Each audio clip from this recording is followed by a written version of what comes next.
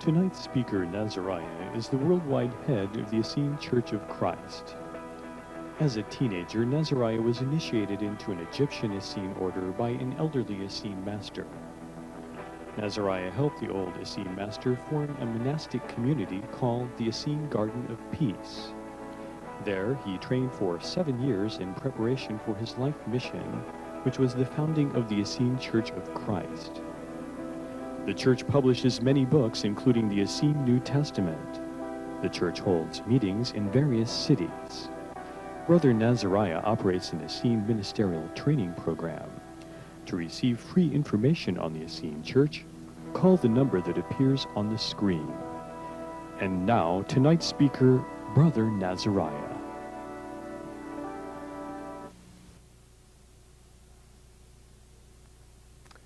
Greetings. Peace be with you. I greet you in the name of Yeshua HaMashiach and Miriam HaShekinah. And you're probably asking, who the heck are they? So let me explain. The being that we call Jesus Christ was never called Jesus during his own lifetime. Jesus is a Greek translation of the Hebrew name Yeshua.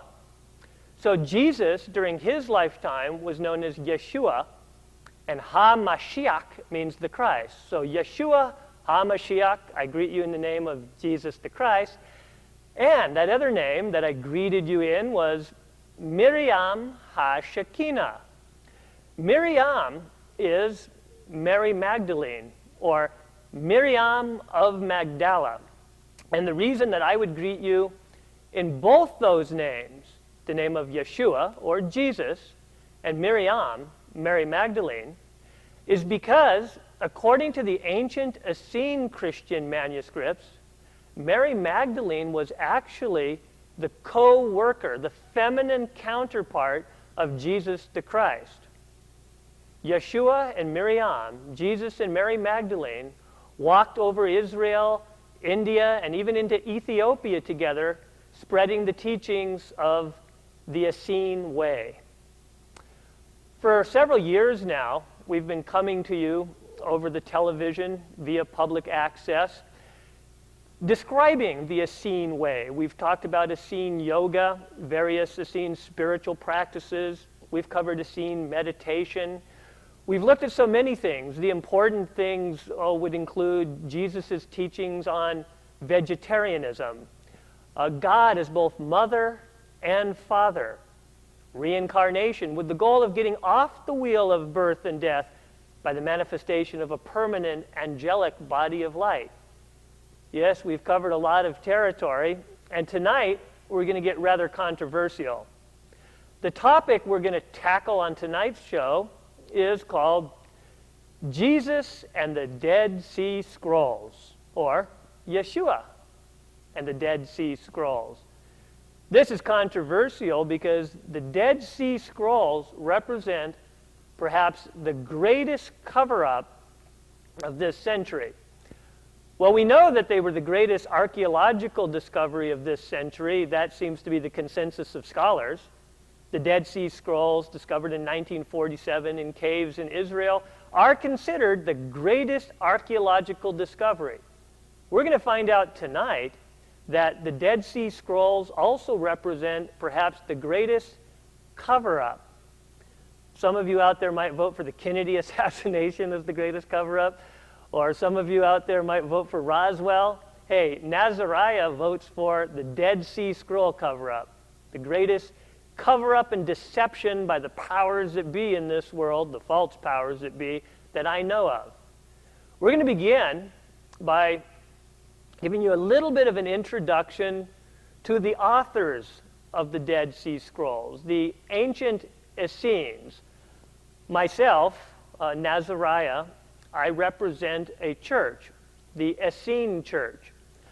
The modern-day Essene Church are the representatives in this day and age of an ancient esoteric spiritual group that had encampments in Israel, Ethiopia, India, well, even Greece and several other countries. But Historically, the Essenes that are most noted were in what we call the Holy Land, Israel, Egypt.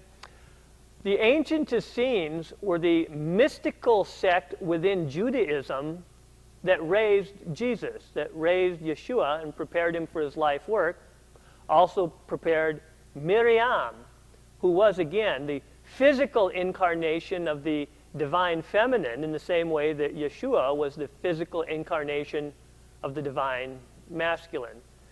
Now, the ancient Essenes, although they were Jews before the birth of Jesus the Christ, or Yeshua HaMashiach, they were mystical Jews that studied with the Buddhists and the Hindus. They studied love and truth wherever they could find it. They practiced yoga and meditation. They were entirely vegetarian, and significantly, they used a different version of the Torah than did mainline Judaism. We know this from early 1st and 2nd century writers such as Epiphanius and Eusebius, who described the Essenes just before the time of Jesus and the Essenes just after the time of Jesus. And they describe those Essenes before the birth of Jesus, before the birth of Yeshua, as using a Nazarene Torah which did not have animal sacrifice and which presented Moses as a radical vegetarian. Yes, the Essenes, a mystical, esoteric sect of radical vegetarians hanging out in Israel and Egypt and some of the other countries that I mentioned earlier. They had a teaching that a great Christ being, a great Messiah would come to them, a male and a feminine counterpart, an incarnation of Shekinah, or the Holy Spirit, the divine feminine. And those ancient Essene prophecies were described in ancient manuscripts, including some of the manuscripts that are the topic tonight, the Dead Sea Scrolls. To give you a little bit of an idea of where we're talking about, we're going to turn now to my first chart. It's a chart of the Holy Land, although I would tell you that all of the land of the Mother Earth is Holy Land, whether you're standing in Portland or Phoenix or Eugene, Oregon. This hunk of land right here is what generally gets called the Holy Land. Here you have, if our camera person can come right on in here, this is Israel, and you will notice that in northern Israel, there's a large body of water. That's Lake Galilee. And you will notice that flowing from Lake Galilee, flowing south, is a river. That's called the Jordan River. And you will notice that it empties into another large body of water, this one in southern Israel, and that is called the Dead Sea. The famous Dead Sea Scrolls were discovered in cliffs on the western shore of the Dead Sea. Right here is Qumran, which is an Essene settlement on the shores of the Dead Sea.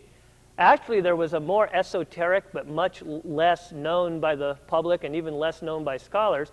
There was another Essene settlement that was much more esoteric and mystical right about here at En-Gedi. But there was an Essene settlement here at Qumran, and just to give you, get your bearings straight, there's Bethlehem, just a little bit over from Qumran. There's Jerusalem.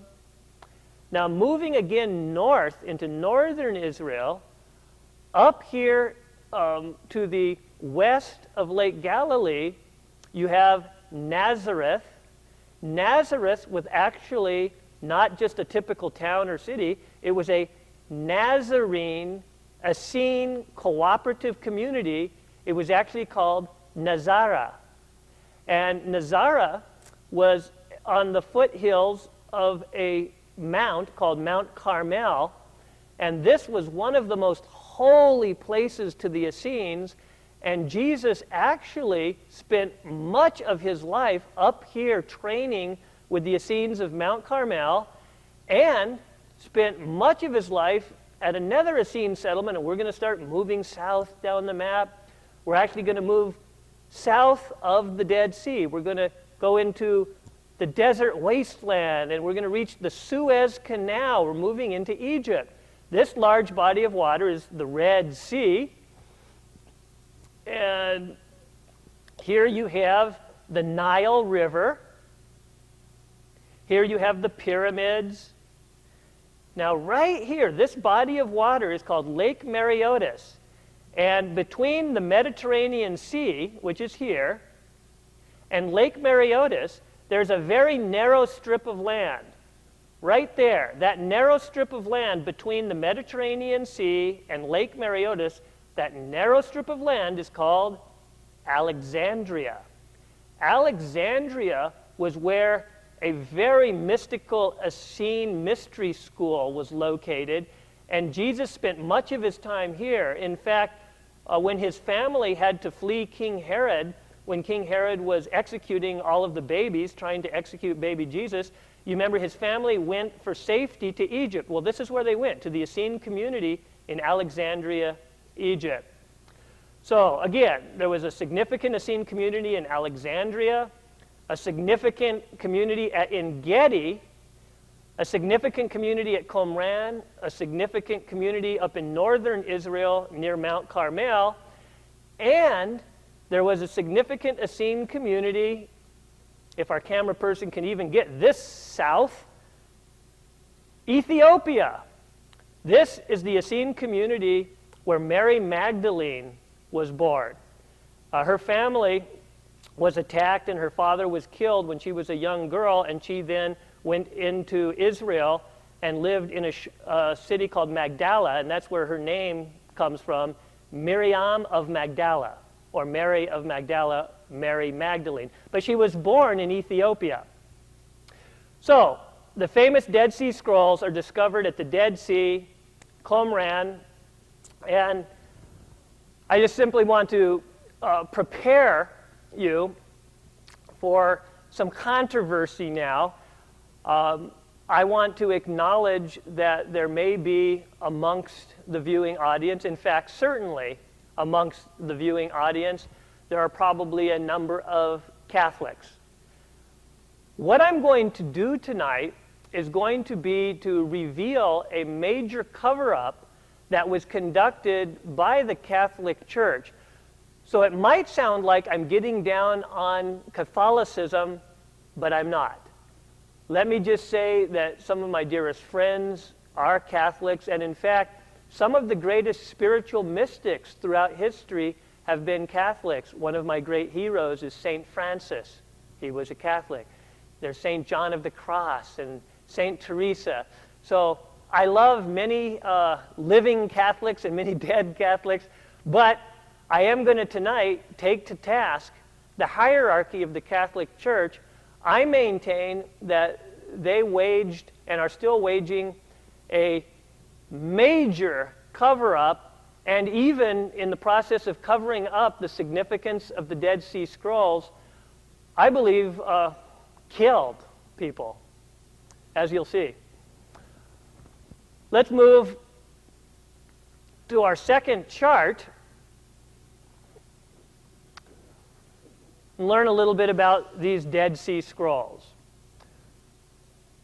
Where were the Dead Sea Scrolls discovered? Well, the where was the northwest shore of the Dead Sea. I pointed that out on the map. Now, the Dead Sea has water in it, but it's so salty that no fish can live in it. That's why it has the name Dead Sea. When? Well, the Dead Sea Scrolls were discovered in 1947, which is about a year after another batch of ancient scrolls were discovered in Egypt, the Nag Hammadi scrolls. Who? Well, this is kind of fun. The Bedouin. Let me describe the Bedouin to you, my friends. The Bedouin are a group of wandering Arab gypsies. They have no specific home. They wander around with camels. A lot of times moving contraband, and sometimes it's legal contraband, and quite often it's illegal contraband. So the way the Dead Sea Scrolls were discovered is actually quite fascinating. These Bedouin, these wandering Arab gypsies, because they were carrying some illegal contraband, they wanted to go a route into Bethlehem where people don't usually travel. They didn't want to bump into any authorities. So they were moving through a desert area on the shore of Dead Sea where nobody lives these days. They had made camp for the night. Now, there was a young man amongst these Bedouin, amongst these wandering Arab gypsies. The young man was called, interestingly enough, Muhammad the Wolf. Muhammad the Wolf. This young man got that name because his eyes were so alert. He was always noticing things that the other folks didn't notice. So they gave him that name, Muhammad the Wolf, because he was so alert like a wolf.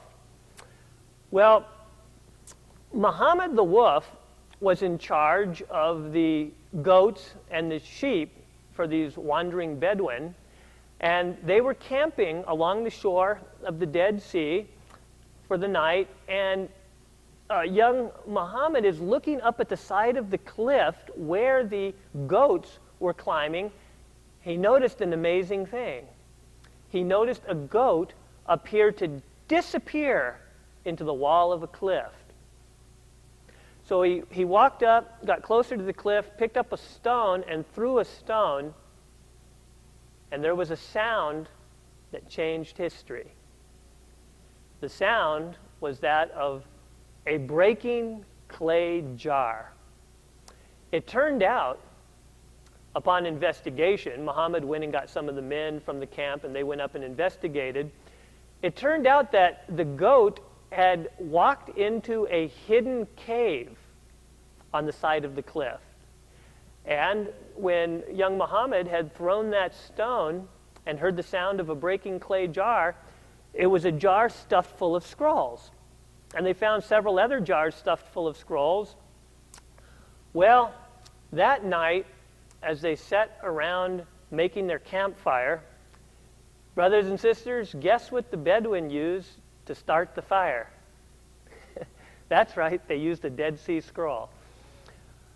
But when they went on into Bethlehem, they got the idea that perhaps these scrolls might be worth some money.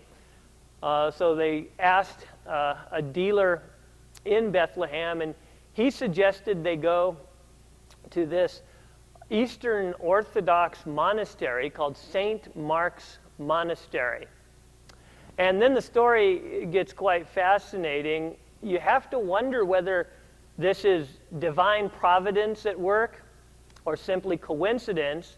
Here you have, well, look at the magic in this story. The Dead Sea Scrolls, the greatest archaeological discovery of the century, were they discovered by some sort of Indiana Jones type archaeologist? No. They were discovered by a shepherd boy, Muhammad. And where were those Dead Sea Scrolls taken? Well, St. Mark's Monastery, where they were taken, is the oldest Christian monastery known to exist on the face of the earth. It was built on the very site of the house where Jesus, Yeshua, ate his Last Supper. You remember the famous Last Supper of Jesus? Well, that house, which was an Essene meeting house, was so venerated by his disciples that after the crucifixion, that house was turned into a monastery. And anytime it, through age, got to the point that it needed to be rebuilt, it was always rebuilt. And it has lasted right up until this present age, considered by scholars to be the oldest Christian monastery on the face of the earth. So here you have the Dead Sea Scrolls discovered by a shepherd boy. You have the scrolls taken to the very house where Jesus ate his Last Supper. And those scholars there were two of them that lived in the monastery that were good with ancient languages. One of them was Brother Samuel, and the other was Brother Boutros. Now, we're going to go to the next chart.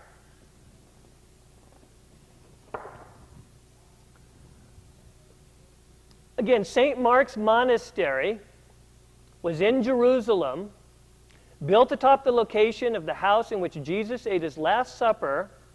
The two key monks were Bishop Samuel, he was in charge of the monastery, and his right-arm man was Brother Boutros. Now, these two monks, Bishop Samuel and Brother Boutros, they translated the 5 Dead Sea Scrolls that were given to them by the Bedouin in a period of only several months. Once they did, the news got out. The authorities were alerted to the existence of the Dead Sea Scrolls. By the way, St. Mark's Monastery paid the Bedouin, how much money do you think they paid them for the greatest archaeological discovery of the century? They paid them $100. But you know what?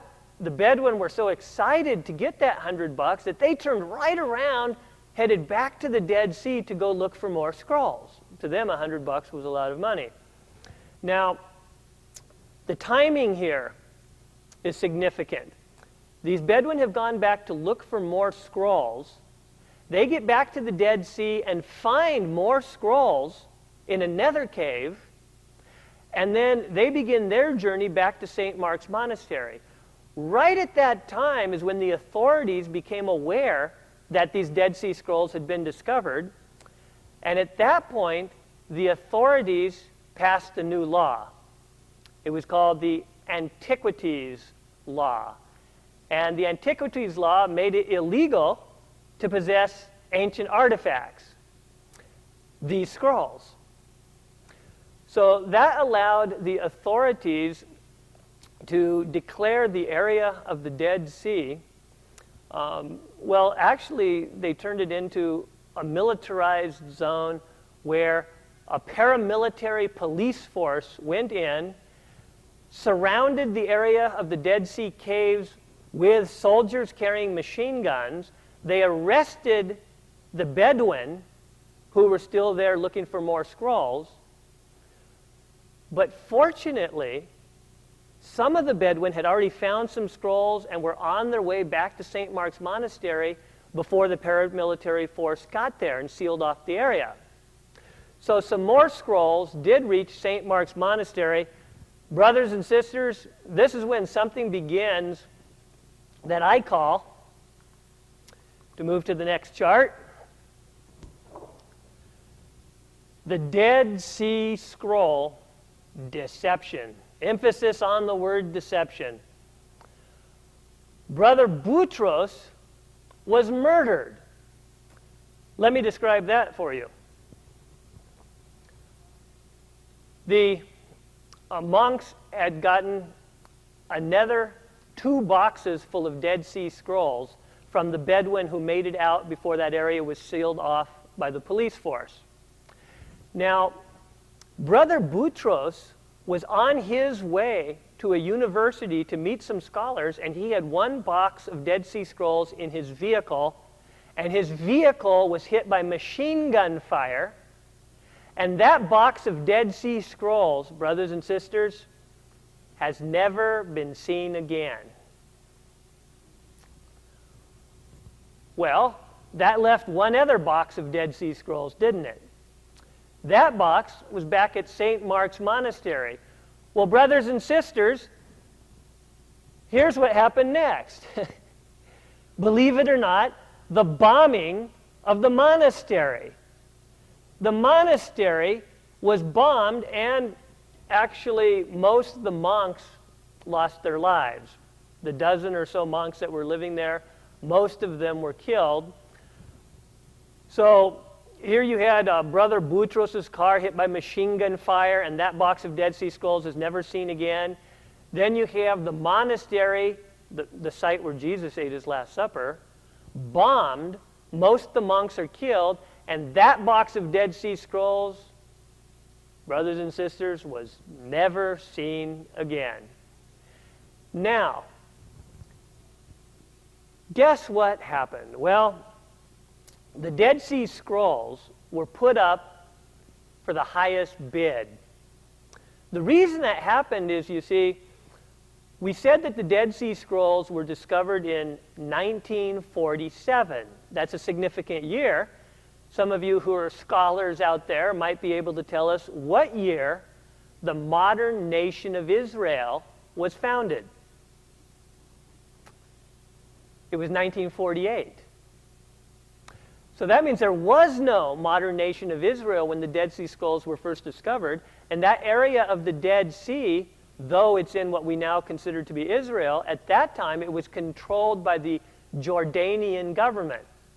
And the Jordanian government was fighting a guerrilla war against the guerrilla fighters who were trying to establish the modern nation of Israel.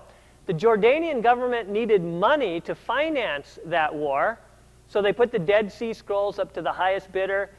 Brothers and sisters out there in television land, who do you think the highest bidder was? Well, I can guarantee you, you aren't going to outbid the Roman Catholic Church if they want something. So the Roman Catholic Church was the highest bidder. They got control of the Dead Sea Scrolls. And at this point, the Dead Sea Scroll deception takes on a new, even more sinister twist, as revealed in our next chart, appropriately titled, "The Deception Continues." The Vatican, which is the seat of authority of the Catholic Church, appointed the team of scholars who would be the only people allowed to see the Dead Sea Scrolls for 50 years.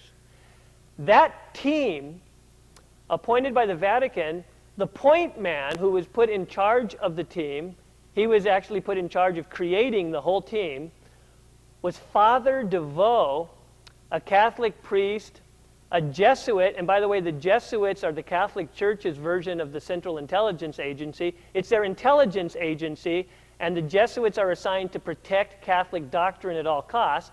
Well, Father DeVoe, this Jesuit priest, was also a past president of the Rockefeller Museum. And, brothers and sisters, he was a known Nazi sympathizer. He had been a supporter of Franco in fascist Spain, and this was the man who was put in charge of the Dead Sea Scrolls. He named a team of, I think it was 8 scholars. It was approximately 8 scholars who were the only scholars allowed to actually see the Dead Sea Scrolls for a 50-year period. Virtually all of the team were Catholic priests. One token Protestant scholar who was named to the team, John Allegro. John Allegro, shortly after being on the team and seeing that there were controversial scrolls that were being covered up, John Allegro went public. John Allegro cried foul. In fact, I have seen old copies of magazines like Life magazine and some of the old magazines of that era. We're talking the late 40s, early 50s, in which John Allegro gave interviews. And he described that the little piece of scroll he was given to translate described a crucified Messiah. And after he translated it, it was taken from him by Father DeVoe, the head of that Vatican-appointed team. He was ordered to keep his mouth shut, and he was not given any other controversial fragments to translate. And eventually he was thrown off the team because he went public declaring it was a controversy, that it was an actual cover-up. So John Allegro declared that the Dead Sea Scrolls were being covered up by the Catholic Church.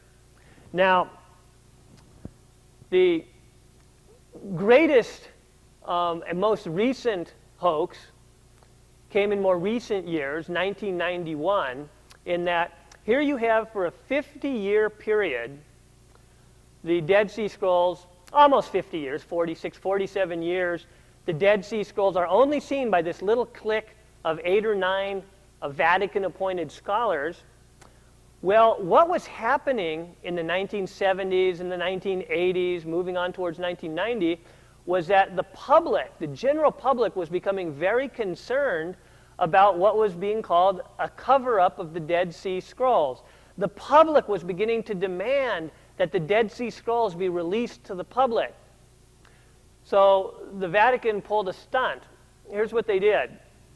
See, back in the 1960s, a woman who ran a library in California called the Huntington Library, she was being hit up for a big donation by that team of scholars who had the control of the Dead Sea Scrolls. She was being asked for $1 million donation. She said that she would send them the $1 million, but that she was afraid that, you know, with the Dead Sea Scrolls being in Israel, that one bomb in a war between the Arabs and the Jews could destroy the Dead Sea Scrolls forever.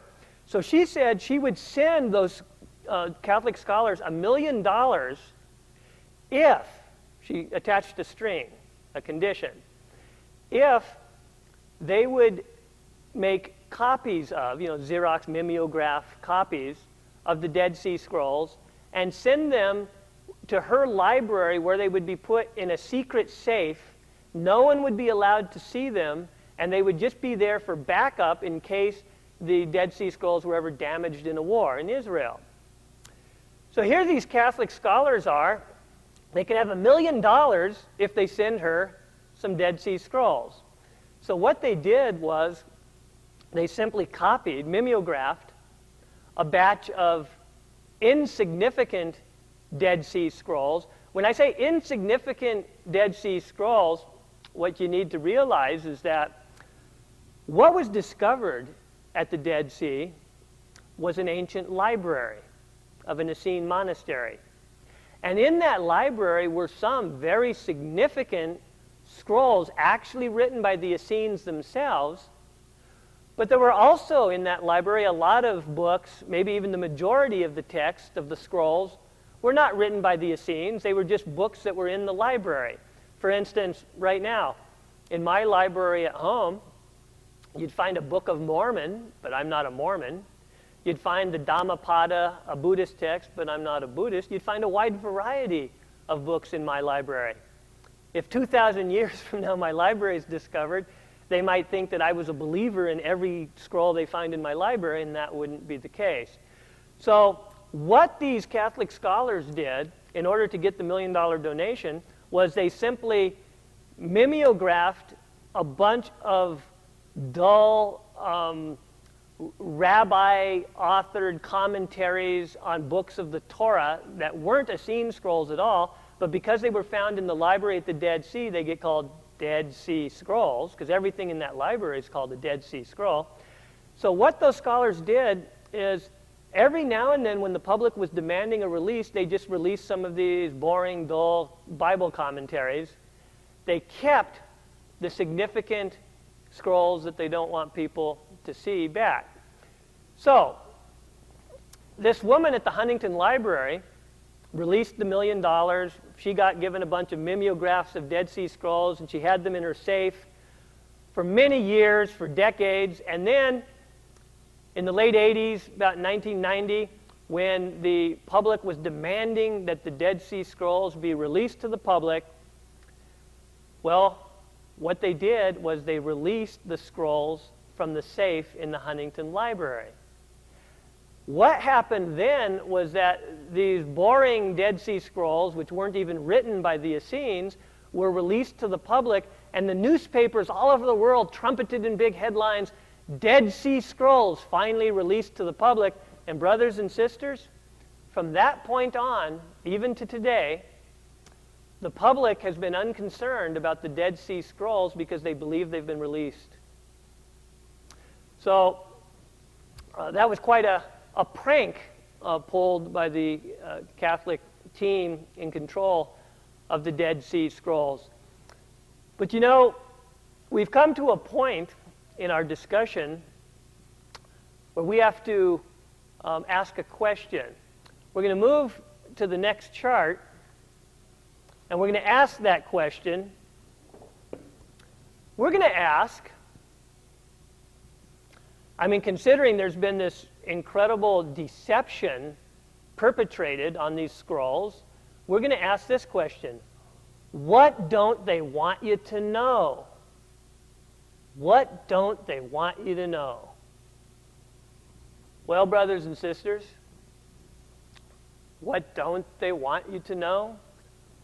Well, it turns out that the controversial Dead Sea Scrolls that haven't been released to the public impinge on Catholic doctrine.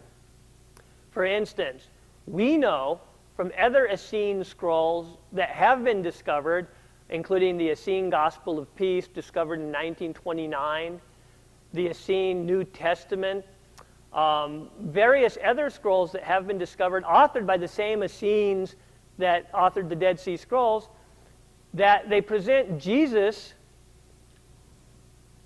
as a radical vegetarian. They present Jesus as teaching God as both mother and father. Now, as far as mother, you see in Hebrew, the term Holy Spirit is Ruach HaKodesh, which is in feminine gender. In the Hebrew language, you have both masculine gender and feminine gender, and Holy Spirit in Hebrew is in feminine gender. That's the goddess, brothers and sisters. The Holy Spirit is she.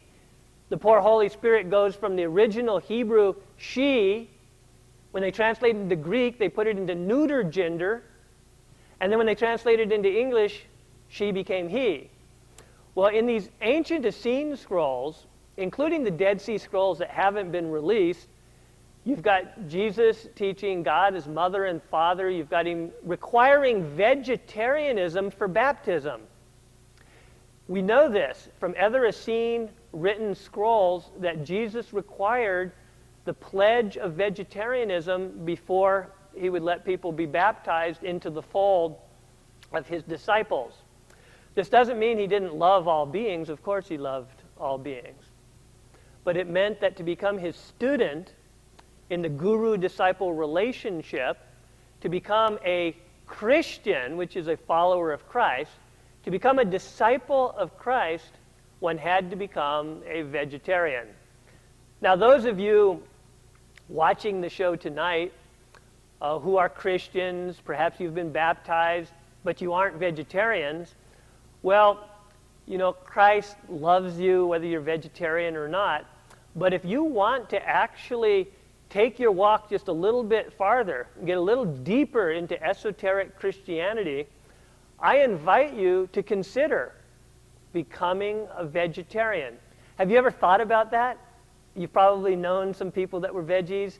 You've got a friend that's a vegetarian, or maybe 2 or 3 friends that are vegetarians. But have you, out there in television land, ever actually seriously considered becoming a vegetarian? You know, it's better health-wise, it's better for the environment. It certainly has spiritual implications, compassion. And it turns out that if you actually want to follow the deep teachings of Jesus Christ, of Yeshua HaMashiach, vegetarianism is one of the first steps in the process of discipleship.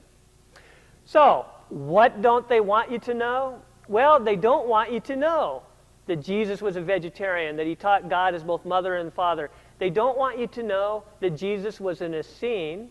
They don't want you to know that, in fact, all of early Christianity was practicing radical economic practices. They believed in living in communal settlements. In fact, to go ahead and use bold language, the first Christians were communists. They were spiritual communists. They were not Marxist-Leninists, but indeed they were communists. Even in the book of Acts, in the New Testament that you're familiar with, the first Christians are said to have held all things in common. They were said to practice spiritual communism. So, Jesus Christ as a vegetarian communist who was a radical feminist 2,000 years ago, well, that's what they don't want you to know. They don't want you to know it so much that Brother Boutros lost his life. If you want to go back some centuries, hundreds and thousands of Essene Christians have lost their lives for proclaiming exactly what I'm proclaiming tonight. Do you know that the early Catholic Church actually took Essene Christians and burned them at the stake as heretics, even though the Essene Christians were following the original teachings of Jesus? It's a sad commentary, that people have killed in the name of the Prince of Peace. But brothers and sisters, there's good news. I bet you're waiting for some good news. You've received a lot of conspiracy and cover-up and even killings.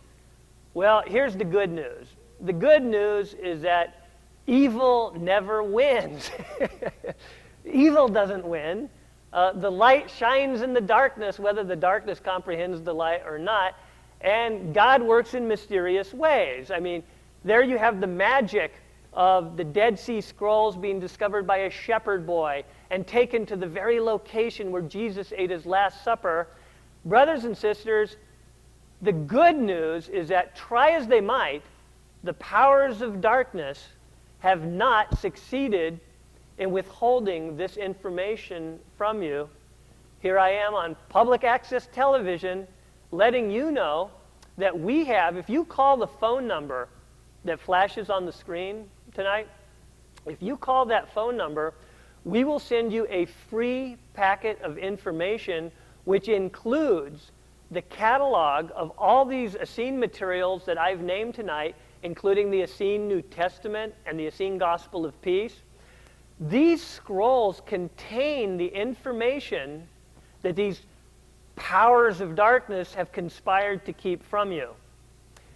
Now, I myself have been free for this period of time to proclaim these truths, but we don't know how long this window of opportunity is going to remain open. As a matter of fact, I currently am investigating with the Freedom of Information Act.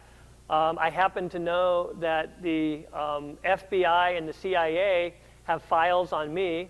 I received a telephone call not long ago from, believe it or not, military intelligence questioning me about our religion and the manuscripts that we're using. So right now, you in television land have this little moment of freedom to access some revolutionary, radical information, and that window of opportunity may be closed at any time. Brothers and sisters, I conclude with an invitation. I invite you, while I'm still incarnated, I invite you to give me a call. Believe me, I don't know how long I'll be incarnated saying things like I've said tonight over the television waves. So I invite you to give me a call. I invite you to hook up with some of these manuscripts. You know what we need to do? We need to get enough copies of these manuscripts out there in the environment that if the military intelligence, boy, talk about an oxymoron, military intelligence. If military intelligence seizes control in this country, and if indeed the prophecies come true of you're going to need a little chip in your forehead to buy and sell, we need a lot of these copies of this manuscript out in the environment. Brothers and sisters, get your copy right now. Learn how to create the kingdom of heaven within you. After all, isn't that where Yeshua said it is? Brothers and sisters, it all comes down to one word: love. Yeshua HaMashiach is the Lord of love. Miriam HaShekinah is the divine feminine incarnation of love. You can hook up with the modern Essene Church, hook up with our books, visit our churches. We have churches holding services in cities around you. Study the Essene teachings, improve your own spiritual welfare, and work to improve circumstances for other beings on this planet. Brothers and sisters, working on behalf of love, walking in the light, is truly the only dance there is. I invite you, in the name of the Lord and Lady of love and light, I invite you to walk firmly in love and light. Yeah, actually call that phone number. Actually hook up with the Essene Church. Actually hook up with the Dead Sea Scrolls that the powers of the world have conspired to keep from you. Brothers and sisters, shalom, peace be with you, love in the name of Yeshua and Miriam. Shalom.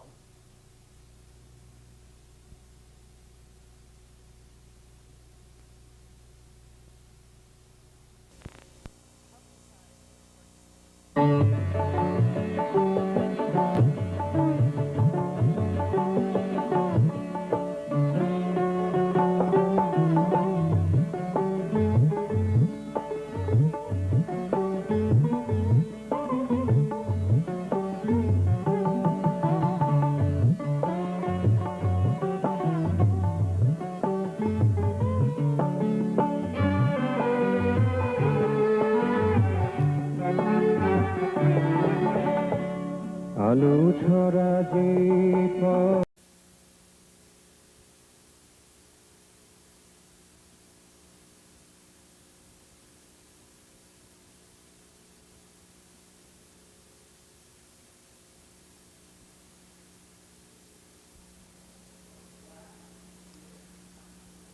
Greetings. Peace be with you. Those of you who have been watching this ongoing series on the Essene teachings know that I have often referred to the ancient Essene manuscripts. I've even asserted that the ancient Essene scrolls used by our modern-day Essene church, the church that I represent, are more ancient, more authentic than the Bible manuscripts used by mainline Christianity today. So, one of the questions that I am most often asked is, what is our position in regard to the Bible used by mainline Christianity? Do we believe that it was written by God? Do we believe that it is the, quote, Word of God? Did God write that Bible? And if not, who did? Tonight, we'll consider that and other controversial questions. If God didn't write the Bible used by mainline Christianity, who did? Was it Jerry Seinfeld? No. No? Was it? Hey, tonight we're going to get really controversial, so I want you to know, if you are an angry right-wing extremist, if you're an angry fundamentalist out there, instead of call my phone number, which is the phone number flashing throughout the show, only people that like me get to call that number. Say, if you're an angry fundamentalist, I'm going to give you the phone number of my director, Matt, and you can all call. No, I'm just kidding. Hey, I will say this. If you're an angry fundamentalist and you want to call me, let's have an intelligent discussion. Now, I realize that'll be a challenge, but let's attempt it. Let's have an intelligent discussion if you're angry with me. Because we are going to ask controversial questions tonight, like not only who wrote that Bible and what is the Essene viewpoint on that Bible, but did Jesus teach vegetarianism in the original scriptures? And if so, how were those teachings removed? Did Jesus teach reincarnation? Did Jesus teach God as mother as well as father? Yeah, we're going to ask all those controversial questions. And our plan of attack, if you will, our agenda, is to first look at the Essene viewpoint in regard to the Old Testament, then the Essene viewpoint in regard to the New Testament, and then we'll conclude by introducing you to the Essene scriptures. And with that, I invite you to follow me to our first chart of the night, labeled appropriately Essene viewpoint on the Old Testament. And I want you to look at this word right here that I've written underneath the Old Testament is the word the Torah. T-O-R-A-H, the Torah. That manuscript that you and I, those of us who have Christian backgrounds, we refer to this old part of the Bible, the part of the Bible that tells the story before the birth of Jesus. That older portion of the Bible, we call it the Old Testament, but the Jews, whose scripture that is, they call it the Torah. So we're going to look at the ancient Essene viewpoint and the modern Essene viewpoint on that manuscript called the Torah. Now, back to our chart, the basic Essene belief, the ancient Essenes believed that the Torah, used by the mainline Jews of their day, because see, the Essenes were Jews, but they were not mainline. They were mystical nature lovers.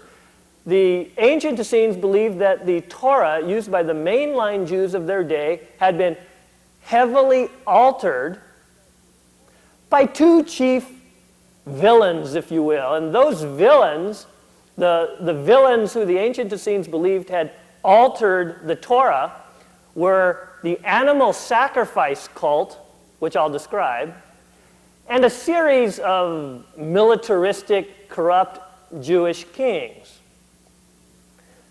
So, first of all, a bit of discussion about this term, the animal sacrifice cult. How many of you, out there in TV land, let's take a quiz now. How many of you have ever actually read the entire, what we call the Old Testament, from beginning to end? If so, indicate. Yeah. You know what I know? I know that very few of you have read it all the way through, because I ask the same question when I speak to live groups, and generally 2 or 3 hands out of maybe 30 or 40 people, 2 or 3 hands will go up. So most of you haven't read it all the way through. Most of you have read bits and pieces. Well, if you've ever read it all the way through, or even just much of it, you'll realize that there are very large sections of that quote-unquote Holy Bible, which are animal sacrifice cult religion. This is because there was a period in ancient Israel when an animal sacrifice cult actually seized control of the temple in Jerusalem and inserted a lot of their beliefs into the manuscripts. So, if you were to read the book of Leviticus, which we will quote in a little while, if you think the stuff I'm saying is pretty wild, that your Holy Bible is full of animal sacrifice cult stuff, you wait a little bit. I'm going to quote directly from the book of Leviticus. The book of Leviticus is a section within the Old Testament that's full of bloody, gory animal sacrifice stuff. It's the kind of thing that you'd actually, if I gave you the book of Leviticus and titled it on the cover, The Satanic Ritual, and told you it was from a demon-worshiping group, and you read it, you'd believe me. Yeah, you'd believe me. Only guess what?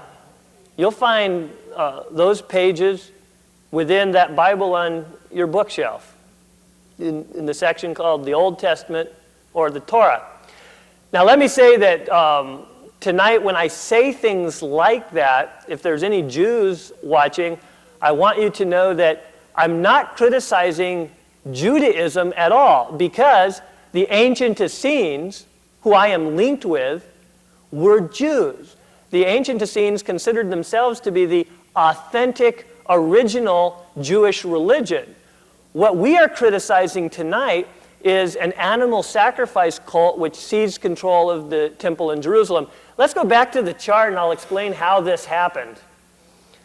Now, on our chart, we want the lower portion of the chart here, the lower approximately half, where I've created a map. Now, this is Israel.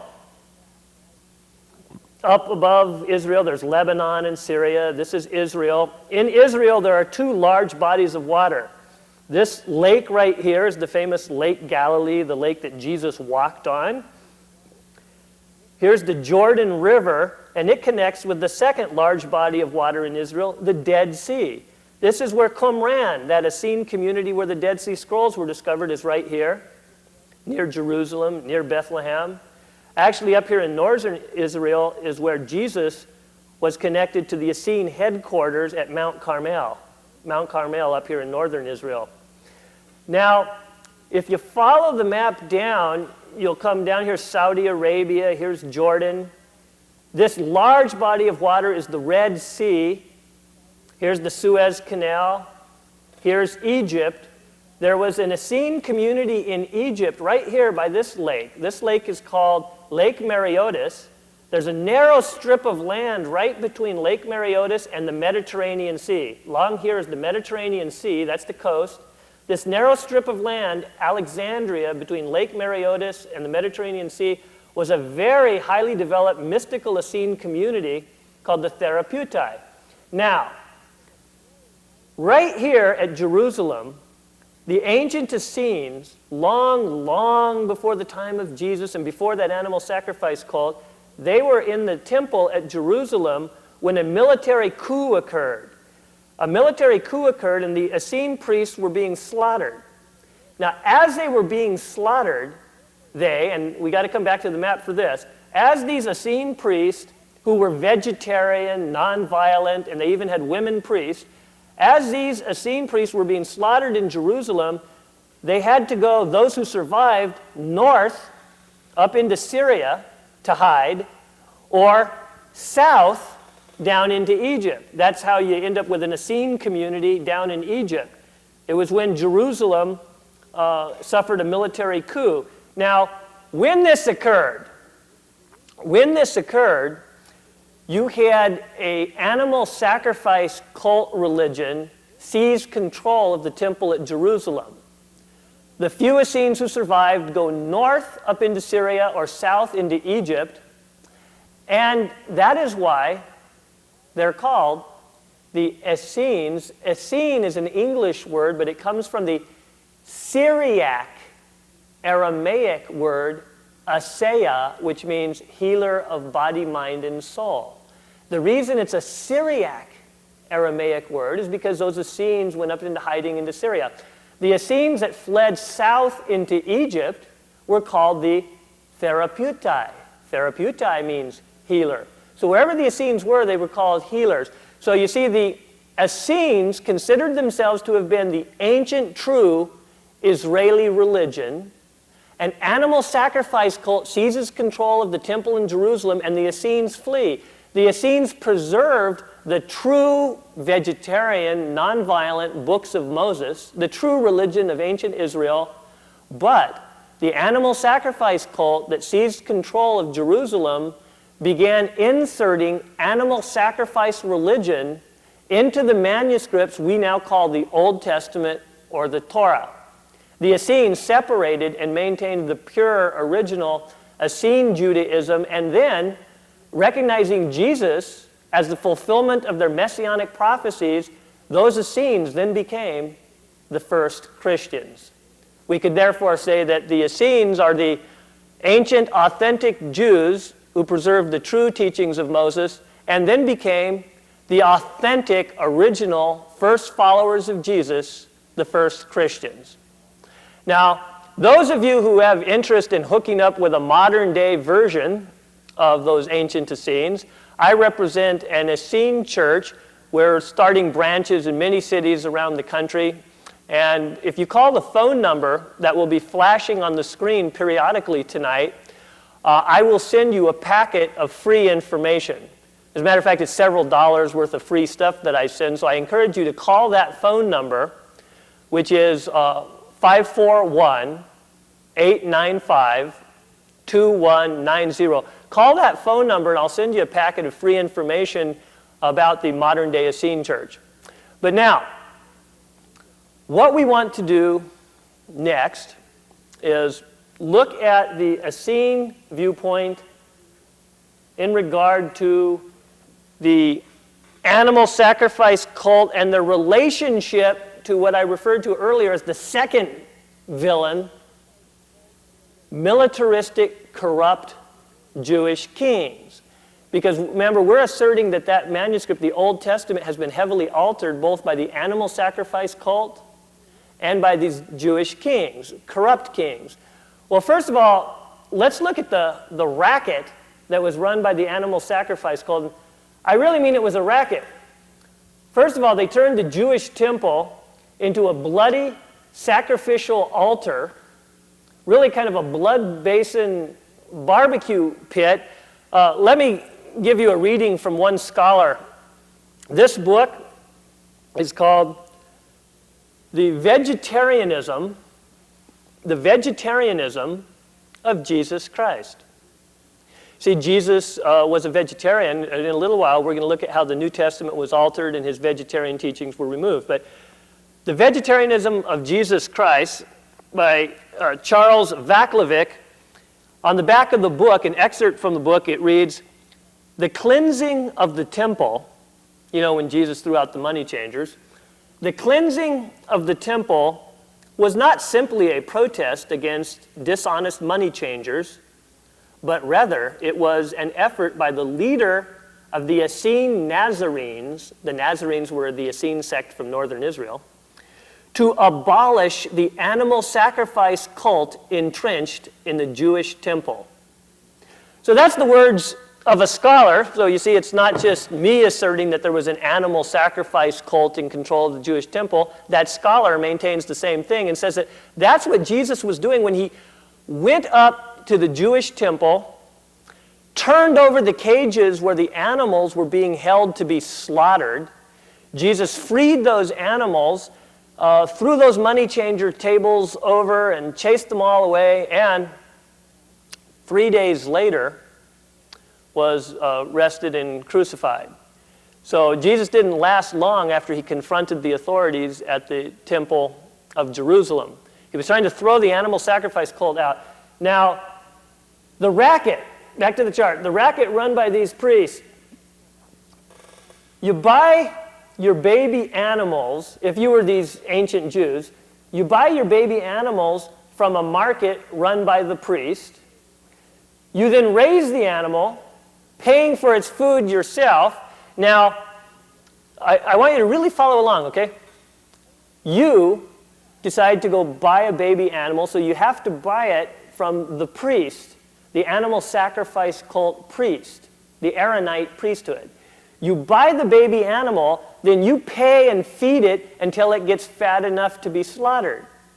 Then you take the animal to who? To slaughter. Well, for sacrifice, you take it to the priest at the temple and you pay them some more money. Remember, you paid them already when you bought the animal from them. Now you've paid to raise the animal. Now you pay the priest to sacrifice the animal for you.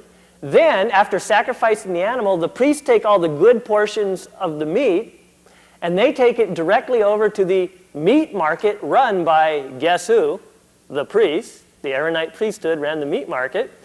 And then you go back around and pay the priest more money in order to buy back the meat of the animal that you've paid them to sacrifice. So you see, those priests, the Aaronite priesthood, in other words, the animal sacrifice cult, they were making money from you 3 or 4 times on these animals. They were running a real racket. Now, the other culprits, I've said, were the Jewish kings. In the book of Leviticus, there's a nice connection between the animal sacrifice cult and the changes made by different Jewish kings. But I want to highlight some of the other gruesome things in this book of Leviticus, which I have asserted is a book that if it were titled the Satanic Book of Ritual and you read it, you'd believe it was a satanic book. It also says that disobedient children, now these aren't children who have committed a major crime, they're disobedient children who have talked back to their parents too much. Disobedient children are to be stoned to death. Women, accent on women, who commit adultery are to be stoned to death, but not the man. Only the woman who commits adultery gets stoned to death. And if you read the book of Leviticus, you can go on and on and on, reading about all the different people who could get stoned to death for what we nowadays would consider rather minor reasons. I mean, not that adultery is a minor thing, but we wouldn't normally equate it with the death penalty, being stoned to death. Disobedient children, that's not real cool, but we wouldn't normally think of stoning them to death. So this animal sacrifice cult, not only was it really gory animal sacrifice, but they were killing human beings for very trivial reasons. Now, the book of Leviticus, give you a couple of quotations from that manuscript. I promise this. Folks, this is from the Holy Bible, Old Testament, the portion of the Old Testament called Leviticus. Instructions for the priest.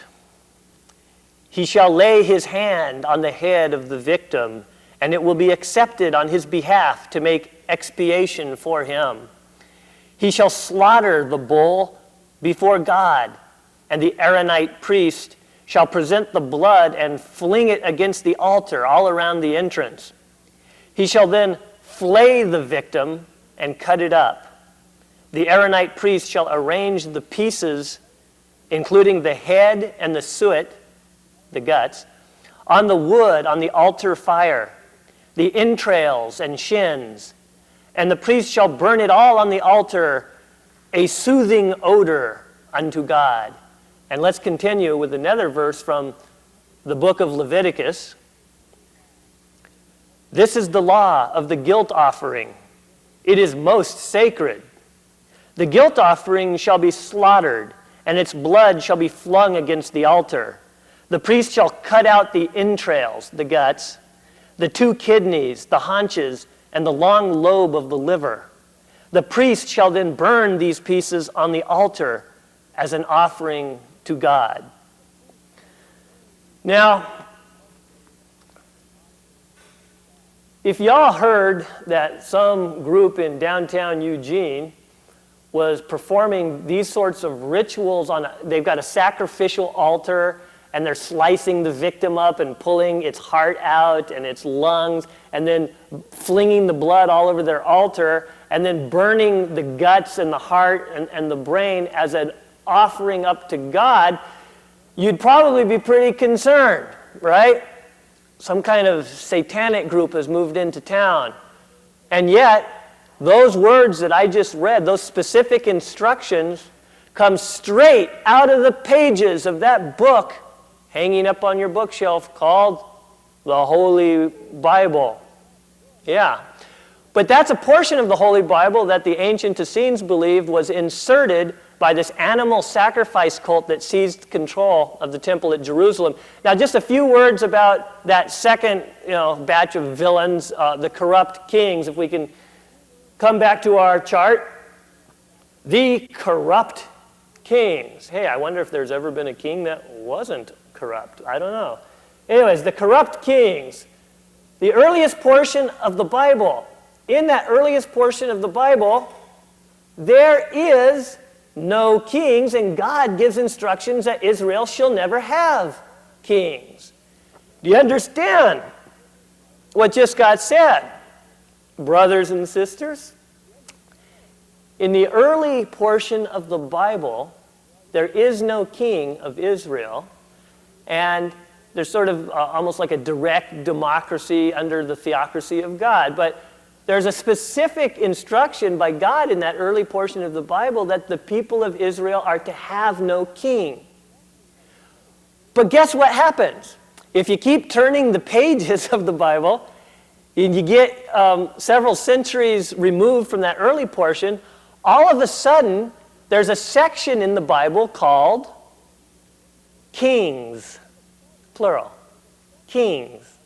And what that is some guy did it like a military coup and declared himself the first king, and he said he did it because the people of Israel were jealous of all those other people that got to have kings. So to do a favor to the people, he seized control with a military coup and made himself king. And from then on, you had a series of kings who, what they did, if you want to know why there's some, let me use this language, there's some really garbage portions in the Bible, in the Old Testament.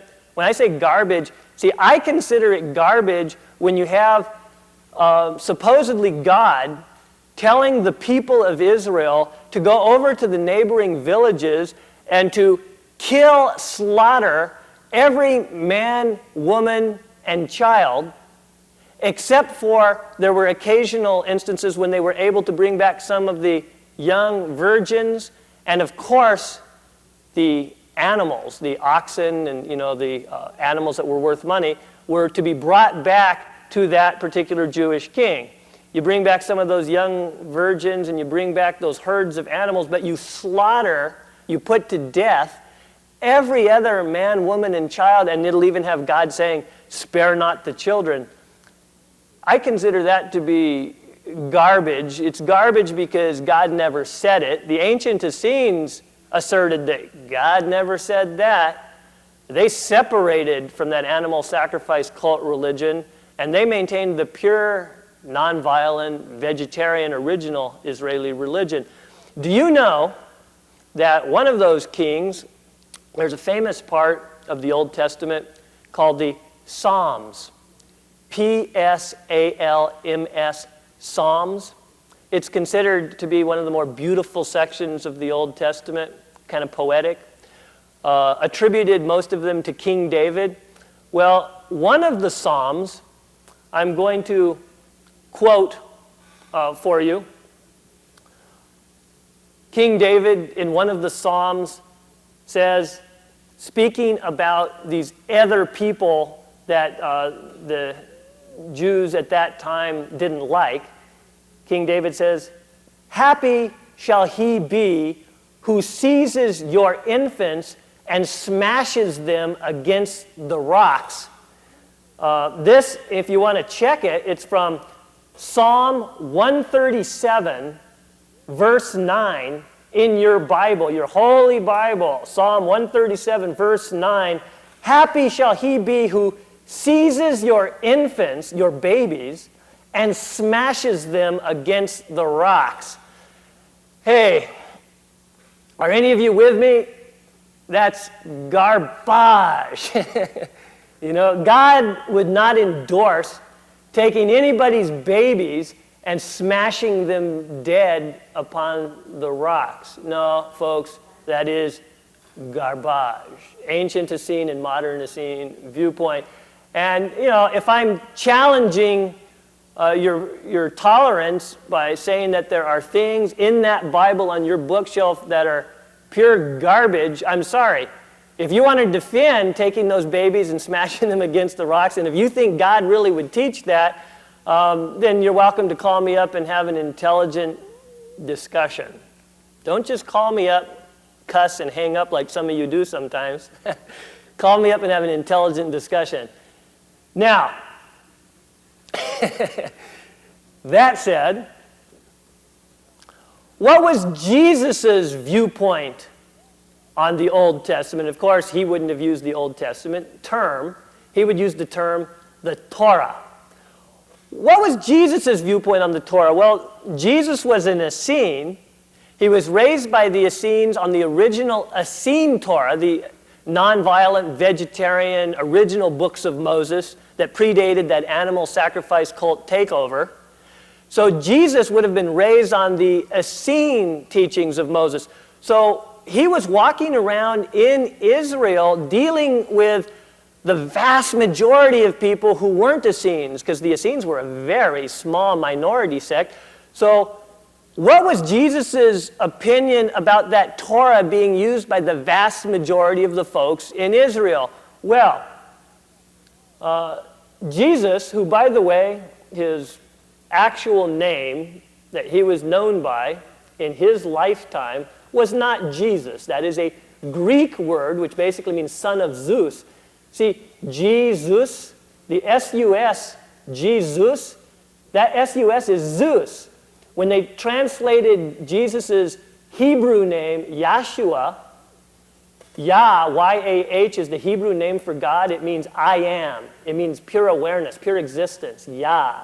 When they translated Jesus' name, which was Yahshua, into Greek, they changed it from Yahshua into son of Zeus, Jesus. So one thing you can do if you want to be respectful for Jesus is occasionally call him by his actual name, which is Yahshua. At any rate, in the Sermon on the Mount, Jesus repeatedly says, "Ye have heard it said." Now, those of you who are familiar with the Sermon on the Mount, you know that in the New Testament book of Matthew, that's chapters 5 through 7. It begins with those beautiful Beatitudes where Jesus says, "Blessed are they," "Blessed are they," and goes on, giving these blessings.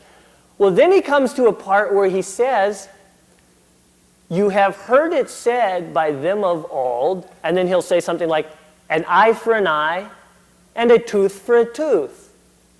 But I say unto you," and then he says an exact opposite thing, that we're to love our enemies, that we are to do good to those who persecute us.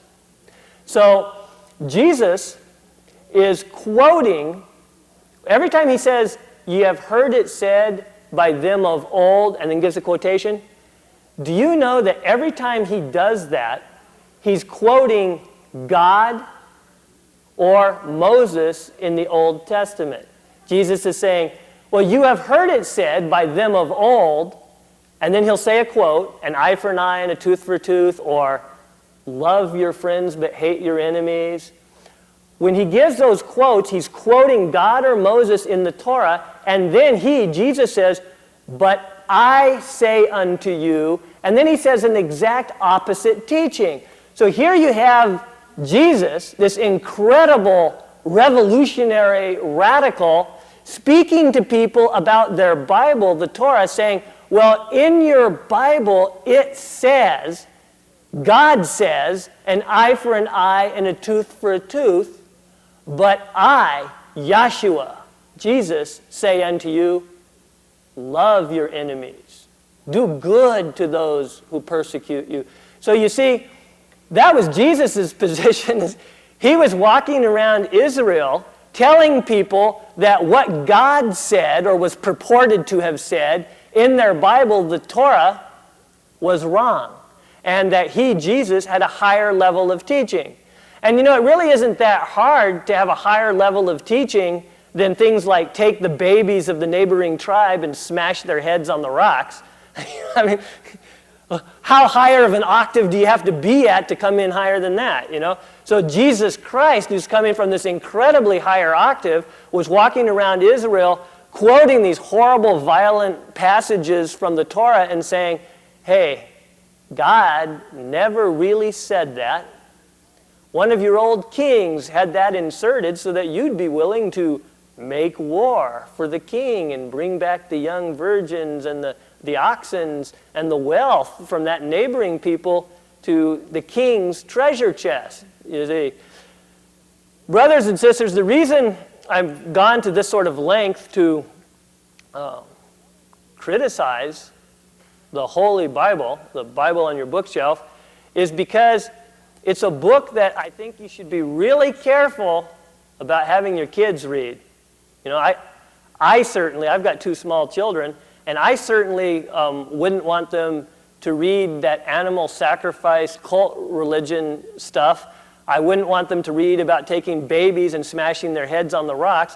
I also wouldn't want them to read that part where the big hero, Abraham, has a voice in his head that identifies itself as God, and it tells him to take a knife, a dagger, and to take his small son, his child, Isaac, and to sacrifice him for God.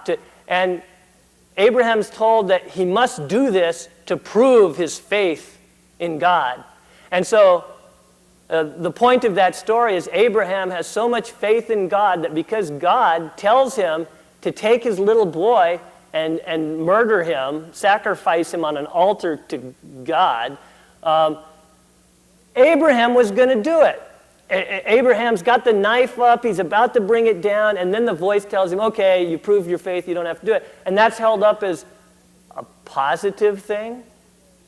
Hey, brothers and sisters, I say unto you, if you ever have a little voice in your head, identify itself as God, and tell you to take a dagger and go get your baby out of bed and sacrifice it to prove your faith in God, rebuke that voice and maybe go check yourself in at the county mental hospital.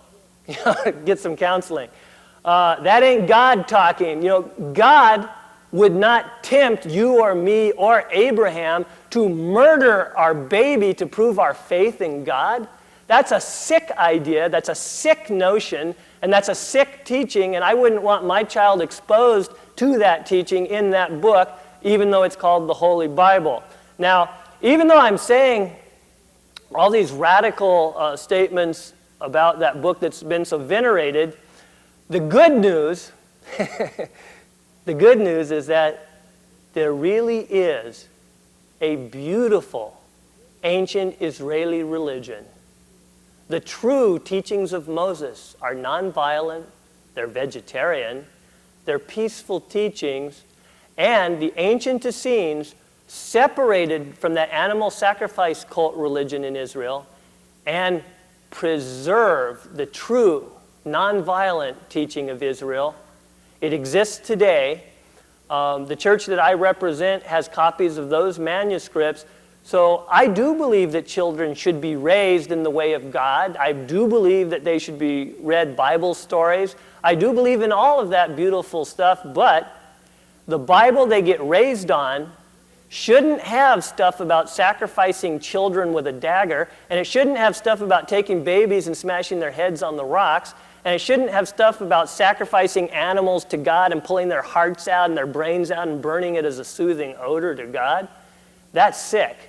I invite you, if you want to raise your children in the way of true godliness, to call the phone number that's been flashed on the screen tonight and pick up a copy of the ancient true religion of Israel, the ancient true Judaism, which is also the ancient true Christianity, since the Essene followers of the Essene Master Jesus became the first Christians. And now, we move to our next topic, which I promised you after looking at the Essene viewpoint on the Old Testament portion of the Bible, we would then look at the Essene viewpoint on the New Testament portion of the Bible. Now, as with the Torah, the Old Testament, the Essenes teach that there are two main versions of the New Testament. One, the original Essene New Testament, which was written in Aramaic, which is the dialect that Jesus spoke. And two, the later, heavily tampered with Pauline New Testament, which was written in Greek, a language that Jesus never spoke.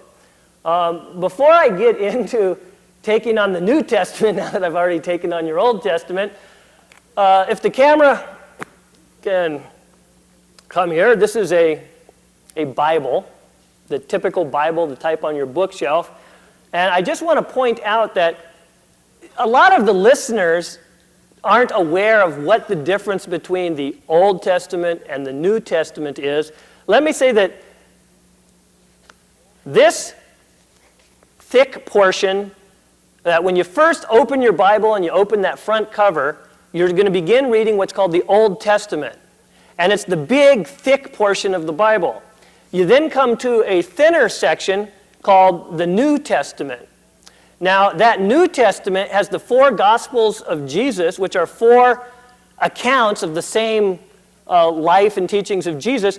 This part that if the camera can pick up where I'm pinching with my fingers right here, this thin little part, these two bookmarkers, in between these two bookmarkers is the four Gospels of Jesus. You see, that's very thin.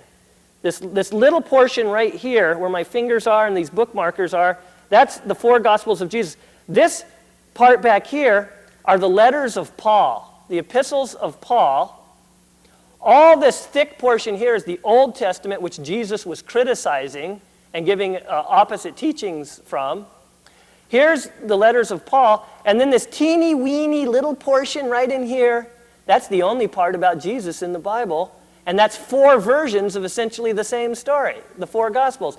So what I'm telling you is that in the Bible, the New Testament is the smaller portion, the Old Testament's the larger portion, and of the New Testament, only a little part of it is actually about Jesus, and the rest of the New Testament are the writings of this fellow called the Apostle Paul. We're going to talk about him because according to the ancient Essenes, the Apostle Paul was a Roman plant. The Apostle Paul was an infiltrator. There have been manuscripts discovered in which we know that Paul attempted to kill the head of the Christian church after Jesus was Jesus' brother James. And Paul attempted to kill James. Paul did kill many Christian leaders. And then Paul supposedly converted to Christianity. However, after Paul converted and learned where the safe houses were of the Essene Christians, he then led a schism 3 years later in which he broke off from the ancient Essene Christianity, which was the Christianity of Jesus and the apostles trained by Jesus. Paul, who never met Jesus, Paul was a little boy when Jesus was crucified. Paul came along 20 years after the crucifixion and was hired as the hatchet man for the mainline Jewish high priest to go around arresting Essene Christians. So Paul never met Jesus and was actually subverting the teachings of Jesus. So he separated from Essene Christianity, and you had 2 separate Christianities. You had the Essene Nazarene Christianity, the line that I represent, which was vegetarian, believed in reincarnation, God as both mother and father, and allowed women as priests. And then you had the Pauline version, which didn't allow women to be priests, which believed God as only Father, and which was anti-vegetarian. Now, if we can come back to this chart, we're going to compare the Essene New Testament with the Pauline New Testament. And by the way, the Bible that you're familiar with, that New Testament in the Bible that you are familiar with, is the Pauline New Testament. Unless you call the phone number that's flashing on your screen today, you will most likely go your entire life never coming in contact with the very rare Essene New Testament. I'm probably the only guy you'll ever meet who has copies of it and can turn you on to it. So if you want to get in contact with the Essene New Testament, be sure and call that phone number that's flashing tonight. Let's compare the Essene New Testament with the Pauline version. The Pauline version is the version you're familiar with. In the Essene New Testament, women were empowered by Jesus. Women were even permitted to be priests.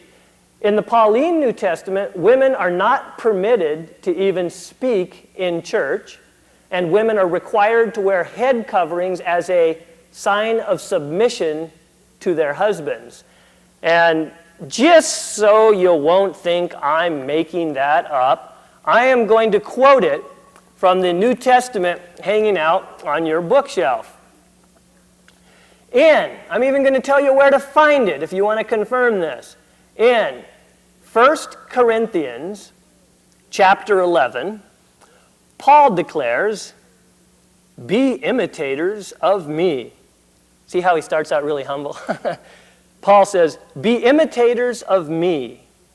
I commend you because you remember me in everything. But I want you to understand that while the head of every man is Christ, the head of every woman is her husband. And any woman who prays with her head uncovered dishonors her husband. If a woman will not cover her head with a veil, then her hair should be shaved off. For a man ought not to cover his head, since he is the image and glory of God. But woman is the glory of man. Man was not created for woman, but woman was created for man. These are the words of the Apostle Paul, who we Essenes do not agree with, if you just tuned in. That is why a woman ought to have a veil on her head as a sign of submission to her husband that all men and angels will see. And then Paul says, again, very humble, he says, and if anyone disagrees with me about this, they must be told to obey, for nothing else is acceptable in churches of God, according to the Apostle Paul. Now, Paul, be patient with me. I want to prove to you these things I'm telling you are really in your Bible. Paul says in chapter 5 of Ephesians, brace yourself, women. Wives, be subject to your husbands as to the Lord. In all Christian churches, and now I jump back to chapter 14 of 1 Corinthians after touching on Ephesians. Paul says, in all Christian churches, the women should keep silent whenever in church. See, for Paul, women are not allowed to speak in church. In all Christian churches, Paul says, the women should keep silent whenever in church, for they are not permitted to speak, but should be subordinate. If there is anything they desire to know, let them ask their husbands when they get home. For it is shameful for a woman to speak in church. If anyone thinks he is a prophet or spiritual, he must acknowledge that what I am writing to you is true and from the Lord God. Paul. Now, this character, Paul, created a schism in which he created a branch of Christianity which was separate from Essene Christianity and evolved into the Roman Catholic Church and gave birth to all of Protestant Christianity, so that all of mainline Christianity today is Pauline-based, and the New Testament used by all of mainline Christianity includes those words that I just read from Paul. They're in the New Testament in the section called the Epistles of Paul. Epistle means letter. Let's go back to our chart. We're comparing the differences between the Essene New Testament, where women are empowered, with the Pauline version. Now, in the Essene New Testament, Jesus teaches about God and goddess. Jesus teaches that the Holy Spirit is the feminine aspect of God. To show you Jesus' attitude on the feminine aspect, let me read to you from the Essene New Testament. Again, if you're interested in the Essene New Testament, and everything I send out to you, if you call that phone number, is free. I don't sell anything. Anything that I send to you is free. If you're interested in connecting up with the Essene New Testament, you call that phone number. In that Essene New Testament, Jesus declares, God is both male and female, not divided, but the two in one. In God, the masculine is not without the feminine, nor is the feminine without the masculine. In God, the masculine powers and feminine powers are perfectly united as one. Verily, Jesus goes on in the Essene New Testament, God created mankind in the divine image, male and female, and all of nature is in the image of God.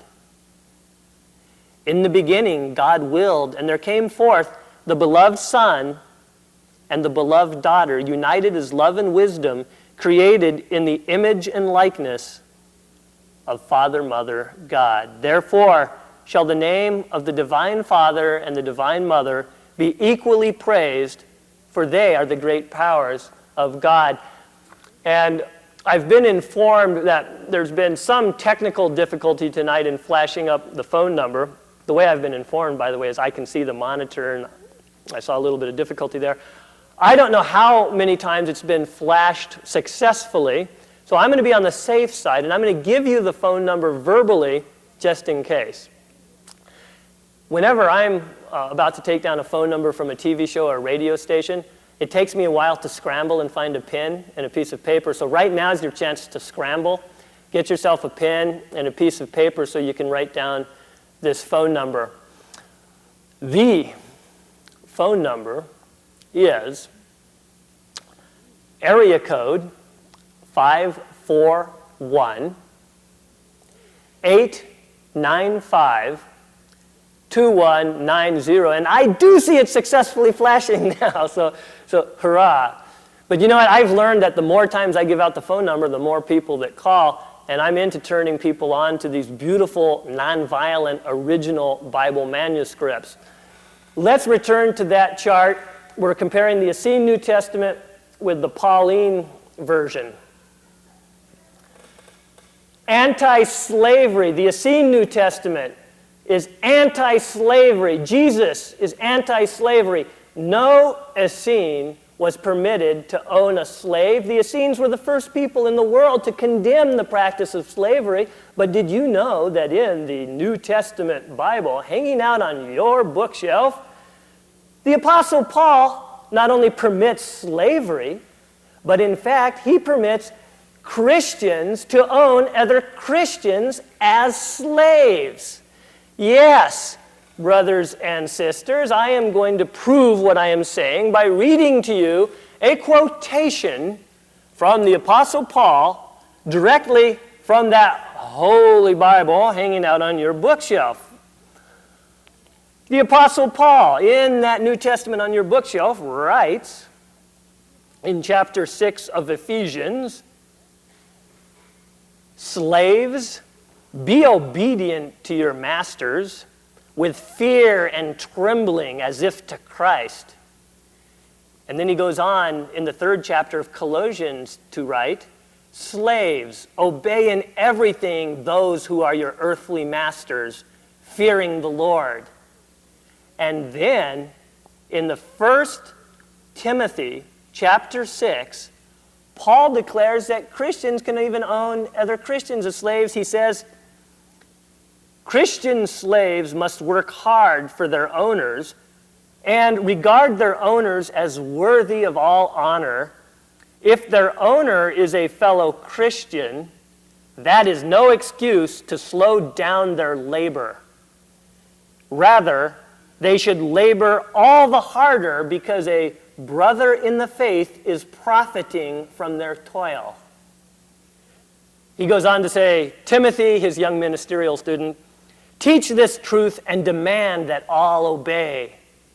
For if anyone disagrees or teaches otherwise, he is puffed up with conceit and knows nothing.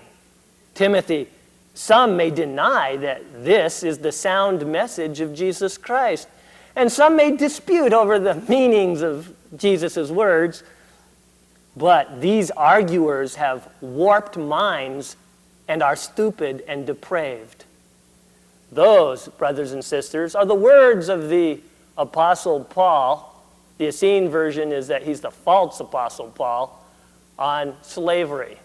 Do you know that those very teachings of Paul's in that New Testament on your bookshelf, upholding slavery and Christians owning other Christians as slaves, those words of Paul were used by the South in the Civil War as their defense for the godly practice of slavery. The denomination known as the Southern Baptist was given birth to in order to defend slavery in the South. And after the Civil War, when the South was defeated, when the Ku Klux Klan was formed, their founding documents were holding up and were in parts based on those very words of the Apostle Paul in the New Testament.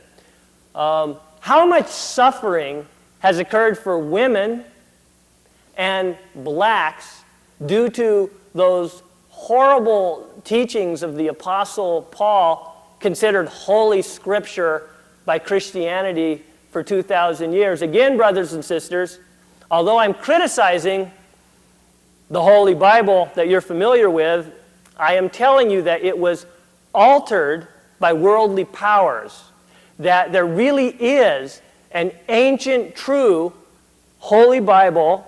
It was preserved by the Essenes in Jesus' day, and it contains the authentic teachings of Moses and the authentic teachings of Jesus. And if you're interested in connecting up with that manuscript, you call the phone number that's flashing tonight. And if you want to get into a debate with me, but make it a civil debate, if I've got some angry fundamentalists out there, you can call the phone number, but don't just yell at me. Let's have an intelligent discussion. And now, a couple more points on this chart, and then due to time, we'll be moving on and working towards our conclusion. In the Essene New Testament, vegetarianism is a requirement of discipleship. And in the Pauline New Testament, Paul says it's okay to eat meat. Paul says that it's even okay to eat meat that's been sacrificed to demonic idols. Paul's a believer that you can eat whatever you want as long as you have the right attitude towards it. Jesus, on the other hand, let's expose you to the teachings of Jesus on the topic of vegetarianism.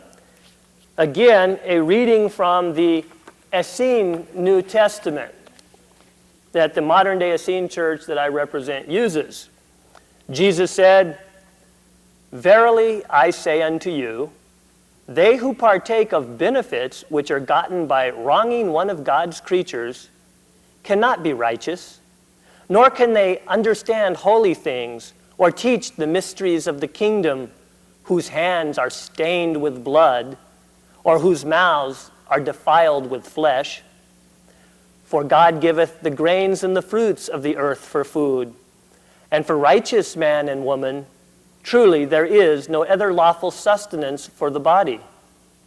Wherefore I say unto all who desire to be my disciples, keep your hands from bloodshed, and let no flesh meat into your mouths. For God is just and bountiful, who ordaineth that man and woman shall live by the fruits and seeds of the earth alone." And just to show you that Jesus practiced what he preached, he then went on and described his own diet, which was vegetarian. And in our Essene New Testament, that portion of the New Testament that you're familiar with, where Jesus feeds the 5,000 people with a little bit of bread and fish, in the original Essene New Testament, Jesus fed those 5,000 people with bread and melons. And as a matter of fact, that portion where Jesus fed the people some fish doesn't appear even in the Greek Pauline New Testament until the 3rd century, 300 years after the time of Jesus. That got stuck in there. So Jesus was a radical vegetarian, and his original manuscripts contain his teachings on vegetarianism. Return to this chart here, working towards our conclusion. In the Essene New Testament, salvation is dependent upon following the saving teachings of Jesus. According to Paul, salvation is dependent upon merely believing in Jesus' sacrificial death on the cross. As long as you believe in that, you can go on doing lousy behavior, and you're saved according to Paul. Not according to Jesus in the Essene New Testament. You're actually supposed to follow his teachings. In the Essene New Testament, the teachings are based on the words of Jesus. In the Essene New Testament, there's no words of the Apostle Paul in the Essene New Testament. The Essenes referred to the Apostle Paul as their enemy Paul. Now, in the Pauline New Testament, the teachings are based on the words of Paul in the epistles of Paul. Anyways, in that section, it's based on the words of Paul because do you know, brothers and sisters, that in the New Testament hanging out on your bookshelf, there's more words by the Apostle Paul than there are words of Jesus. And those words by Paul, he never once quotes Jesus. So here you have Paul taking up more space in the New Testament than Jesus gets, and Paul never one time quotes one of the sayings of Jesus. Instead, Paul just gives his own ideas, including that stuff upholding slavery and saying that women aren't allowed to speak in church and things that Jesus would have never said, all of which is why, moving to this next chart, your real choice, if you're going to be any kind of a Christian at all, is to choose between Jesus or Paul. Teachings of Jesus, Essene Christianity, teachings of Paul, mainline Christianity. Look at this handsome fellow here. I don't know how much the light's going to reflect on this, how well you'll be able to get his image here. I don't know how many of you will recognize this handsome fellow, but I'll tell you who he is. This is Thomas Jefferson. Yeah, the famous father of America, Thomas Jefferson. Here's what Thomas Jefferson had to say about the Apostle Paul. Thomas Jefferson wrote, quote, "Paul was the first corrupter of the doctrines of Jesus." Thomas Jefferson's Bible, it's now called the Thomas Jefferson Bible. You can buy it in some bookstores. Thomas Jefferson took scissors and cut out all the words of Paul out of his New Testament. And you can buy that in certain bookstores. It's called the Thomas Jefferson Bible. The list of great thinkers who declare that Paul purposely betrayed the teachings of Jesus include Thomas Jefferson, Carl Jung, Mahatma Gandhi, Robert Frost, Albert Schweitzer, Ernest Hemingway, Cahill Gilbran, Soren Kierkegaard, Will Durant, Martin Buber, and George Bernard Shaw. And you see, that took me to the bottom of the chart. I could have kept on going. Brothers and sisters, every one of those great thinkers that I just named, the intellectual cream of humanity, every one of them is on record and quoted in a manuscript that you can get from me called Essene Christianity or Pollyanity. If you call that phone number and request that manuscript, I give those direct quotations from every one of those great thinkers saying that Paul purposely corrupted the teachings of Jesus. And the very last thing that we're going to do tonight, which will make my director in the booth getting antsy about our time constraints and such, and hey, I myself tonight plan to go to my friend's reggae band is doing a concert tonight, and I plan to get out there and do some dancing, so I'll go along with my director tonight and move into my conclusion. But I do have one last chart that I'm going to conclude with. In that comparison between the Essene New Testament and the Pauline New Testament, in the Essene New Testament, the universe is plural. There are many levels. It's like a cosmic school system, and Jesus teaches reincarnation, whereas in the Pauline New Testament, there is no reincarnation, and based on what you do in this one lifetime, you will either go to heaven or burn in hell for eternity. Not so, according to the teachings of Jesus in the Essene New Testament. In the Essene New Testament, Jesus teaches, and I've been told that my hot pink chart may not go over well on television, but I am going to give you verbally the key information. So if you have trouble reading hot pink in TV land, bear with me. These are the 6 main teachings given by Jesus on the topic of reincarnation found in the Essene New Testament. First, the purpose of reincarnation. Souls reincarnate to gain experience in their quest for perfection.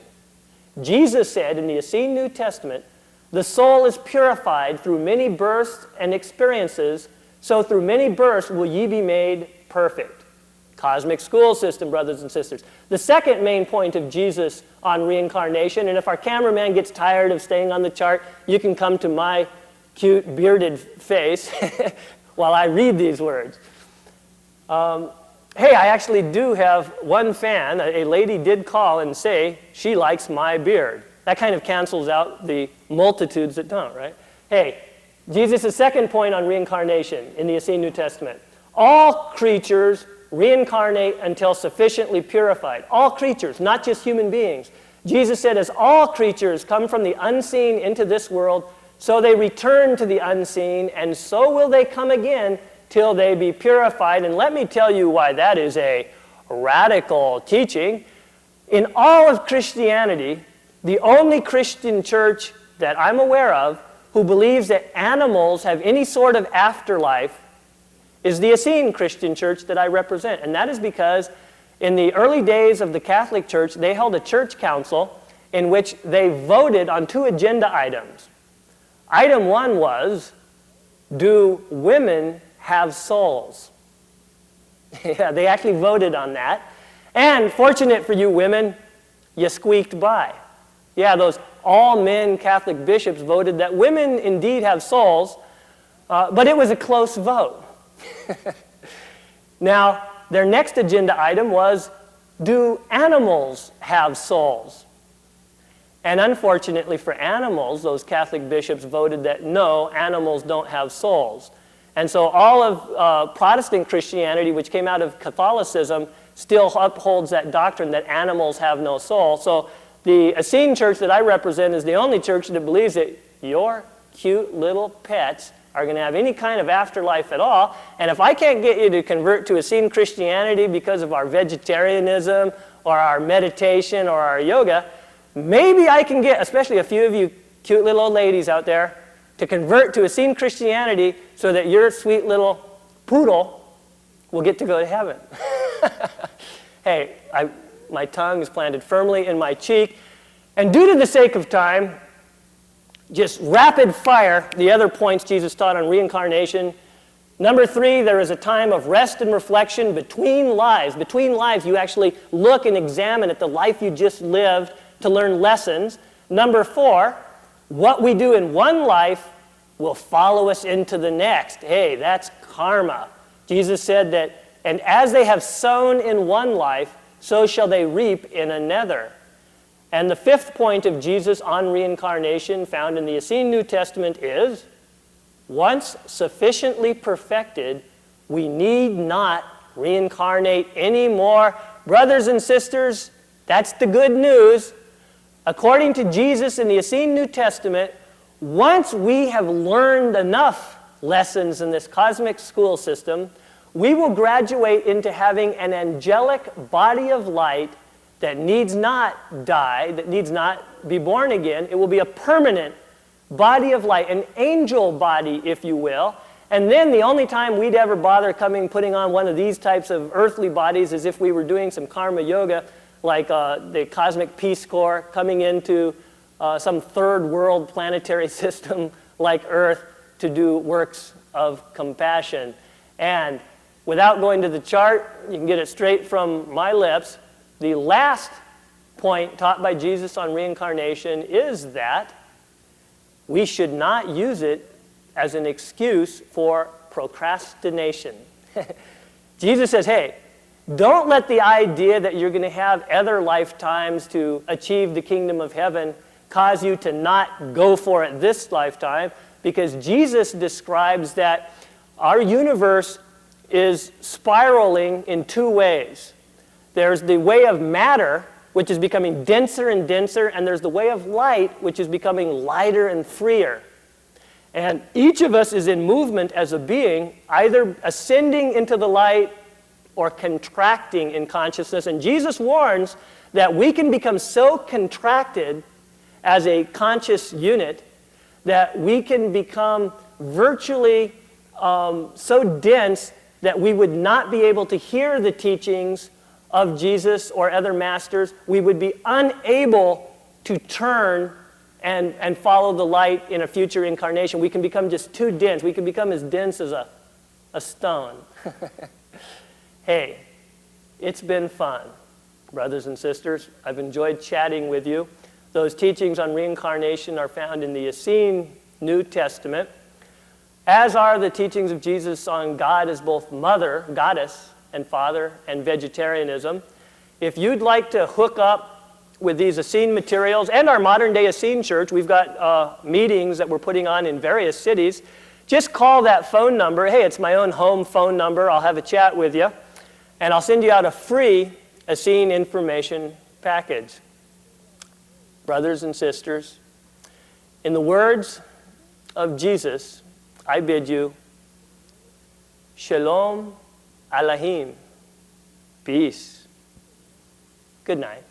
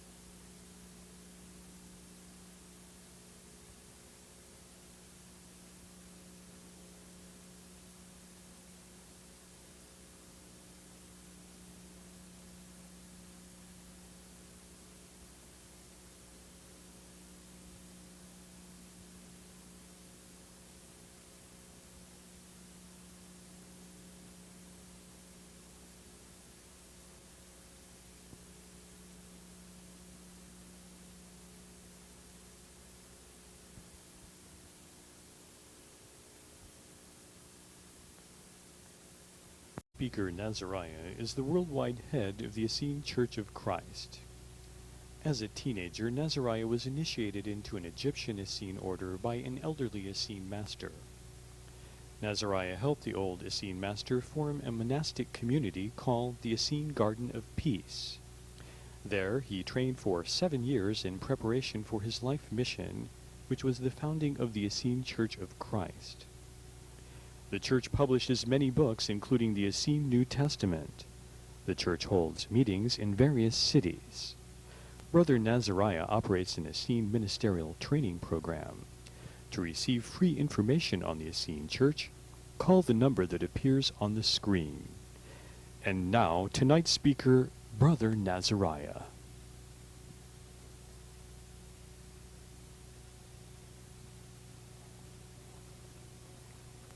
Greetings.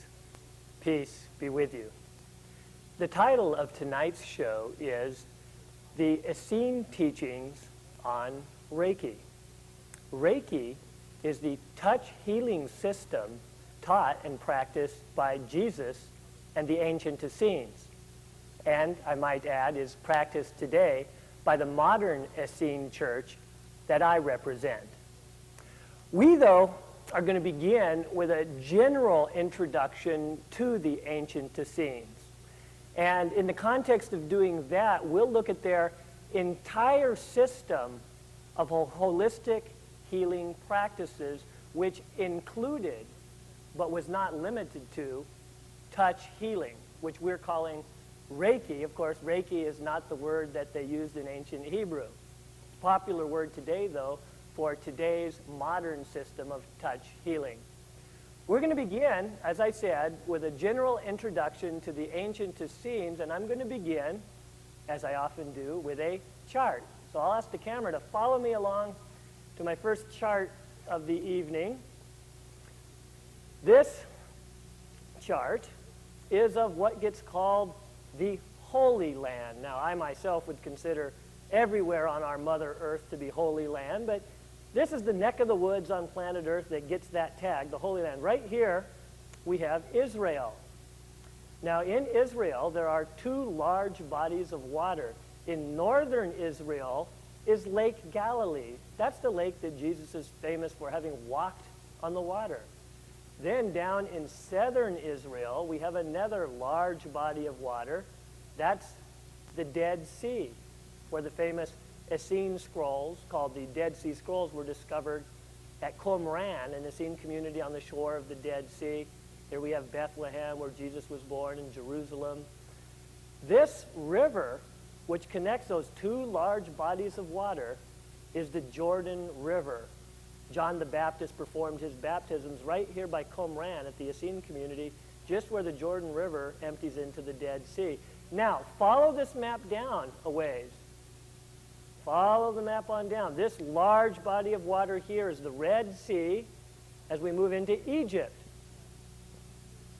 This body of water right here, this lake, is in Egypt. It is called Lake Mareotis, and this narrow band of land called Alexandria was the headquarters of a very important Essene healing community.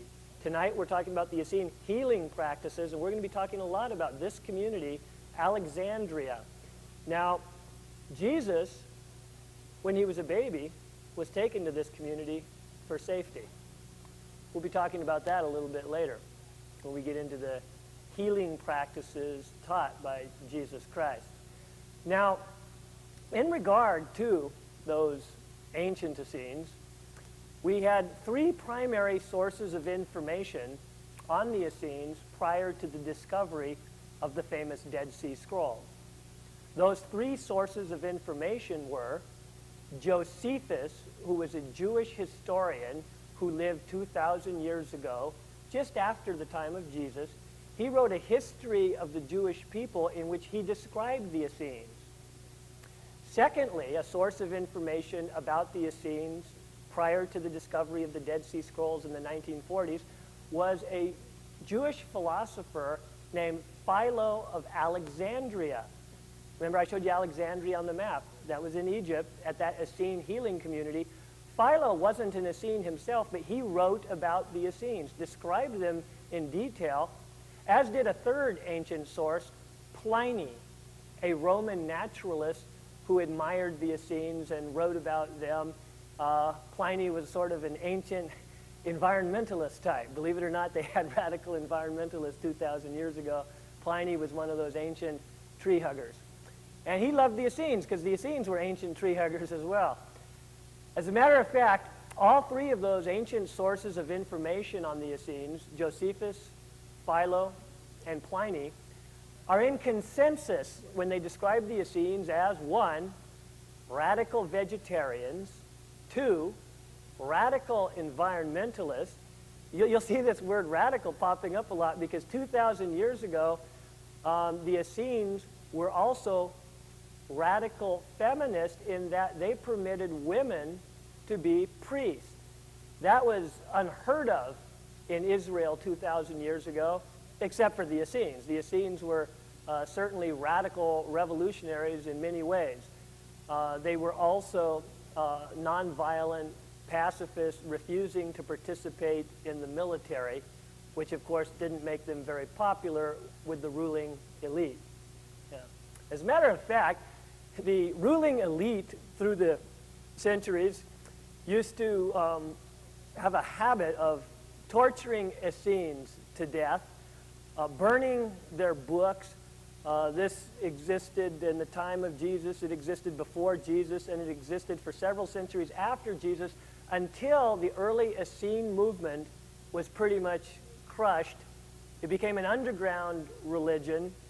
That happened about the 4th century that the Essene Christianity went underground. Now, one last little bit of background information. The ancient Essenes were one of 3 groups within ancient Israel, 3 religious branches.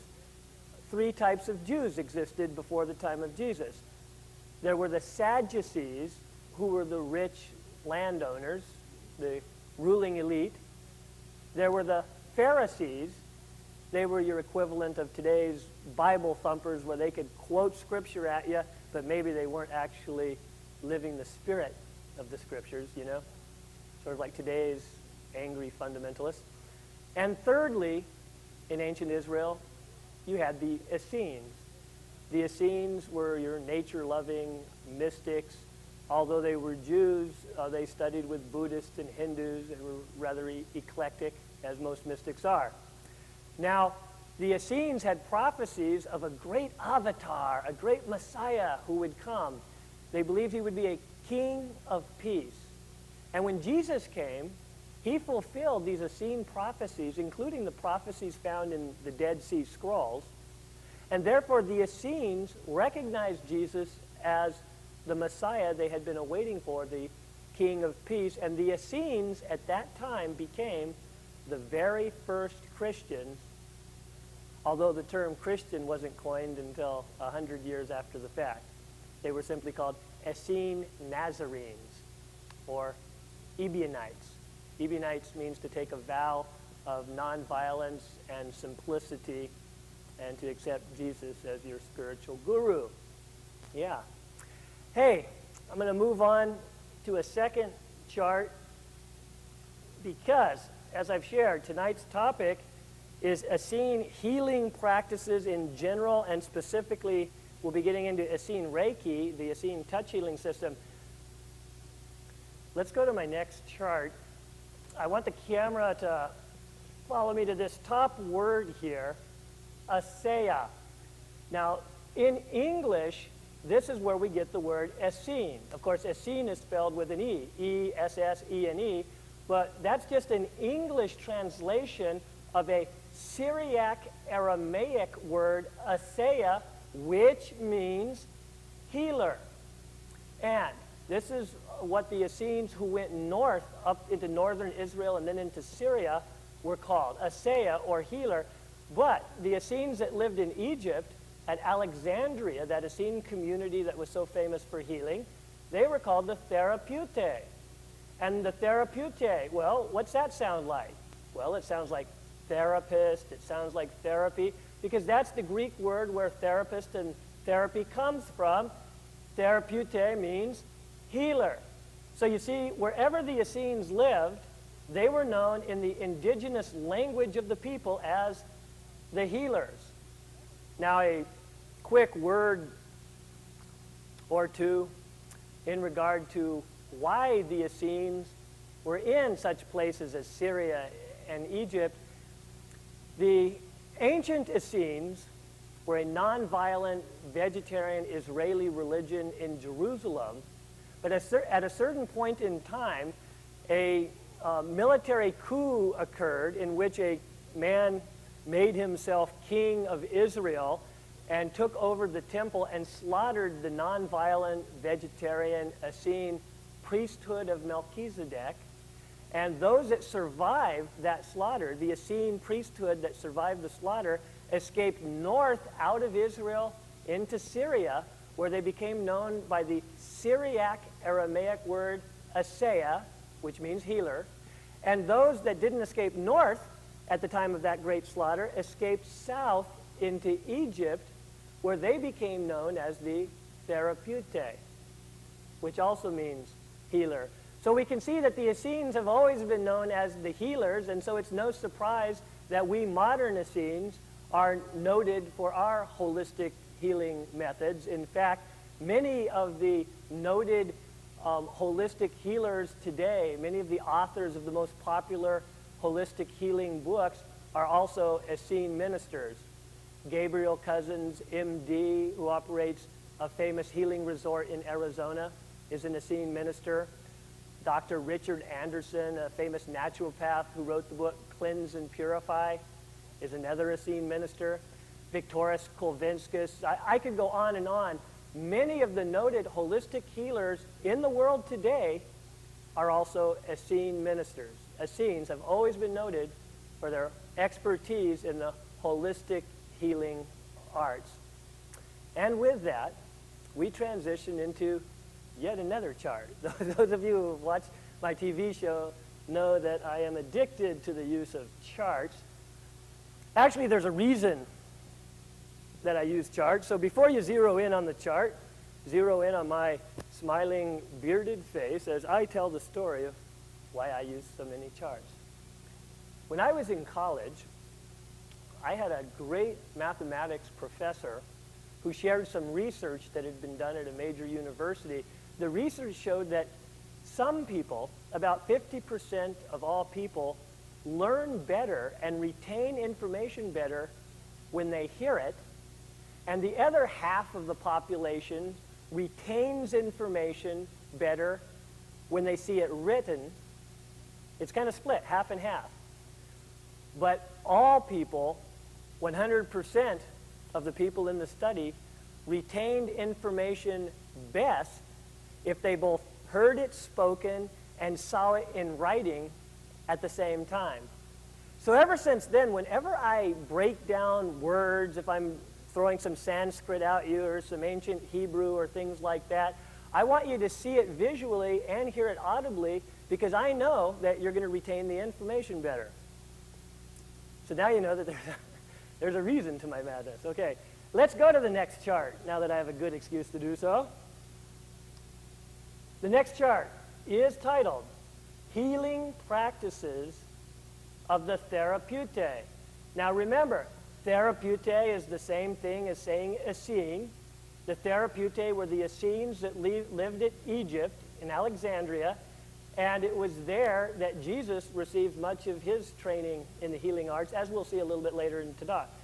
However, what I want to look at now is what we know about the healing practices of these ancient Essene Therapeutae, ancient Essene healers.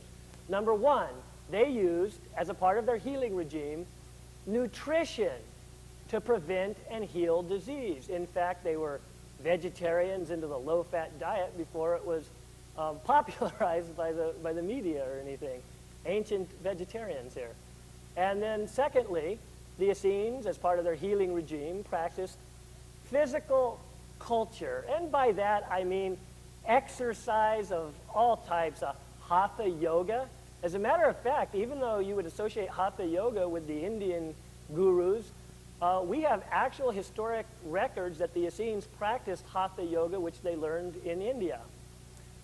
The Essenes were into walking, swimming, circle dancing, and they also did something that was quite similar to Tai Chi, movement with motions.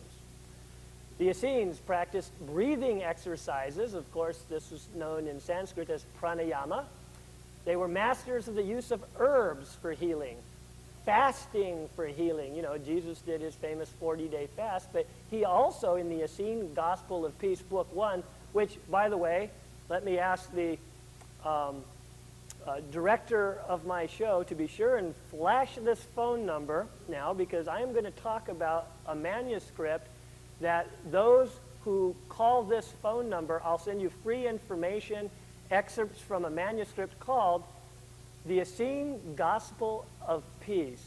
In this Essene Gospel of Peace, Jesus takes a bunch of people who are very sick. They've got all sorts of diseases and illnesses. Jesus takes them out to a river, and there he puts them on very intense water fasting. As a matter of fact, he also teaches them to cleanse their intestines from parasites, because many of these people, as you would find in any third world country today, had worms, parasites, internal. So Jesus showed the people, in this ancient manuscript, it describes him as teaching them to take these gourds that grew on trees and use them as enema bags, give themselves an enema to flush the parasites out.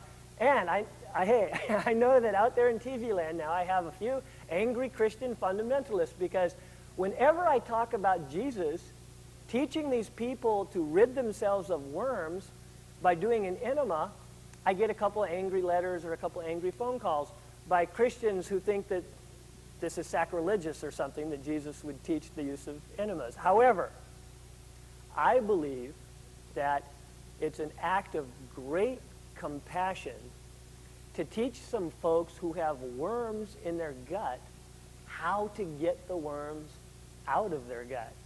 And for Jesus to teach folks how to do that was an act of love and compassion, and it ain't anything to be ashamed of, folks. So take that, you angry fundamentalists. Okay, back to the chart. So in that manuscript, Jesus taught fasting. If you're interested in that manuscript, be sure and write to that phone number, or call the phone number, or write to the address that appears at the end of tonight's show. You'll get a whole package of free information. The Essenes practiced massage. Yeah, even in the New Testament, this is referred to. It's called anointing with oil. They anointed the sick and the healthy, for preventative medicine, with oil in what we today would simply call a holistic massage. They practiced sun therapy. They called it heliotherapy. And they, even back then, before you had the hole in the ozone layer, even back then, they stressed that your exposure to sunlight should be in the early morning and the late afternoon, early evening, when the rays of the sun are not so intense. They also practiced water therapy, which they called hydrotherapy. That included those internal enemas that I told you Jesus taught in the Essene Gospel of Peace. They used precious stones and minerals in their healing practices. And last, but certainly not least, in that it's tonight's major topic, they practiced the laying on of hands, Essene Reiki. They called it in Hebrew, you know, it would have been laying on of hands in Hebrew. You recognize it by this term from your New Testament hanging out on your bookshelf, where it says in the New Testament that when folks are sick, the elders of the church are to lay hands, lay holy hands, and touch them and pray for their healing. Well, that, my friends, is Essene Reiki. Now, on this chart, I just shared with you a number of what nowadays would be considered New Age holistic health therapies. You know, we talked about herbs, yoga, nutritional practices, massage, sun therapy, water therapy, etc. Those things the ancient Essenes were practicing 2,000 years ago And nowadays, we think we're really hip if we practice them, and it's all kind of new age and holistic health and such. Well, some of you with more traditional backgrounds out there in the viewing audience might question some of those sort of holistic practices. You might wonder how that lines up with the good old American Medical Association type practices. And boy, have I got something for you. This is a newsletter called Vibrant Health Times, and in it is listed the top 10 causes of death in America for the year 1996. So, a few years ago, but it'll still give you the idea. Now, 3 of the top 10 reasons for death in America have to do with the practice of modern American Medical Association medicine. Check this out. Pay close attention. I'll read now from the newsletter. In America, the leading cause of death is heart disease. The second cause of death is cancer. And the third is medical drugs dispensed by doctors. And then let's continue. The fourth leading cause of death is stroke, followed by, at number 5, hospital-acquired infections. So hospital-acquired infections is the number 5 leading cause of death.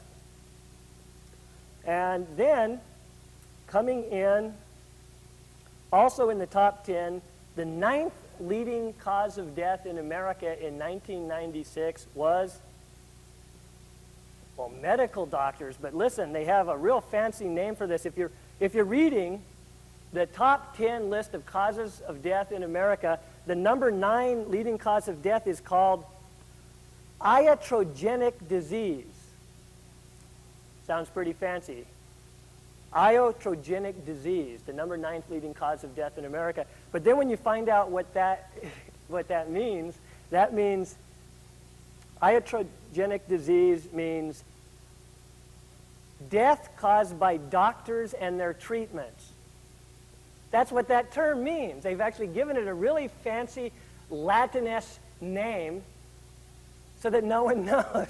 You're reading the top 10 leading causes of death, and at number 9 you have iatrogenic disease, and what that term iatrogenic means is death caused by doctors and their treatment. So do you realize what we just found out? We found out that 3 of the top 10 leading causes of death in America in the year 1996 were related to the American Medical Association. Number 3 was medical drugs. Number 5 was hospital-acquired infections. And number 9 was iatrogenic disease, or death caused by doctors and their treatments.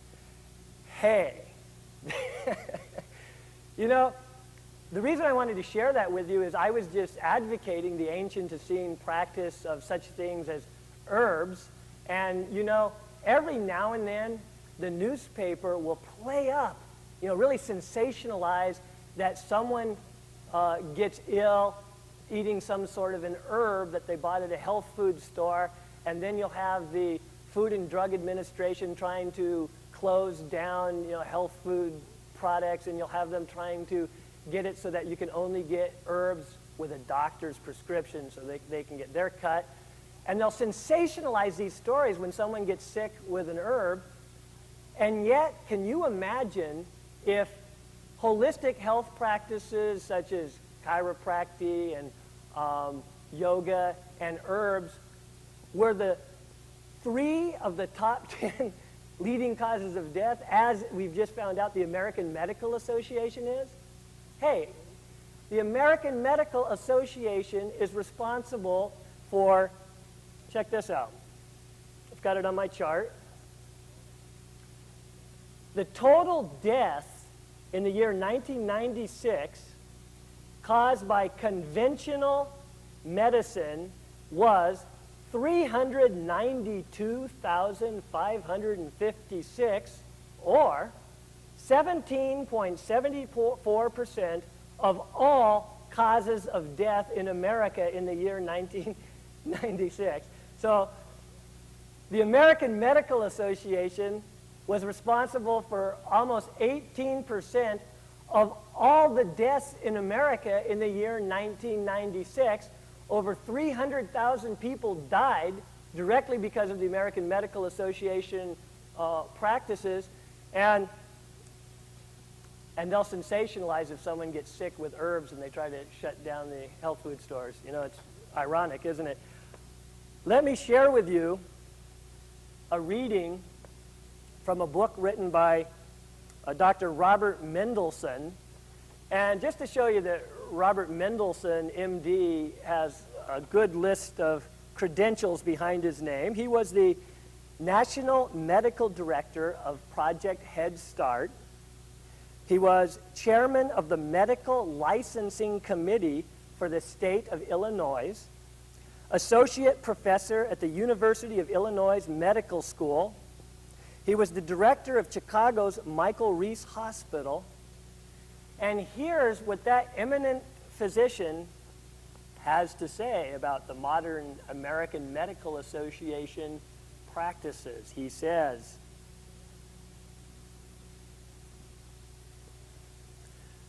"The greatest," I quote, "the greatest danger to your health is the doctor who practices modern medicine." This is Dr. Mendelsohn with all those credentials talking. He says, "I believe that modern medicine's treatments for diseases are seldom effective, and that they're more often they're more dangerous than the disease they're designed to treat. I believe that more than 90% of modern medicine could disappear from the face of the earth, doctors, hospitals, drugs, and equipment, and the effect on our health would be immediate and beneficial." That's the words of Dr. Mendelsohn, the eminent physician whose credentials I just cited. That's his opinion. And, you know, you can't blame him for that opinion when you see that 3 of the top 10 leading causes of death in America are directly related to the practices of American Medical Association-related doctors. And therefore, I do not hesitate to advocate to you the ancient Essene holistic health modality. As a matter of fact, at the risk of overwhelming you with quotations, there's one more that I'd like to share with you about cancer. You know what a scourge cancer is. The American Cancer Society themselves admit that only 5% of cancers are cured by chemotherapy. And this doctor that I'm quoting goes on to say, quote, "I believe that even this is an overestimation. Dr. Yamada, physician-in-chief at the University of Michigan Medical Center, explains in his book, Textbook of Gastroenterology, that there is, quote, no evidence that chemotherapy prolongs survival even with patients whose tumors did respond to the treatment. Dr. Hardin Jones of the University of California said, quote, my studies have proved conclusively that untreated cancer victims actually live up to 4 times longer than treated cancer victims.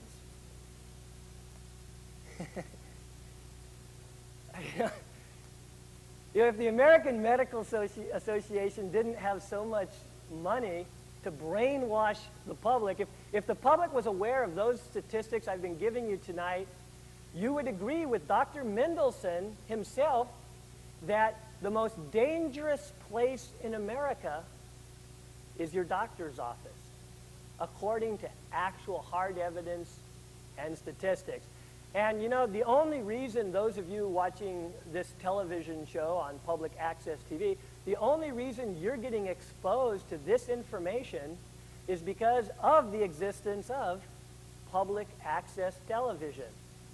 And those of you who are watching this show in Eugene, I want you to know, because we're filming in Eugene, I want you to know that there are many public officials, and especially the hierarchy of TCI Cable Company, right now as I speak, they're making an effort to shut down public access television.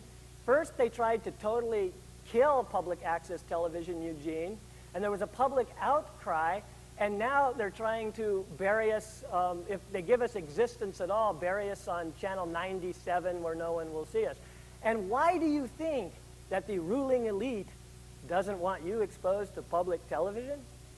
Because it's non-commercial, meaning it doesn't take a bunch of money to get on, meaning that someone like myself can quote to you the sorts of statistics I just quoted, which challenge moneyed elite, like the American Medical Association, those great villains that are profiting off the blood and death of so many of your American brothers and sisters.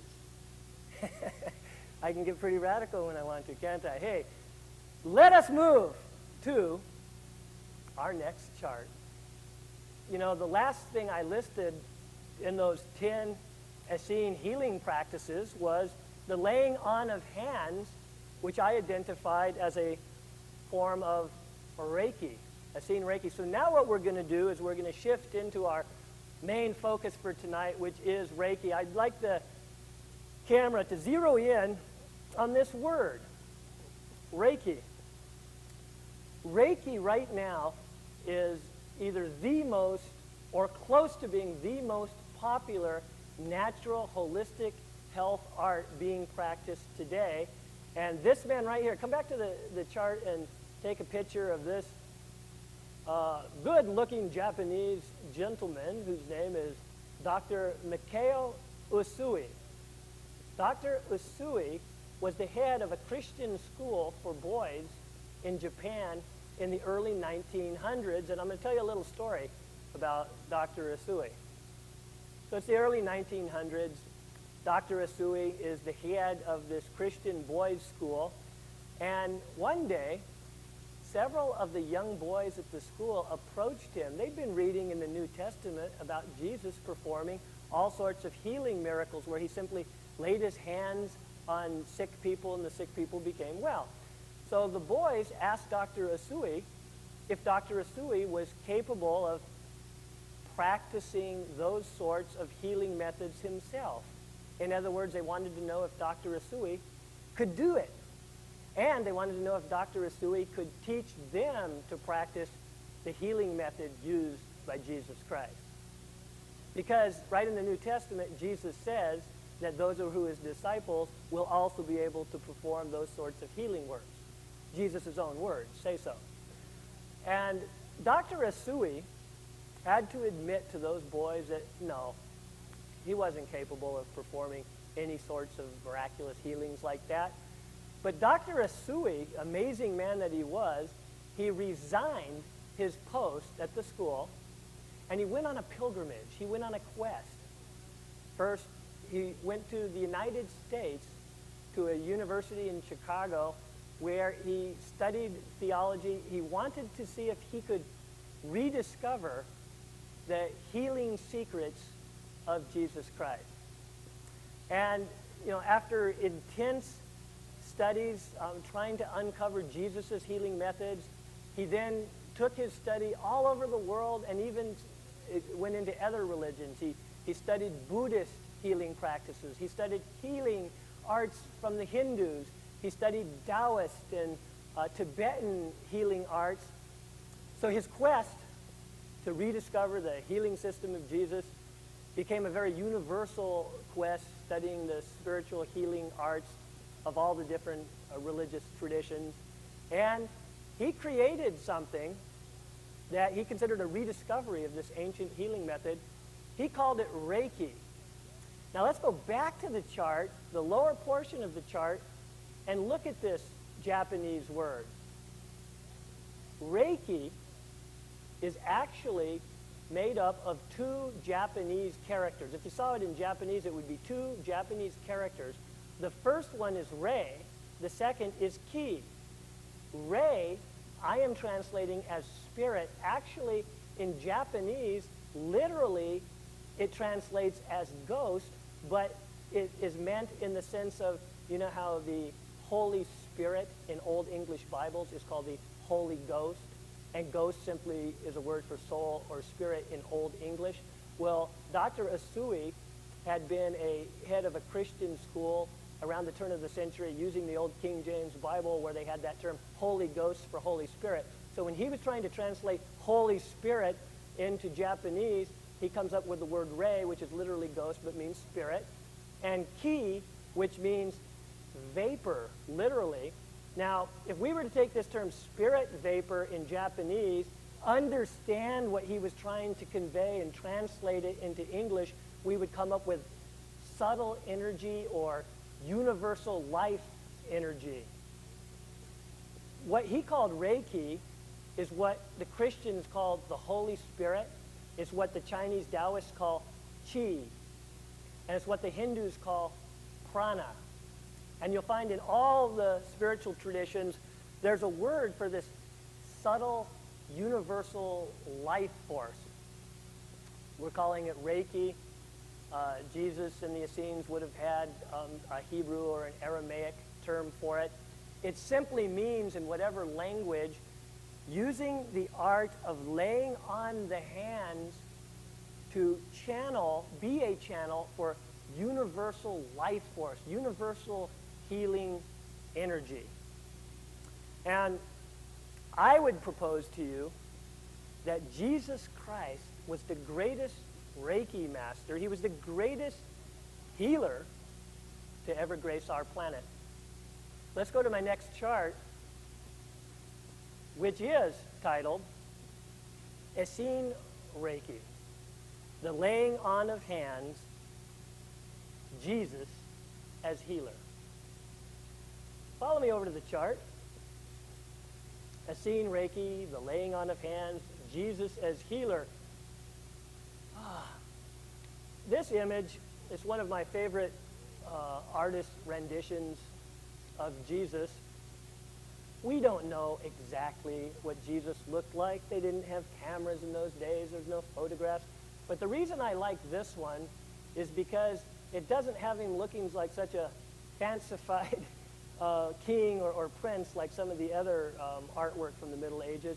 He looks more like a humble man, a healer, a bit, disheveled. His hair isn't sprayed into place. So I like this image of Jesus. Jesus was taken as a baby to Egypt for safety. There, he was trained as he grew up by the Essene Therapeutai in Alexandria, Egypt, which is the whole reason I, at the beginning of the show, showed you that map so that you saw that the Essenes that escaped from Israel when they were being slaughtered and went south into Egypt and settled at Lake Mareotis in Alexandria, Egypt, were known as the Therapeutai, the healers. So there, Jesus, you remember in the New Testament when King Herod is sending soldiers out to kill all of the children, I think it's 2 years and under, Jesus is taken, escapes with his family, and the New Testament says he went to Egypt.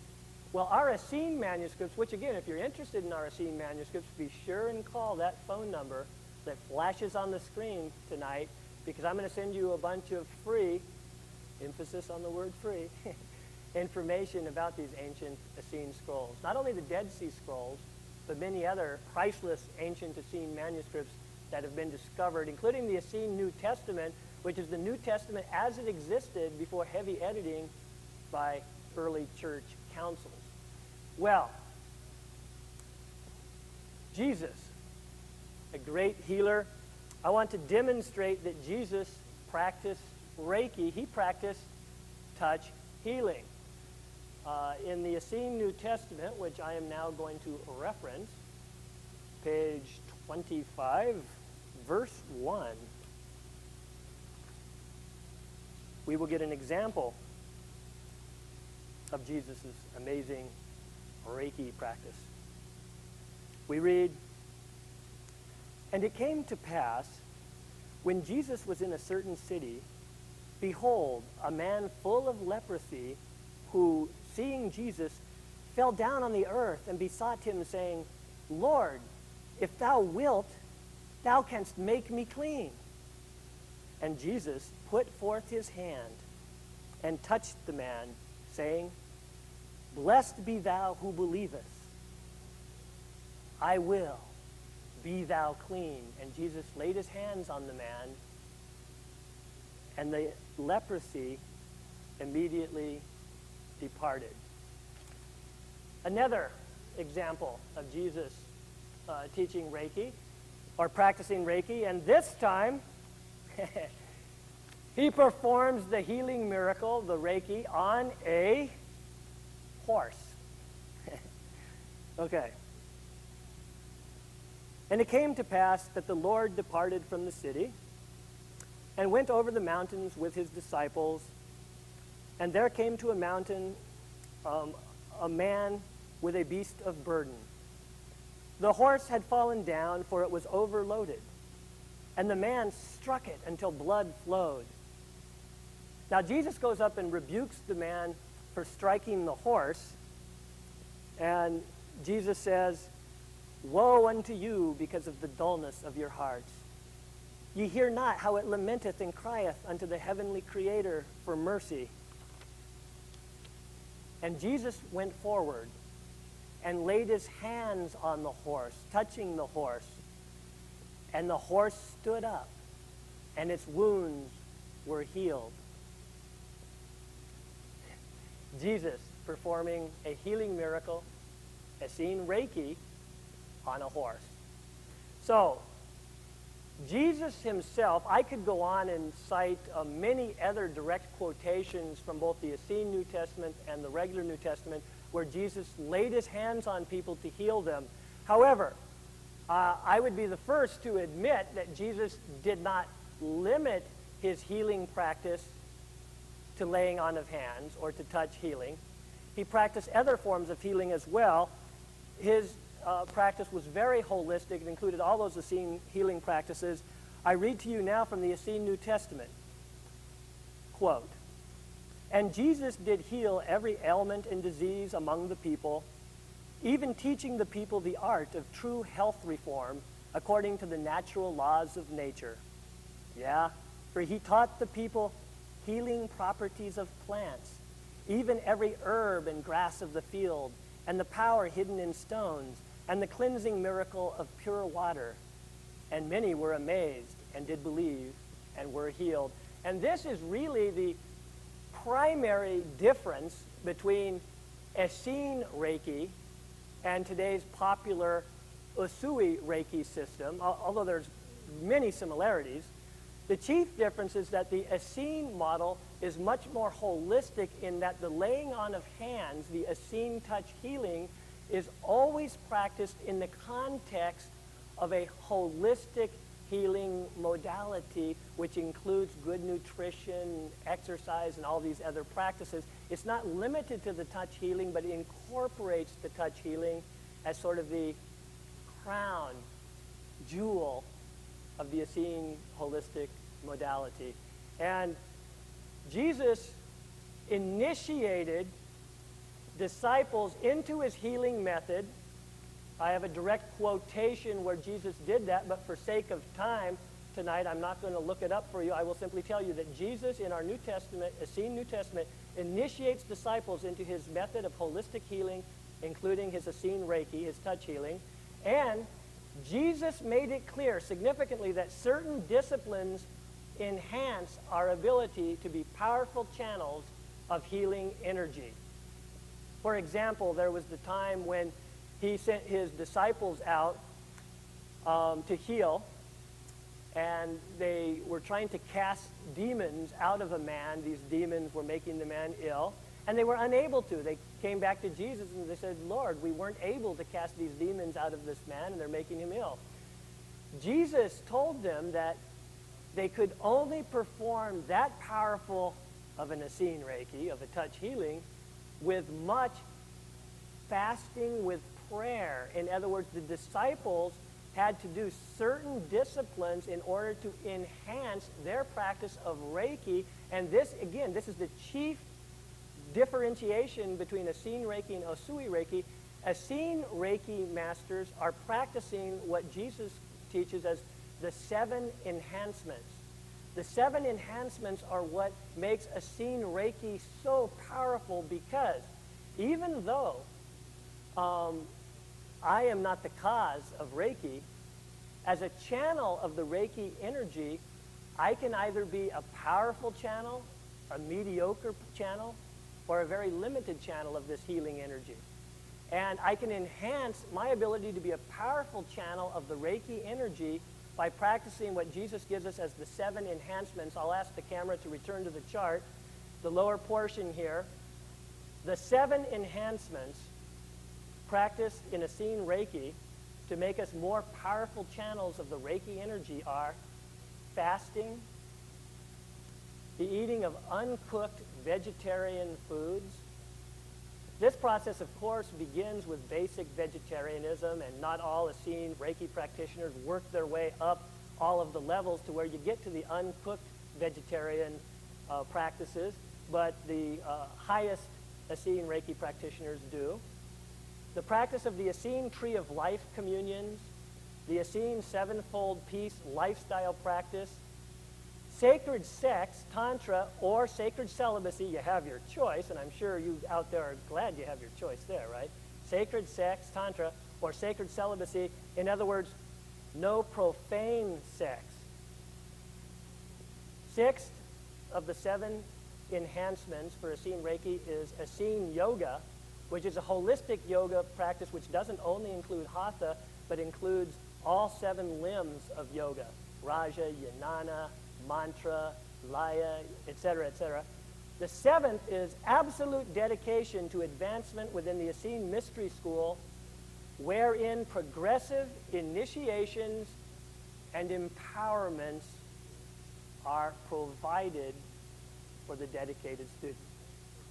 Each one of those 7 enhancements, I have an entire dialogue on with its own charts. We can't do this in this one television show. I will simply invite you, if you're interested in finding out all of these 7 enhancements in depth and all sorts of other details about Essene Reiki, to contact me, enroll in one of our classes on Essene Reiki. Let me move to the next chart. We're going to have to be hurrying along towards our conclusion as we're reaching our time limits tonight, but I want to touch on the basic axioms of Essene Reiki. Axiom means truth. So these are the basic truths of Essene Reiki, the things that we consider to be our primary facts. Now, there are many other axioms in Essene Reiki. These are just the primary, most basic axioms. And I'm going to read off 6 or 7 of these for you. And the cameraman can either choose to come into the chart or my smiling bearded face, whichever he thinks is more appropriate at the time. The first basic axiom of Essene Reiki is that Reiki energy is subtle, universal life force. It is the link between 0 point or virtual state energy, not energy, but energy, which is potential energy, which is not yet manifest. In Kabbalah, this is Ein Sof energy. And our subtle anatomy. Subtle anatomy are the 7 bodies that we have. We don't only have our physical body. And the chakra system, the 7 chakras. So Reiki energy is subtle, universal life force, and it is the link between virtual state energy, unmanifest energy, and our subtle anatomy and our chakra system. Secondly, Reiki energy is only good. It cannot be misused or abused. However, the amount of Reiki energy flowing into us is in proportion to our capacity to receive it. Therefore, number 3, the Reiki practitioner is not the creator of the Reiki energy, but is a channel for the Reiki energy. not all channels are equal in capacity. All channels may increase their capacity by embracing the 7 enhancements, and this is the primary differentiation between Essene Reiki and Usui Reiki, is we put way more of an emphasis on increasing our capacity to channel more and more Reiki energy. Fourth, the more life force, Reiki energy, present in the subtle and gross anatomies of a being, the greater potential for well-being and healing. Thus, while one session healings, a healing in one session with laying on the hands is possible, more typical is healing in the context of an ongoing series of Reiki sessions with the goal of increasing the recipient's own capacity for the intake of Reiki energy. In other words, not everyone is going to be healed in their very first laying on of the hands treatment. And even though Jesus was able to do that, imagine how much Reiki energy Jesus was channeling.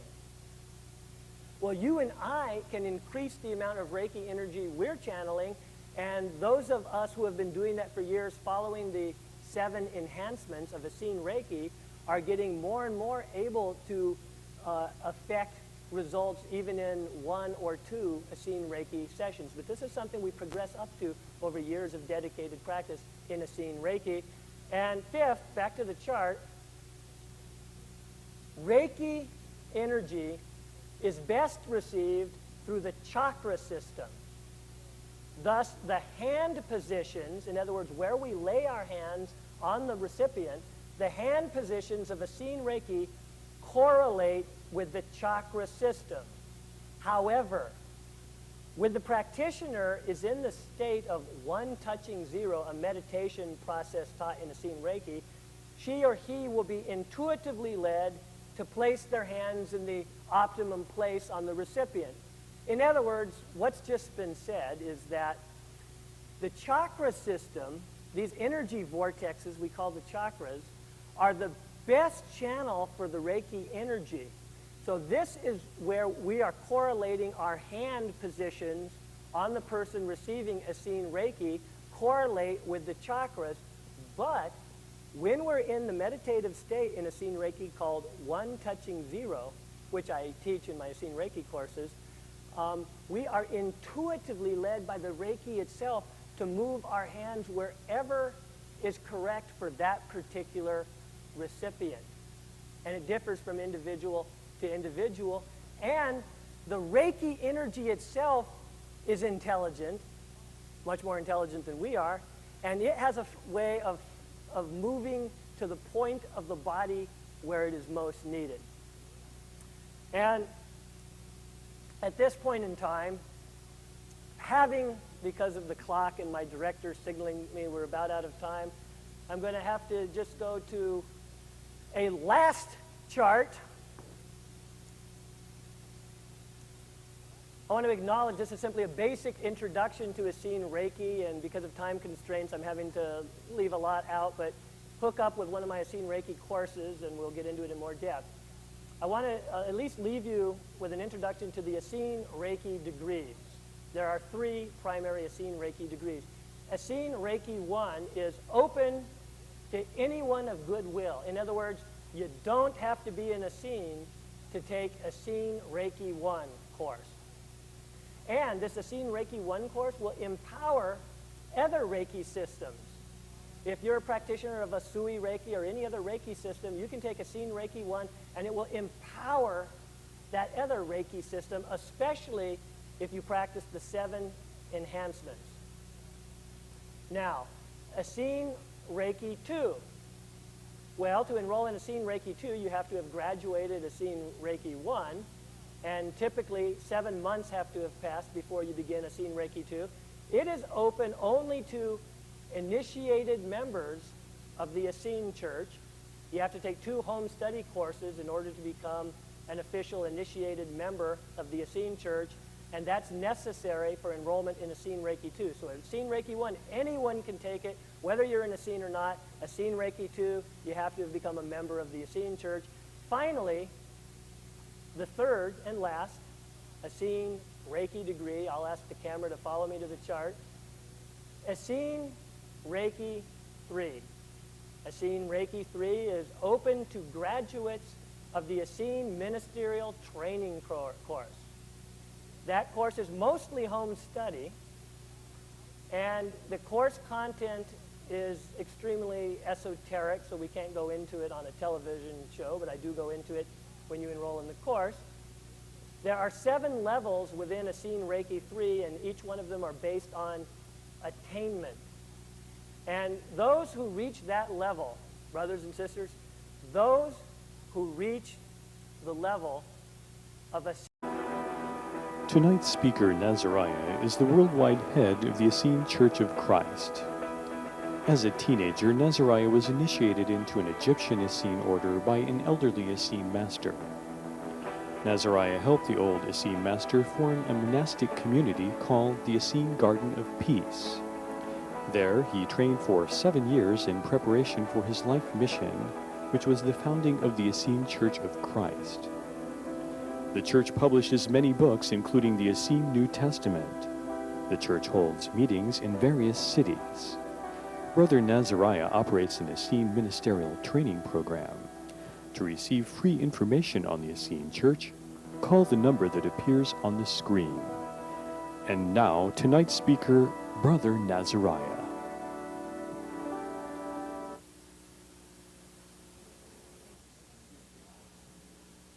Greetings, peace be with you.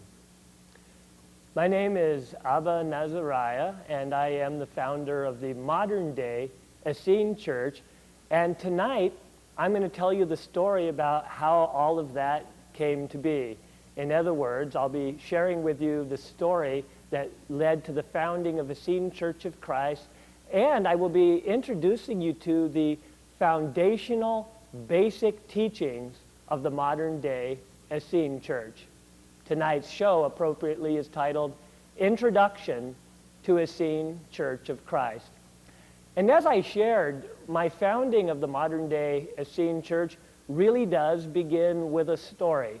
It's a story about something that happened to me when I was only 8 years old. Although I was only 8 years old, this story shaped my entire life and really did directly lead to the founding of Essene Church of Christ. So, I share the story with you, and I ask you to become like little children yourselves as you share this story with me. I was 8 years old. It was Christmas Eve, 1966. And to date myself, some of the young people watching this show who have been raised with things like cable television, back in 1966, there was no cable television. We were lucky to get 2 or 3 channels on an old black and white television set. And back in 1966, it was very normal that on Christmas Eve, they would be showing Jesus movies. You know, it's the night before we celebrate the birth of Jesus Christ.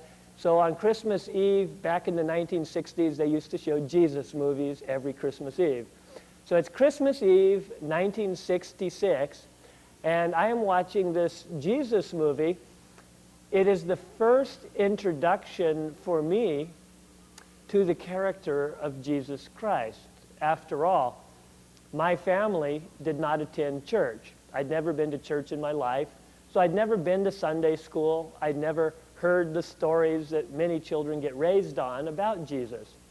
I didn't know anything about Jesus, so I'm watching this movie, and I fell in love with the character of Jesus.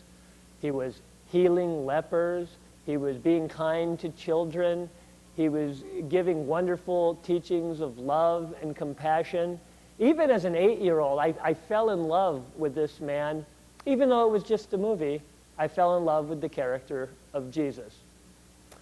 But when the movie came to the part where Jesus is taken prisoner, savagely whipped, spit upon, mocked, and then nailed to a cross. I was unprepared to handle that. I ran out of the room in tears, ran into my bedroom, threw myself face down on the bed, and literally began crying a river of tears. Now, so many of us adults were desensitized to that whole story about the crucifixion. In other words, we're used to it. But imagine being a small child. I was 8 years old and had never heard the story about Jesus and didn't know that he was crucified. Here is this man who's been loving people, healing people, and putting out these beautiful teachings of love and compassion, actually being nailed by other human beings, nailed to a cross. That image was so brutal to my 8-year-old mind and heart. I was really unprepared for that. So again, I ran out of the room, threw myself face down on the bed, and am crying a literal river of tears. For the first time in my life, I prayed. I didn't know anything about prayer or how you were supposed to pray, and I'd never prayed before, but this was natural prayer. Prayer was just welling up out of my heart. I was asking God to please bring Jesus back to life. I was asking God to let me be one of those disciples of Jesus. I learned that word watching the movie. Those are those guys that get to follow Jesus around and have all the great adventures and learn from him and help heal others. So I wanted to be a disciple, and I was praying for this, asking God to please bring Jesus back to life. Well, something happened then. I felt the presence of someone in my room. Now, my face was down on the bed, but I felt the presence of someone. I rose up from the bed and turned around, expecting to see my mother, thinking that perhaps she'd followed me into my room to comfort me. But it was not my mother. It was an intense ball of white light, intense white light, whiter than what we normally think of as white. It was just really intense white light. As I gazed at the white light, it took on the image of Jesus, the way I would expect Jesus to look, having just seen this Jesus movie. It took on a similar Jesus image, but even as an 8-year-old child, I intuitively perceived that this presence, this white light, was simply taking on this particular image to look like the Jesus in the movie for my benefit, so that I could relate with this presence, with the Christ presence. During this experience, I actually communicated with Christ. As a matter of fact, this was the most significant experience of my entire life. It was very, very real, although later on, when I shared it with my parents, they tried to convince me that I must have fallen asleep and dreamed the whole thing. But I can tell you, brothers and sisters, not only was it not a dream, it was the most real experience of my life. So during this experience, Christ told me, I live. Christ also told me that my prayer to become a disciple of Christ was already answered, and that I would have a special mission in my life, a mission intended to disseminate the long lost, we can even say the long suppressed teachings of Jesus Christ, especially the teachings of compassion to the animal world, such as vegetarianism, that I would be involved in disseminating the teachings of Jesus which have been suppressed by, quote, the merchants of death. But first, Jesus, who you'll find out later, I now use the name Yehoshua, because that was his real name in Hebrew. Jesus is a Greek translation. Jesus, because that's what I believed him to be called at that point in time, Jesus told me that first I must be trained, and that when the time was right, he would send a Holy One to train me for my life work, and that I would recognize this Holy One by his eyes, that his eyes would radiate peace. That intense white light then left my room. The image of Jesus became again the intense white light and then vanished. Now, Jesus had said that when the time was right, he would send one to train me for my life work.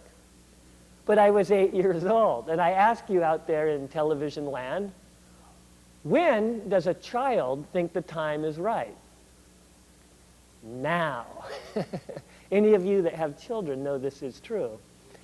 For children, they live so much in the moment that, as an 8-year-old, I believed the time was right to receive my training, and I decided to look for the one who was to train me for my life work. Now, what I'm going to tell you next may sound silly, but nevertheless, it's true. I figured that if I watched those Sunday morning TV evangelists, I might find the one who was intended to train me for my life work. I figured, if these guys are so holy and into the teachings of Jesus that they actually have their own television show, they might be the guys that can train me for my life work. I admit that sounds silly now, but the first time I sacrificed the Sunday morning cartoons for a TV evangelist, which was the next Sunday after this experience with Jesus, I was, brothers and sisters, sadly disappointed. These TV evangelists, even as an 8-year-old, did not seem very spiritual to me. They were asking for $19.95 for this and send $29.95 for that, and they were begging for donations. And rather than talk about spirituality, they seemed to preach more about nationalism, why the United States was superior to the communist countries, and why we needed a strong military, industrial complex. It just didn't sound very spiritual. And you remember, Jesus had told me that I would recognize the one who was to train me for my life work by his eyes. That his eyes would be gentle eyes and would radiate peace. But do you know, brothers and sisters, all I saw radiating from the eyes of these TV evangelists was dollar signs. That's right. So after a couple of weeks of watching TV evangelists, I gave that up. I figured I wasn't going to find the one who was to train me for my life work there. So I tried something else. Even though my family never went to church, many of my childhood friends, well, their families did go to church. So I invited myself along with them. I asked if I could attend church with them. But I would attend these churches hoping to have a meaningful dialogue with the preacher. Maybe the preacher would be the one who could train me for my life work as a disciple of Christ.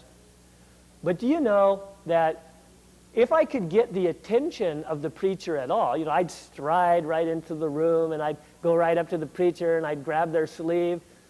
If I could get their attention at all, it was only long enough for them to ask somebody to take me to the room where the crayons were so that I could color pictures.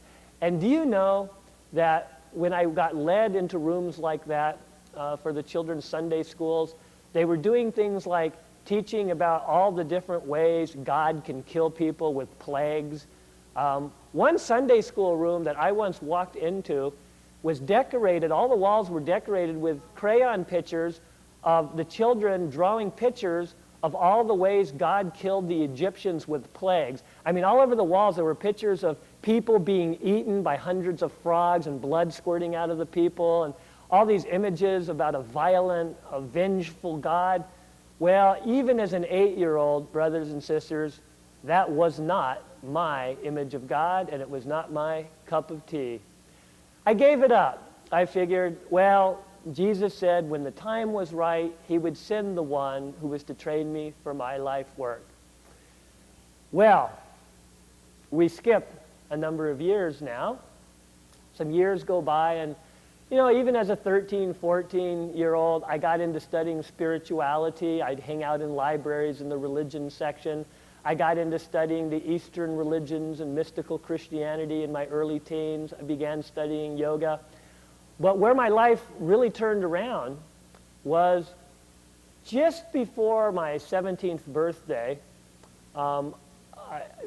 right just on the cusp of turning 17, I went out camping.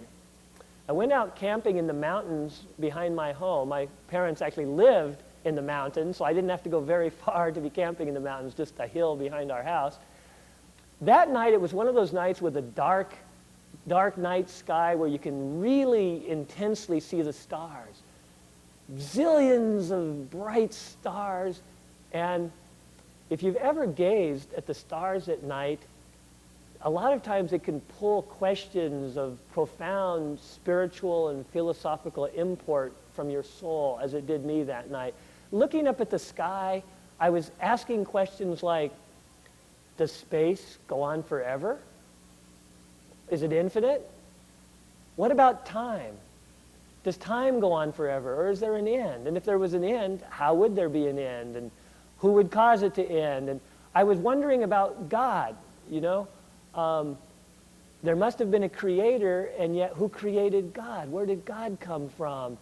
I was wondering all these questions of spiritual and philosophical import as I gazed at that night sky, just having right on the cusp of being 17. And then I asked two questions that were the most provocative that night. I asked, who am I really? Really, who am I? And I asked, what is my purpose for living this life? Why am I here? Who am I and why am I here?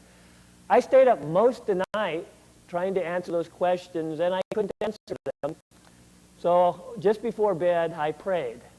I asked God, I asked the universe, I asked Jesus to help me answer those questions. I fell asleep. And brothers and sisters, the very next day, one of those questions, and really most of the second question, were answered. That very next day, it was a school day, but I decided to skip school. I was a pretty good student, mostly A's, but I decided to skip school and go surfing. It was a sunny day, and back in those days, old Abba Nazariah was a surfer. Not that I spent a lot of time on a surfboard, but you know, I used to like to hang out at the beach holding my surfboard, talking to the surfer girls. That was my main occupation, you know, when I was away from school. So I decided to skip school that day to go surfing. And my folks living in the foothills of the mountains, I got in my car, and I was just pulling my car onto the freeway, and right on the freeway ramp, sitting on the side of the road in what I recognized, because I'd begun to study yoga, as the lotus posture, the meditation posture, was an old man just sitting on the side of the road. He was wearing a long white tunic, he had long white hair, long white beard. Just looking at him, it sort of captivated me. He had this aura of spirituality around him, and I'd begun studying spiritual things, and I recognized holiness from this man. I pulled my car up. I gazed at his tunic because I saw words written on the tunic. I looked really closely, and the words said, "Be kind to animals, don't eat them." Well, although my parents had warned me repeatedly never to pick up a hitchhiker, they might steal my car or something like that, I'd been warned.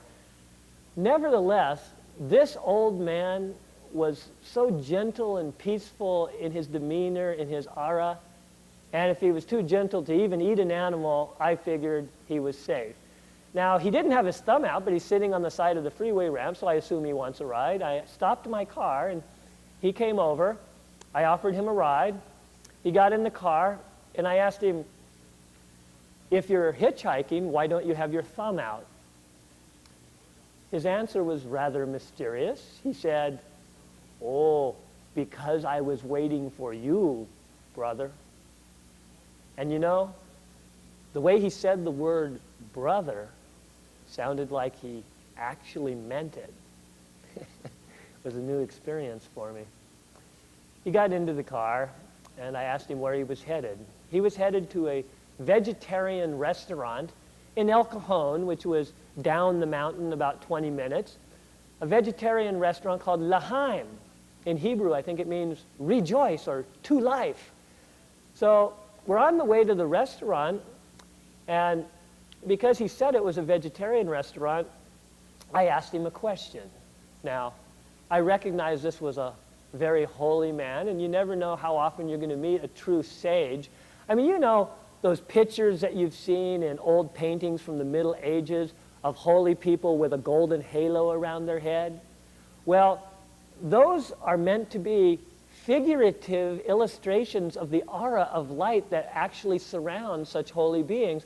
And this man had maybe not the kind of physical light that you'd expect when I'm describing a halo, but he actually had some sort of a light emanating from him that I was definitely perceiving. Well, I asked him a question. I'd like to say it was a truly profound question for such a wise sage, but actually it was, does vegetarian food taste good? Which kind of shows you where my head was at. I wasn't overly developed at the time. I was concerned by the taste. Well, his answer was quite provocative. He said, oh, it tastes much better than the body of a dead cow. And do you know, brothers and sisters, that was the first time I'd ever thought of my McDonald's hamburgers as a dead cow sandwich. How many hamburgers do you think McDonald's would sell if up on the big sign it said, dead cow sandwich, 89 cents? I don't think so many. But nevertheless, he then offered to buy my lunch at the restaurant if I'd like to accompany him. Well, never one to turn down a free lunch. That's really just a touch of humor because I was already sort of mesmerized by this man. He seemed so holy and so wise. I really wanted to go, so I accepted the invitation to have lunch with him. At lunch, I asked him about this holy book that he'd been cradling in his hands the whole time since I saw him on the side of the road like it were a sacred jewel or something. I asked him about the manuscript. He said it was an ancient Essene New Testament which contained the long lost, the suppressed teachings of Jesus Christ. I asked him, well, what teachings have been suppressed? He said, oh, many. Vegetarianism, reincarnation, the feminine aspect of God, the goddess, and many other teachings have been suppressed, he said. Now, I asked him his occupation. He said he earned his living doing carpentry, but that his true occupation was bodhisattva. I asked him, well, what does a bodhisattva do? And he said, we help people find the way home. That answer seemed rather cryptic, but later that day, the answer came into full life for me, and I'll be sharing that with you. With all of these things that this old man shared, and the very fact that everything he spoke, whether he was speaking about quantum physics or chemistry or mystical spirituality, everything he spoke had that proverbial ring of truth. So at a certain point, when he was revealing to me the lost teachings of Jesus in this ancient Essene New Testament, I remembered what Jesus had told me when I was 8 years old and had that mystical experience. Jesus had said that my life work would be to reveal to the public, to disseminate the lost teachings, the suppressed teachings of Jesus, including the lost teaching of vegetarianism and compassion to animals. He had said that the man who was to train me for that life work, I would recognize by his eyes, that the eyes are the window of the soul, and his soul would be revealed to me as a very gentle soul, and that he would radiate peace. I realized right then and there that I was now face to face with the Holy One who was to train me for my life work. This old man, after that shared meal together at the vegetarian restaurant, I'd forgot all about going surfing for that day. He invited me to come back and visit his home back in the mountains, a little bit deeper in the mountains than my family lived. So I took him up on that offer. When we arrived at his land, It was the closest thing to a physical manifestation of the Garden of Eden that you can possibly imagine. By that I mean there were beautiful fruit trees all over the land. There were vegetable patches in various spiritual symbol shapes. I mean, in other words, you had a yin-yang symbol vegetable patch. You had vegetable patches in the various sacred geometries, your triangles, your squares, your circles. You had grapes growing over these beautiful arbors. It was breathtakingly beautiful. The bunny rabbits were bouncing around the land with absolutely no fear of this man. Birds were flitting around him. I almost expected one to land on his shoulder. They had no fear of him. They were all over him. So, mesmerized by the incredible beauty of this land, he invited me to experience a sweat lodge ritual. Behind his cabin on this 35 acres, he had constructed a sweat lodge made out of mud and wood. And we heated up rocks in a big pit for this natural sweat lodge ritual. And while we did that, he taught me some of the basic rudiments of yoga and the Essene teachings.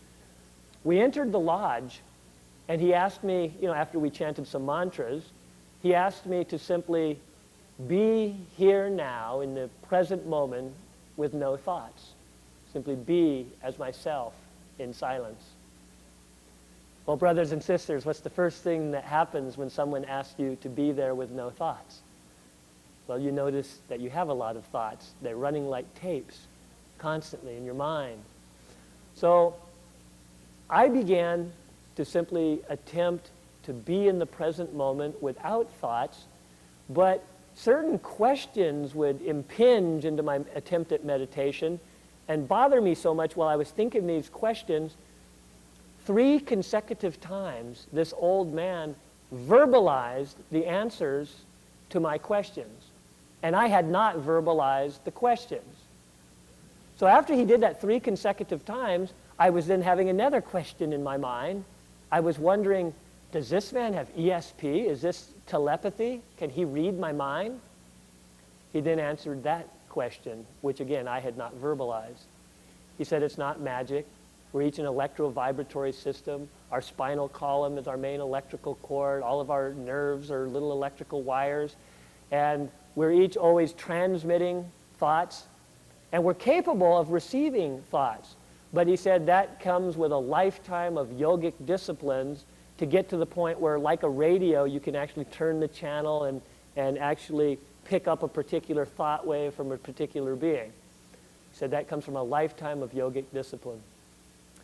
Well, to work towards the culmination of this story, we're in the sweat lodge, and at a certain point, the old man asked me, "Who are you?" "David Owen," I answered. That was my pre-Abba Nazariah name. Abba Nazariah is the name given to me in my Essene initiation. But I was born as David Owen. So David Owen was my answer to the question. Wasn't good enough for him. He said, "No, who are you?" "An American?" I realize now that's a silly answer, but that's what I said. "An American." He said, "No, who are you?" I answered, "A high school student." He said, "No, who are you?" "A body with a brain," I said. "No, who are you?" he persisted. "The brain itself," I said. "No, who are you?" he persisted. Well, now, brothers and sisters, I experienced myself, American. Sure, that's my nationality. It's certainly not my basic identity. High school student is my occupation, but it wasn't my basic identity. David Owen is a name I wore, but it wasn't my basic identity. And the fact that I have a brain that I'm using, like we use a computer, indicates that there is an I that is not the brain. And I was now experiencing myself as that I, as pure spiritual awareness. All my veils were gone. I looked into the old man's eyes and I said, "I am he said, "Welcome home. Class is dismissed." And I thought I had skipped school for the day. It turned out I had just enrolled in another school. And now what he'd said at the lunch when he said that his true occupation was bodhisattva, and that what a bodhisattva does is help folks find the way home, since he had just welcomed me home as a spark of spiritual I am, when I recognized my true spiritual identity as that, his true occupation came home very real for me.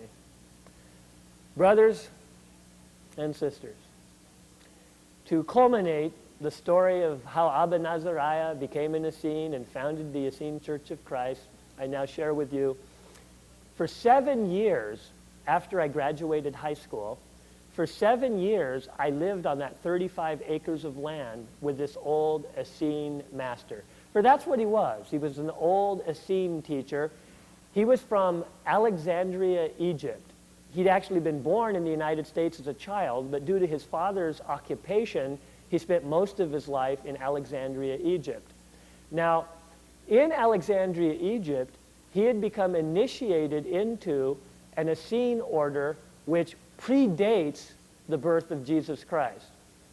He was actually a member of an Essene order that has existed on planet Earth for over 2,000 years.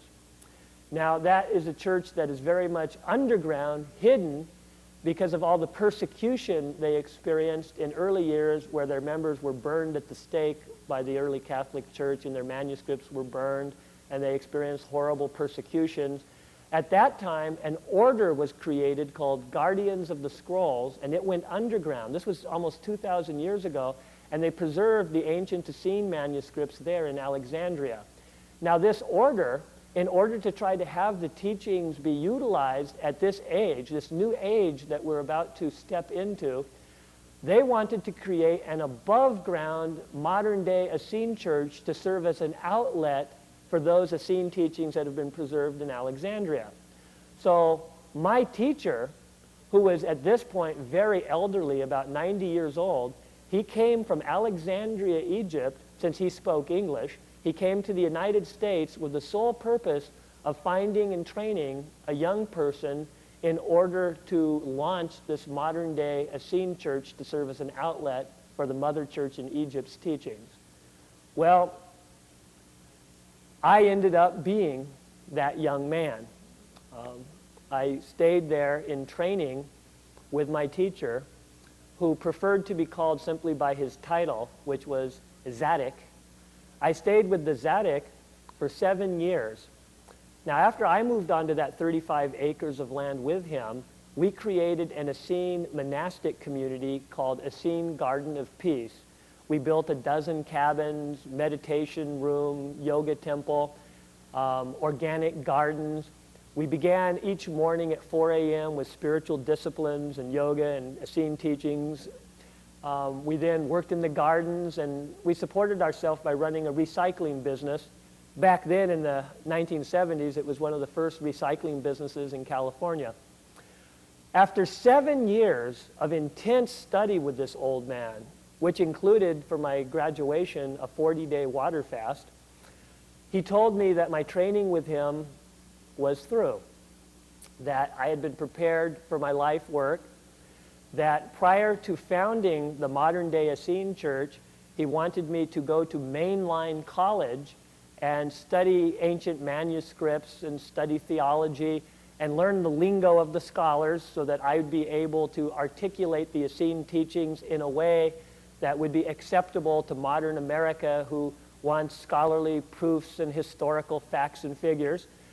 So he told me that this day was my graduation day, and he initiated me into the Essene Order of Egypt that he was representing.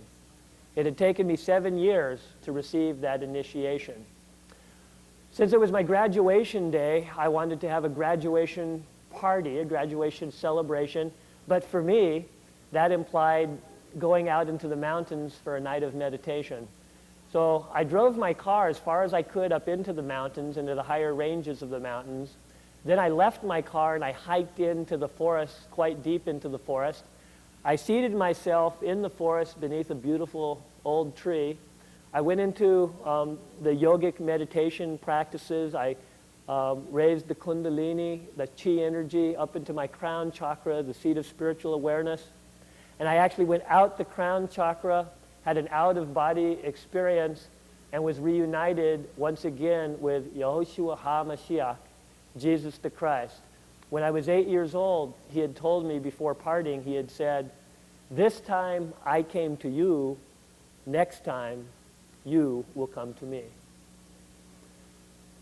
Well, brothers and sisters, I also experienced in that time with Jesus the baptism of the Holy Spirit, which is the divine feminine, the Ruach HaKodesh. And I returned to my body. I made a number of pledges before returning to my body. I hovered over areas of pain and sorrow on the planet Earth. I pledged to try to rectify those pains and sorrows that humanity and the animal world and nature were experiencing.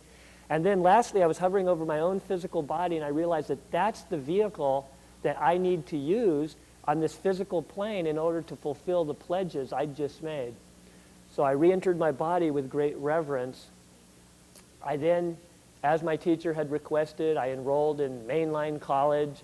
I did my religious studies degree. I went to a mainline theological seminary. And then I left, did some spiritual traveling, visiting different spiritual centers around the globe.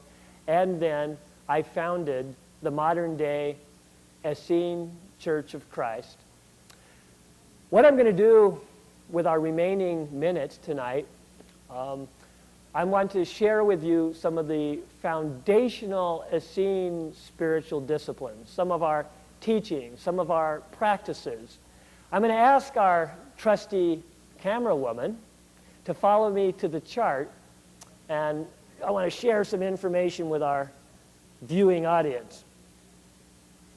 This is a map of what gets called the Holy Land, although I would consider all of Mother Earth to be quite holy.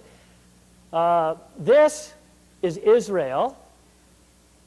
Now you'll notice in Israel that there are two large bodies of water. In northern Israel, there is Lake Galilee. This is Lake Galilee. And then down in southern Israel, there's another large body of water. That's the Dead Sea. And the Dead Sea and Lake Galilee are connected by a river, the Jordan River. Now, one of the famous Essene communities was at the Dead Sea, and that's where the famous Dead Sea Scrolls have been discovered. John the Baptist clearly was associated with Qumran, the Essene community at the Dead Sea. This is where Jerusalem and Bethlehem are fairly near the Dead Sea. But Jesus, his real name Yoshua, Jesus was an Essene from northern Israel. Nazareth was actually a Nazarene, which is a sect of Essenes, a Nazarene Essene settlement near Mount Carmel. So Jesus spent many of his years training with the Essenes of Mount Carmel, but he also spent significant time training, and now we're going to go way down south. You'll notice that south of Israel is Egypt. We come to the Red Sea, and south of the Red Sea, we have the River Nile, we have Cairo, we have the pyramids, and right here on the shore line, which is next to the Mediterranean Sea, is a narrow strip of land called Alexandria. There's a lake right there called Lake Mareotis, and we know from the writings of people that wrote 2,000 years ago that there was an Essene settlement at Lake Mareotis in Alexandria, Egypt. And this is where Jesus spent many years studying the healing arts and the spiritual disciplines of the Essenes. Well, brothers and sisters, you might even remember in the mainline New Testament that when Jesus has to be taken as a baby into hiding from King Herod, that his family goes where? They go to Egypt. Well, where they went was Alexandria, Egypt, and they took refuge with the Essenes there. Now, I want to share with you a couple of key words. We've been using the English word Essene, but the Essenes, in their own language, if we can come to the next chart, the English word Essene comes from an Aramaic word, a Syriac Aramaic word, Asseya, and Asseya means healer. Now, the Essenes in Israel were called the Asseya, which meant healer, because the people spoke Aramaic. But the Essenes in Egypt, we find in the writings that describe the Essenes that lived in Egypt, especially the writings of Philo of Alexandria, we find that those Essenes were called the Therapeutai. Therapeutai, well, what's it sound like? It sounds like the word therapy, therapist, and therapeutai indeed does mean healer, but interestingly enough, Philo of Alexandria, in that 2,000-year-old manuscript called On the Contemplative Life, in which he describes the Essenes of Egypt, he says that they're called the healers, but that they are not healers of body only, but they are healers of body, mind, and soul. In other words, what we today would call holistic healers.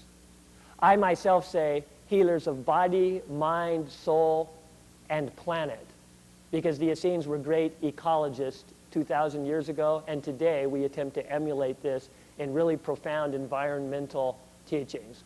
Now, I want to share with you several central Essene teachings, beginning with our doctrine on vegetarianism. Brothers and sisters, this may come as a surprise to you, but as my next chart is appropriately labeled, meat kills. Yeah, hey, I'm not just talking about the animal. I'm not just saying that meat kills the animal that's on your dinner plate. Meat kills the person who eats the meat. We're going to look at some of the health consequences of eating meat. Fact: the training received in nutrition by the average U.S. physician, doctor, during 4 years of medical school is only 2.5 hours. So doctors do not know very much about nutrition because they haven't studied nutrition. 75% of all doctors have received no hours at all training in nutrition. Fact: 50% of American men die from heart attacks. That means those of you out there in television land right now watching this show, 50% of you men will die of a heart attack. So this should grab your attention. But check out this statistic. Whereas 50% of meat-eating men die of a heart attack, only 15% of vegetarian men will die of a heart attack, and only 3% of vegan men. Vegans are vegetarians that also don't eat dairy products. No milk, no cheese, no eggs. Only 3% of vegan men will die from a heart attack. 50% of meat eaters, 15% of vegetarians. Back to the chart for a couple more of these amazing facts. Fact: meat-eating women have a 400% increased risk of breast cancer compared to vegetarian women. The breast milk of meat-eating mothers has 3,500% more pesticide contamination than the breast milk of vegetarian mothers. The average bone loss of female meat eaters, osteoporosis, by age 65 is 35%. But vegetarian women, the average bone loss at 65 is 18%, roughly half of what it is if you're a meat eater. Just a couple more statistics. Meat-eating men are 360% more likely to die of prostate cancer than vegetarian men. The kidneys of meat eaters must do 1,000% more work than the kidneys of vegetarians. And what I want to invite you, if you're interested in about 50 additional amazing facts on vegetarianism, for sake of time tonight, I don't have any more time to dwell on this one topic because I want to share with you a couple more Essene teachings with the minutes that we have left tonight. But if you're interested in some more amazing health statistics, you simply call the phone number that you see flashing tonight, and I will send you a free Essene information pack. And if you're especially interested in those amazing statistics on vegetarianism, simply request our information on vegetarian diet, and I'll send you all of those things. Let me simply say that not only is the vegetarian diet significant because of health, it's also the one most important thing you can do to help the environment. We reveal all of that in another video that's available from our church that is solely on the topic of vegetarianism. So if you're at all interested in that, check it out. The last thing that I'm going to say about vegetarianism is simply, well, it's that word that begins with C. If we can come to my last chart on vegetarianism, it is this word, compassion. Each year in the United States, 100 million cows, pigs, and sheep are slaughtered for meat. That's in the United States alone. 100 million cows, pigs, and sheep are slaughtered for meat. An additional 4 billion birds, chickens and turkeys, are slaughtered annually in the United States. That statistic, brothers and sisters, that statistic represents a line of dead animals 750,000 miles long. That means if you took all the animals that are killed for meat in the United States alone in 1 year, and you laid their dead bodies end to end, the line would stretch for 750,000 miles. And I've got a question for you out there in TV land. How many of you know what the distance is from the Earth to the moon? Go ahead and answer if you know out there. You might impress your other family members. Well, the answer is 250,000 miles. That means, brothers and sisters, that line of dead animals, the animals that are slaughtered in 1 year in the United States alone for meat, would stretch from the Earth to the moon, and then back to the Earth, and then again from the Earth to the moon, 750,000 miles. It does not have to be. Meat is bad for our health. It's bad for the environment. And do you know that we could end world starvation if the world population decreased our meat intake by only 15%? That would free up enough vegetarian foods to feed 60 million additional people per year, which is how many people die of starvation every year. Most of those people dying from starvation are children. Right now, as we speak, about as often as I'm clapping my hands is about how often a child dies of starvation. Doesn't have to be. Jesus Christ on vegetarianism. Jesus said in the Essene New Testament, I say unto all who desire to be my disciples, keep your hands from bloodshed, and let no flesh meat into your mouths. For God is just and bountiful, who ordaineth that man shall live by the fruits and seeds of the earth alone. In fact, in the Essene New Testament, which is used by the modern-day Essene Church that I represent, Jesus gives over 50 teachings on vegetarianism. Over 50 direct quotations on the vegetarian diet are found in this manuscript. Our church uses the Essene New Testament because it's a more ancient, authentic version of the teachings of Jesus. The New Testament that you're familiar with is a Greek New Testament that was then translated into English. It was put together a couple hundred years after this manuscript, and it was heavily edited at early church councils, including the Nicene Council in the year 325. They've thrown out Jesus' teachings on vegetarianism, reincarnation, and the feminine aspect of God. So if you're interested in reading the original, authentic teachings of Jesus, you definitely want to read the Essene New Testament. Again, if you call the phone number that gets flashed tonight on the screen, we'll send you our entire catalog, which lists over 50 Essene books, including this one, and we'll send you a lot of free materials. Well, with the little bit of time that we have remaining, I definitely want to expose you to a couple of other central Essene teachings. Vegetarianism is very important to us, but so is our next doctrine. The next doctrine that I want to teach you about is our doctrine that God is not only a male God, but there's also a female goddess. We believe in both the Divine Father and the Divine Mother, and with this really long word up here, I'm going to explain to you how that relates to the doctrine that there's both a masculine Father God and a feminine Mother Goddess. This word is tetragrammaton.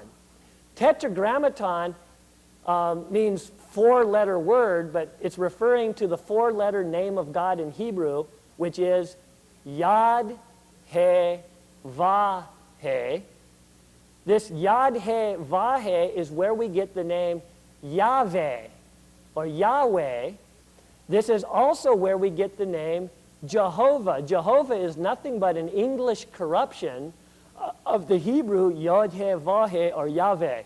Now, look what happens when we look at those letters in the actual Hebrew language.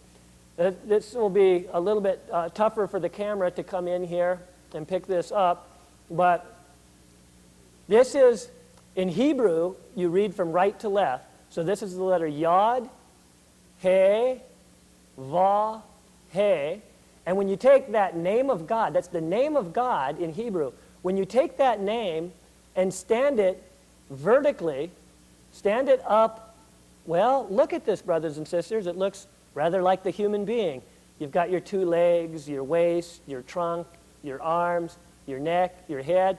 In Hebrew, the very top of this letter, which is the letter Yod, is called the crown. That represents the crown chakra, or the seat of spiritual I am.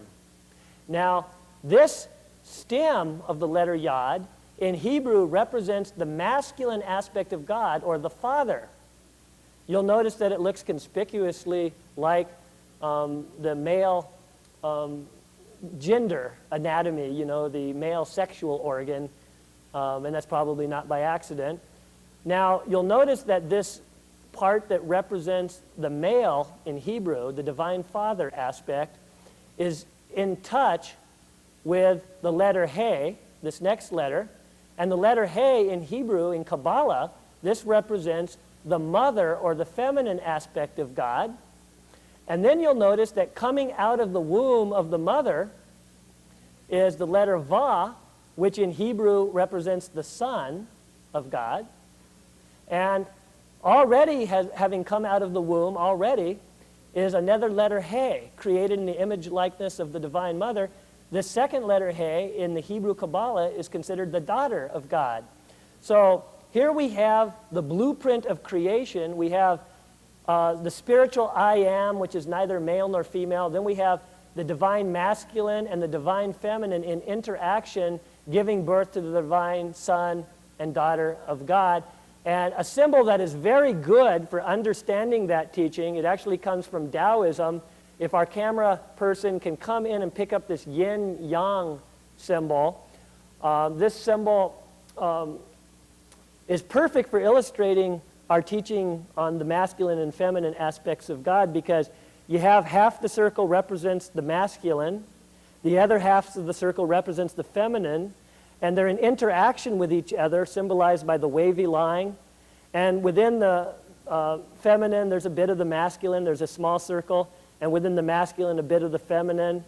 And this symbol is perfectly illustrated in a saying from Jesus in the Essene New Testament. I read from the Essene New Testament. Jesus says, "Verily, God created mankind in the divine image, male and female. And all of nature is created in the image of God." All of nature, not just human beings. Jesus continues, "In the beginning, God willed, and there came forth the first beloved son and the first beloved daughter, united as love and wisdom, created in the image and likeness of the Father, Mother, God. And of these proceed all the generations of the spirits of God, the sons and daughters of the Eternal. From the will of God comes forth the divine sons and divine daughters of God, and within each son is the daughter, and within each daughter is the son, which was perfectly symbolized in that Taoist yin-yang symbol. So, again, in the Essene New Testament, the manuscript used by our church, Jesus, who we call Yehoshua, his true Hebrew name, strongly teaches not only vegetarianism, but he strongly teaches that there is a divine mother God, goddess, and there is a divine masculine God, Father God, both of them. And it is through the divine interaction, the sacred dance of the masculine principle, Father God, and the feminine principle, Mother Goddess, that we give birth to all of creation. Creation is a product of the interaction between Father God and Mother Goddess. And in many of our manuscripts, which you can read, we go into great detail explaining about these ideas of Mother Goddess and Father God. One of our other central tenets that I want to be able to at least briefly introduce you to tonight before I have to conclude is Jesus' teaching on reincarnation. In regard to reincarnation, Jesus doesn't hold it up as some great positive thing to be proud of. He simply says that at this level of the cosmic school system, because Jesus teaches that the universe is like a cosmic school system with all sorts of different levels, and each being is exactly where we should be to learn the lessons at hand. Jesus teaches at this level of the cosmic school system, reincarnation is a fact of life. But the goal is to follow Jesus' teachings and to manifest an angelic body of light which does not need to suffer death. When we get to that point, the only reason we would ever incarnate on earth would be as an act of loving compassion to come to the earth as a teacher and help our brothers and sisters, but we would no longer be required to reincarnate because we would have a permanent body of light much like the angelic beings do. So that's Jesus' teaching on reincarnation in a nutshell. But again, if you read the Essene New Testament or any of the other manuscripts that I'm going to hold up to you in conclusion here, we have so many of these wonderful Essene manuscripts and Dead Sea Scrolls for you to plug into. This next one is called the Essene Gospel of Peace. It's a 4-book set. We have another manuscript called the Essene Book of Creation, which gives a mystical account on how the universe was created. God uses evolution to create the universe. Spirituality and science don't need to be divorced. They go hand in hand because, brothers and sisters, in the Essene teachings, God is the author of science. God created quantum physics. Brothers and sisters, this was a very brief introduction to our teachings. I want to end with an invitation. I want to invite any of you who are interested in studying the long-suppressed teachings of Jesus, Yehoshua, to simply call that phone number tonight and get hooked up with some of our information. We have meetings in various cities around the United States and abroad. You can attend Essene Church services. We have home study programs, even a home study ministerial training program. In the tradition of the ancient Essenes, I bid you farewell with these words. Shalom Aleichem, which is peace in God and Goddess. Peace be with you.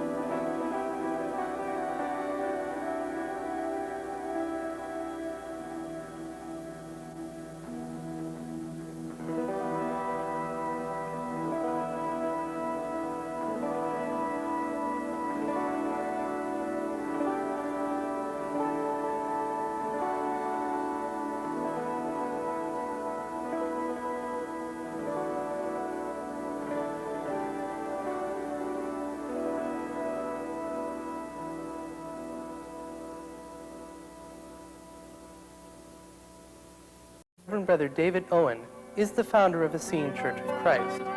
As a teenager, Brother David was initiated into an Egyptian Essene order by an elderly Essene master named Infinity. David helped the old Essene master create an Essene international community called Essene Garden of Peace. There, David trained for 7 years under the guidance of Infinity in preparation for his life mission, the founding of Essene Church of Christ. The Essene Church uses ancient manuscripts which include the long-lost teachings of Jesus on vegetarianism and reincarnation. Brother David is currently planning congregations of Essene Church of Christ all over the world. The church operates many activities including a home study Essene ministerial training program, an Essene mystery school, and a yearly national Essene gathering. The church publishes many Essene books including the New Essene Testament and the Vegetarian Sayings of Jesus the Essene. Plans are now being made for an Essene cooperative community which will be the international headquarters of Essene Church of Christ. For those interested in contacting Brother David, an address and phone number will be given in the closing credits. Free literature is available. And now, our speaker, Reverend Brother David Owen.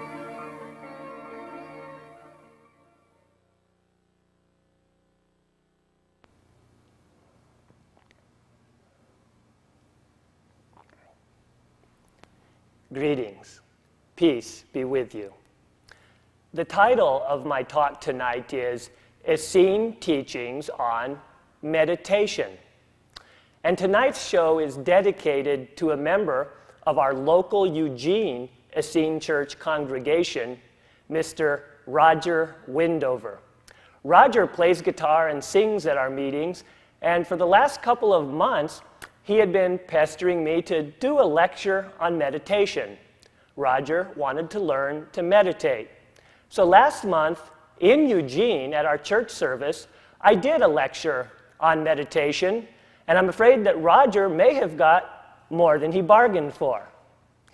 He learned about a lot of details that most people don't realize is associated with learning to meditate. But to give Roger credit, even after that lecture, he still wanted to learn to meditate. Tonight, you at home get the same opportunity to make that decision. We begin with a chart labeled Essene Yoga. I did a previous lecture in this series based on this chart, so tonight we're simply going to show how meditation fits into the overall wheel of Essene yogas. This chart represents a holistic yoga system, and if the camera can come right in here, what I'm holding in my hand is an ordinary ballpoint pen that, if you really work on the meditation techniques that we're going to talk about tonight and really develop the power of concentration, you'll be able to take things like ordinary ballpoint pens and say you need something at the moment, like I need a pointer stick. I want it to be longer than this. You can just use your advanced meditation techniques to concentrate and turn your ballpoint pen into a pointer stick. And if you believe that, No, actually, this is my opportunity to thank somebody. Bill Barnett, one of our television viewers like you all out there, he noticed that I use charts, and he figured I could use a pointer stick, so he sent me this as a gift. So out there in TV land, thank you, viewer Bill Barnett, for my ballpoint pen that turns into a pointer stick without advanced meditation techniques. But our wheel of yoga, again. Jesus, the great Essene master, taught the most holistic yoga system ever taught on planet Earth, and I will touch on each of the aspects of Jesus' Essene yoga system. First, Jnana yoga. Yes, it's spelled with a J, but it's pronounced more like a Y. Jnana yoga. This is the yoga of knowledge and wisdom. It's what you do when you're studying spiritual scriptures. When you're at home studying spiritual books, you're practicing Jnana yoga. Hatha yoga. That's what most of you think about when you hear that word yoga. That's when folks are twisted up in the shape of a pretzel. You know, those physical postures. This is Hatha Yoga. The next yoga on our wheel of Essene Yoga is called Laya Yoga. Laya Yoga is the science of raising up and transforming latent spiritual energy through the spinal column chakra system. Some of you have heard of this referred to as Kundalini Yoga, and certainly Tantra Yoga is one aspect of this Laya Yoga. The next yoga on our chart is Karma Yoga. Karma comes from the Sanskrit root word kri, which means to do.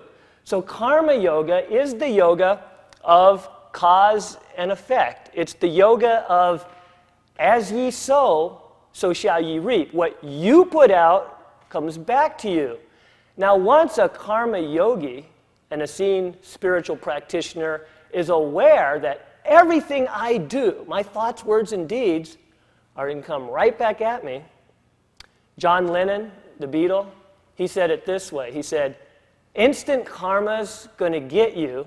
It's going to knock you right in the face. Better recognize your brother is the whole human race. We Essenes would even take it beyond human and say all species. Nevertheless, once we realize this, an Essene karma yogi will attempt to bring all of our thoughts, words, and deeds into harmony with the laws of the universe. This is karma yoga, creative work. Continuing up the wheel of yogas, we come to mantra yoga, and tonight we are going to be focusing on meditation, and one big aspect of meditation that we're going to zero in tonight is japa mantra meditation. So more on that a bit later. Now, before going to the top of our wheel of yogas, let's look at right in the center. You'll notice we placed the word bhakti in a heart. We place it in the center of our wheel called Essene Yoga because in Essene Yoga, bhakti is the motivational context by which we practice all the other aspects of Essene Yoga. Bhakti means love, devotion. It is our love and devotion to God, and therefore God's creation, that causes us to practice Jnana Yoga, Laya Yoga, Hatha Yoga, Mantra Yoga, all the other yogas. All of our Essene Yoga techniques are practiced in the motivational context of Bhakti, the yoga of the heart. Now, lastly, on our chart of the yogas, we come up to Raja Yoga. Raja Yoga is the yoga of silent meditation. Literally, it means king. And I've placed it on this chart that I've developed at the top because it also represents the crown or the crown chakra, the I am consciousness, the seat of spiritual awareness. This is Raja Yoga, the yoga of silent meditation, and this will be a major focus of tonight's talk. We want to conclude with this chart of the Essene Yoga system before going into our meditation chart by hitting on the definition of the word yoga. I like to, when I'm speaking live, pester the members of the congregation by giving them what I call a pop quiz. I'm going to give you, sitting at home on your couch right now, a chance to impress your spouse or anybody else that might be in the room. Impress yourself if there's nobody else in the room. I'm going to ask you, what is the definition of the word yoga? What's the Sanskrit meaning of the word yoga? Well, I'm sure a few of you out there in TV land knew the answer. Yoga literally means union. It means to come into union with God, union with the ultimate. And this is important because all of these other things that we do in yoga, all the Hatha Yoga, all this meditation, all this Karma Yoga, all of those techniques are intended to bring us into the goal of yoga, conscious union with God. And you're going to see when we define meditation in just a moment that that definition is intimately linked with that definition of yoga. We move to our next chart.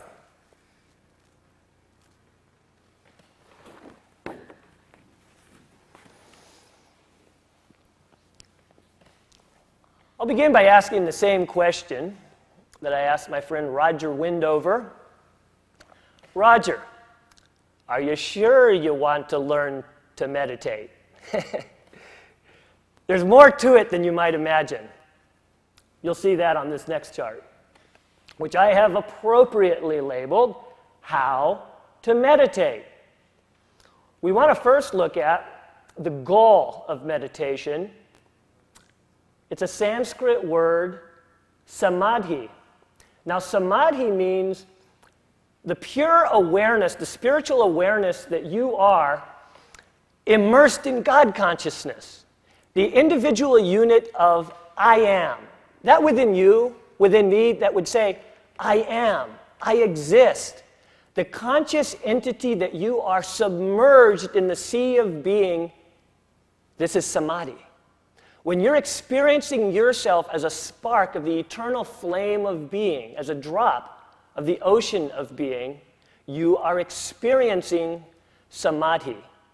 But it's so important to differentiate from a mere intellectual understanding of the definition of samadhi and the actual existential experience of samadhi. You'll notice that the definition of samadhi and the goal of yoga in the definition of yoga are virtually one and the same. Now, back to the chart. Samadhi is the goal of meditation, but the Sanskrit word for meditation itself is dhyana. And there are more than one aspect to dhyana. In fact, there are 8 major aspects to meditation, 8 major aspects of dhyana, and that examination of those 8 aspects will be the bulk of our talk tonight. We're going to enter into some territory now that deserves a little bit of a preface. Those of you who have ever taken a class on meditation in America, in the West, were probably simply sat down on a pillow or on a chair and put right into some sort of a meditation technique. There are many different meditation techniques, and we'll be speaking of several tonight. But what I want to emphasize is that that is not really how traditionally one would begin to learn to meditate. You do not begin to meditate by sitting down and trying to meditate. There are a whole list of ethical practices and spiritual, physical disciplines that you are supposed to engage in for weeks and then even months before beginning to actually attempt to meditate. The reason is not because we traditional meditation teachers are unkind or overly strict disciplinarians, but simply because you will not be able to go deep into meditation unless you are practicing certain techniques which are designed to support this meditation experience. We're going to touch on those now. And you'll see why when Roger Windover asked me to teach him to meditate, I asked him, Roger, do you really want to learn to meditate? Here's what that entails, folks, in case you're interested in learning to meditate. We return to our chart. These first 2 aspects on our chart, so I'll ask the camera to come in close and get these words. We've got yama, and below that we've got niyama. And what these are a set of ethical and spiritual disciplines. There are 10 of them. 5 of them are things that you are not to do. Those are yamas. And 5 of them are things that you should do. Those are niyamas. So let's look first at the yamas. Now, literally, the word yama in Sanskrit means self-restraint. And there are 5 self-restraints. The first one is abstention from violence. abstention from violence. Now, that's how it gets translated into English in most of the yoga and meditation books, but that's not really a very powerful definition of the Sanskrit word. The Sanskrit word is ahimsa, A-H-I-M-S-A, ahimsa. Ahimsa means nonviolence, but in a really all-inclusive way. Ahimsa means harmlessness to such an extent that one does not even harm animals.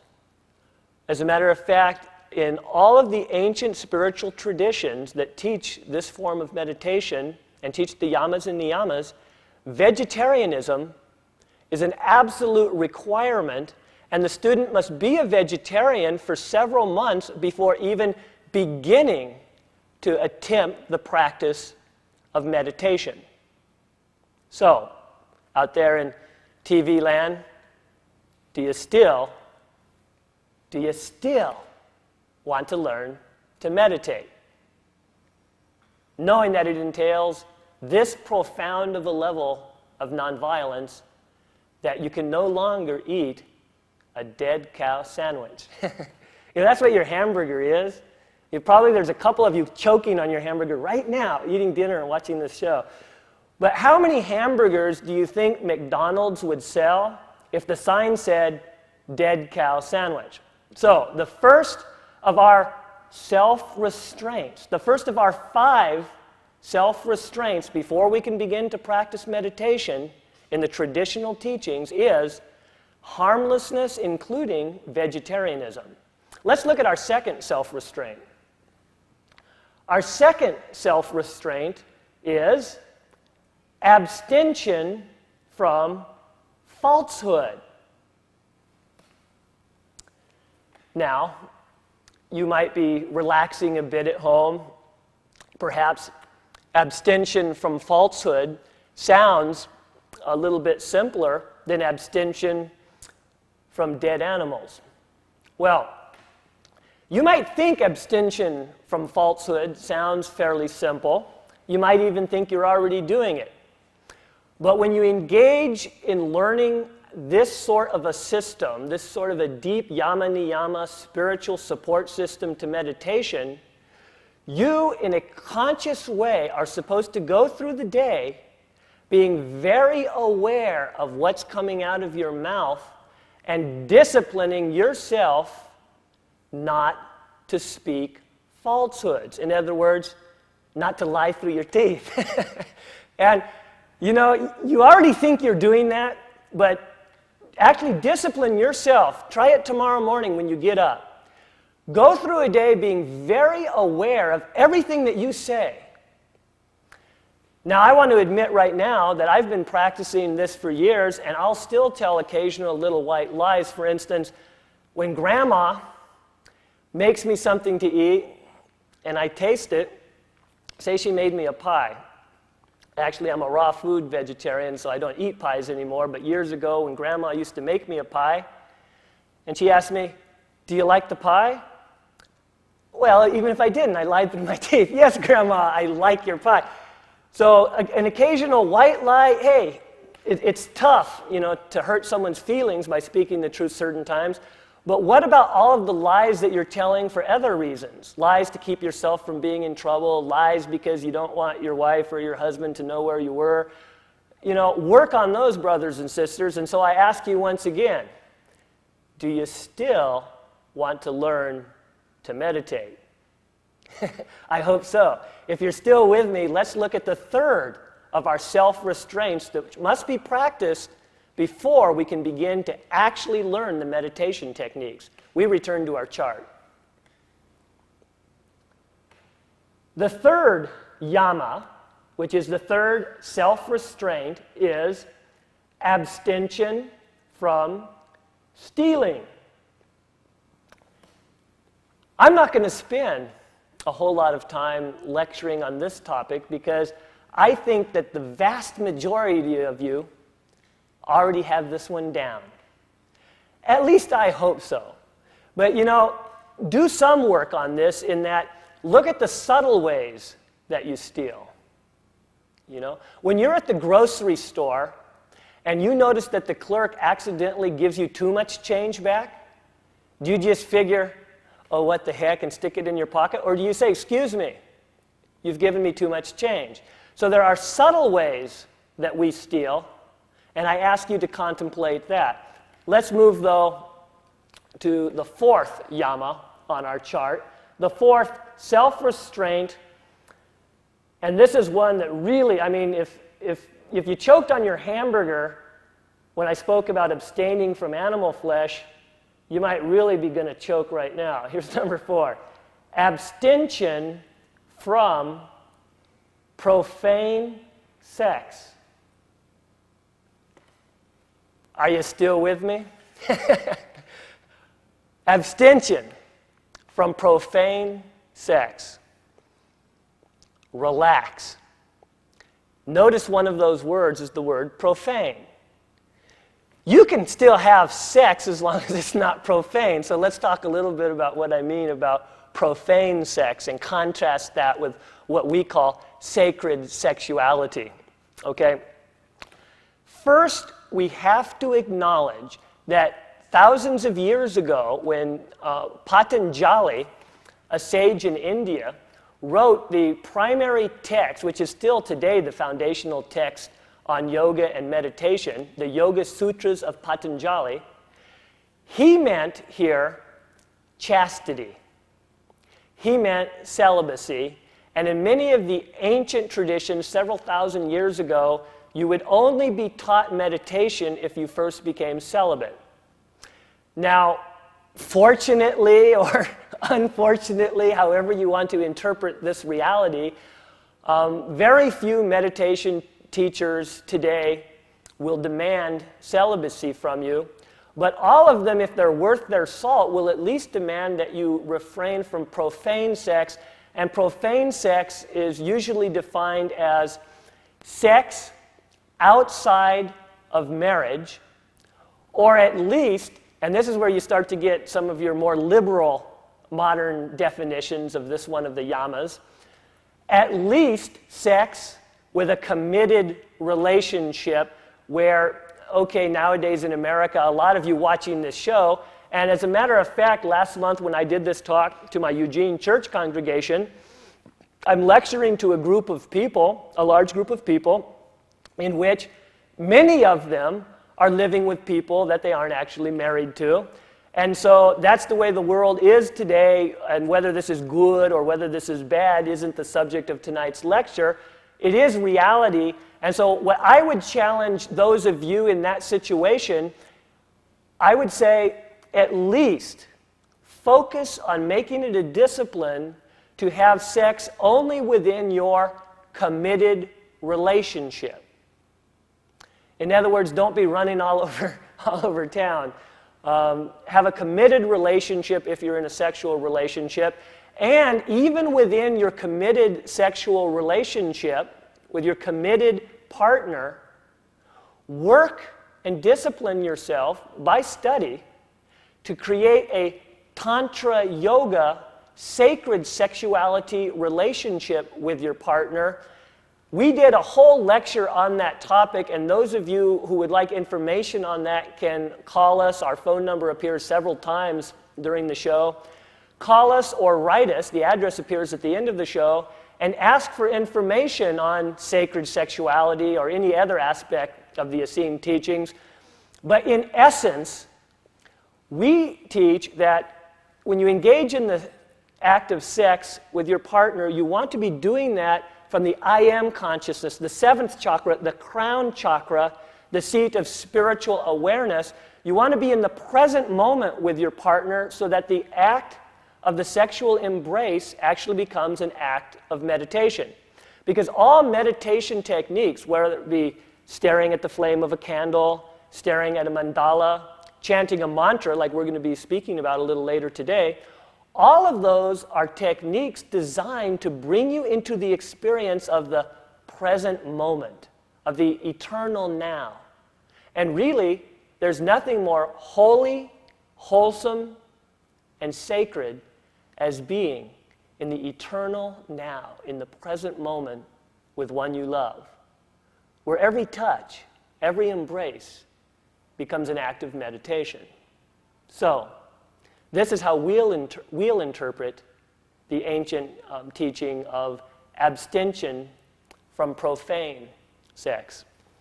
We move to the next self-restraint. Again, I ask you, do you still want to learn to meditate? Let's look at what's next in our list of yamas, our list of self-restraints. We move to the last. Boy, I bet you're breathing a sigh of relief as I say the last self-restraint. We've already got you off meat. We've got you off your profane sex. We've got you to where you're not lying anymore and you're abstaining from stealing. What else are we going to do to you? Let's look. Number 5.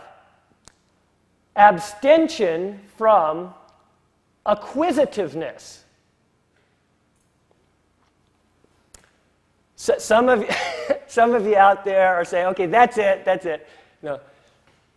Abstention from acquisitiveness. What are we talking about? Well, look around you. First of all, look underneath you. What are you sitting on? You've got this couch, you've got this chair, you're watching a TV, you've probably got a stereo in the room. You've got all these possessions, you've probably got a car out in the driveway. Most of you do anyways. All these things. What we're talking about here is not the abstention from having any of those things. I would put it this way. Don't let your possessions possess you. You know, don't get so attached to the things around you. Don't get so attached to the things that you own that you get all upset when you can't make the payment on this, you can't make the payment on that. You're afraid this is going to be repossessed. You're never going to go far in meditation if you're attached to all these things.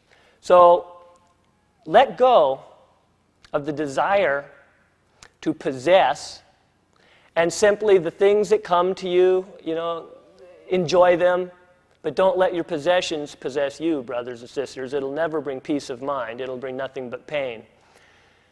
We've spoken a bit now on the don'ts. Now, I told you that there's a list of 5 things that you don't do. Those are the yamas. We've just covered them. Now we're going to look at the 5 things that you are supposed to cultivate, that you are supposed to do a lot of. They are called the niyamas. So we move to our chart. The niyamas. The yamas were self-restraints. The niyamas literally mean unrestrained. These are what you should do, and there are 5. Let's look at number 1. Cleanliness of the physical body. Now, I'll grant you that one sounds rather simple. You want to remember that it was only 100 years ago in America that the practice of taking a daily bath or shower was considered healthy. It used to be considered unhealthy to wash too much, so people didn't. As a matter of fact, at the time when this country was born, in the days of all those great fathers of our country you've heard about, George Washington, Thomas Jefferson, and such, do you know that it was considered unhealthy to bathe very often? So what they did is they smothered themselves with colognes. Why? To disguise the stink. You've got all these people wearing all the ruffled fancy clothes they wore back then and believing that it was unhealthy to bathe. So they're lucky if they're taking a bath once a month, and so they're covering themselves with all this cologne. So 2,000 years ago, when Patanjali wrote the Yoga Sutras, his teaching on cleanliness, which included bathing every day, which included brushing your teeth every day, do you know that there were entire nations that didn't come into the concept of brushing your teeth until 30 or 40 years ago? It's true. So really what we're talking about now might sound pretty common to you, but actually when it was written 2,000 years ago, it was radical stuff. And having said that, I'll tell you that I still meet people who literally do not know about the significance of bathing each day and brushing their teeth each day. And when they come to me and say they want to learn to meditate, I sit them down, go through the list of yamas and niyamas, and I actually sometimes buy them a toothbrush and some dental floss and start them at square one. Believe me, I've got people who come to me who are 18, 20 years old and have never brushed their teeth in their life. So most of you can sit out there on your couch and start to feel a little bit, self-confident and self-assertive and say, well, Margaret, I've been brushing my teeth for years. So I burned you on the letting go of the hamburger and the profane sex, but now, you've built up your confidence because you've been brushing your teeth. So this is good. You've got confidence. Let's go to the next item on our chart and see how confident we remain. We go to niyama, number 2. Attitude of appreciation. That's a nice one. An attitude of appreciation. Brothers and sisters, we already have got into some rather complex terminology in this lecture tonight, and we're going to get into some more, even more complex terminology and concepts about the universe and your relation to it. But do you know that if you were able to take from this television show just one thing and concentrate on this one thing, take this teaching of unrestrained appreciation, an attitude of appreciation, and make that a focus for your next week. For 7 days, I want you to focus. If you can't remember all these other terms, if you don't remember samadhi, if you don't remember dhyana, if you don't remember your yamas from your niyamas, remember this: an attitude of appreciation. Go through your day with an attitude of appreciation. Do you know that you did nothing to bring about your own existence? You're a unit of I am. You're a spiritual being, a conscious entity. You're responsible for your thoughts, words, and deeds once coming into existence, but you did nothing to deserve your existence. You did nothing to bring about your existence. That is an act of grace. God does this profound act of grace in giving you the gift of life. So if you think you have nothing, to be appreciative about, if you think life's pretty rugged right now, concentrate on that. The gift of life, a free gift of God. Attempt to go through this next week with an attitude of appreciation, an attitude of gratitude. Let's move to item 3 on our list of niyamas. Well, brothers and sisters, it had to get hard pretty soon. Number 1, cleanliness of physical body. Hey, that was no big problem for you. Number 2, an attitude of appreciation. That's nice and sweet, no big problem for you. Number 3, we come to tapas. T-A-P-A-S, tapas. This gets hard. The best English definition for the term tapas is intentional austerity. There are many tapas. You can choose from them. I'll give you some examples in just a moment, but the basic idea is that you choose something that would be challenging for you. It might not be challenging for me. Something that's challenging for me might not be challenging for you. You choose something that's challenging for you and use a strong act of will in order to implement that austerity into your life. For instance, if you're not yet a vegetarian and you think that would be rugged, Discipline yourself. First, have the act of will. Say, I am going to give up chewing on the old rotten bodies of dead animals. Say, I am going to be a vegetarian. Then, through a strong act of self-discipline, implement that decision in your life. That is an intentional austerity, the giving up of the eating of flesh.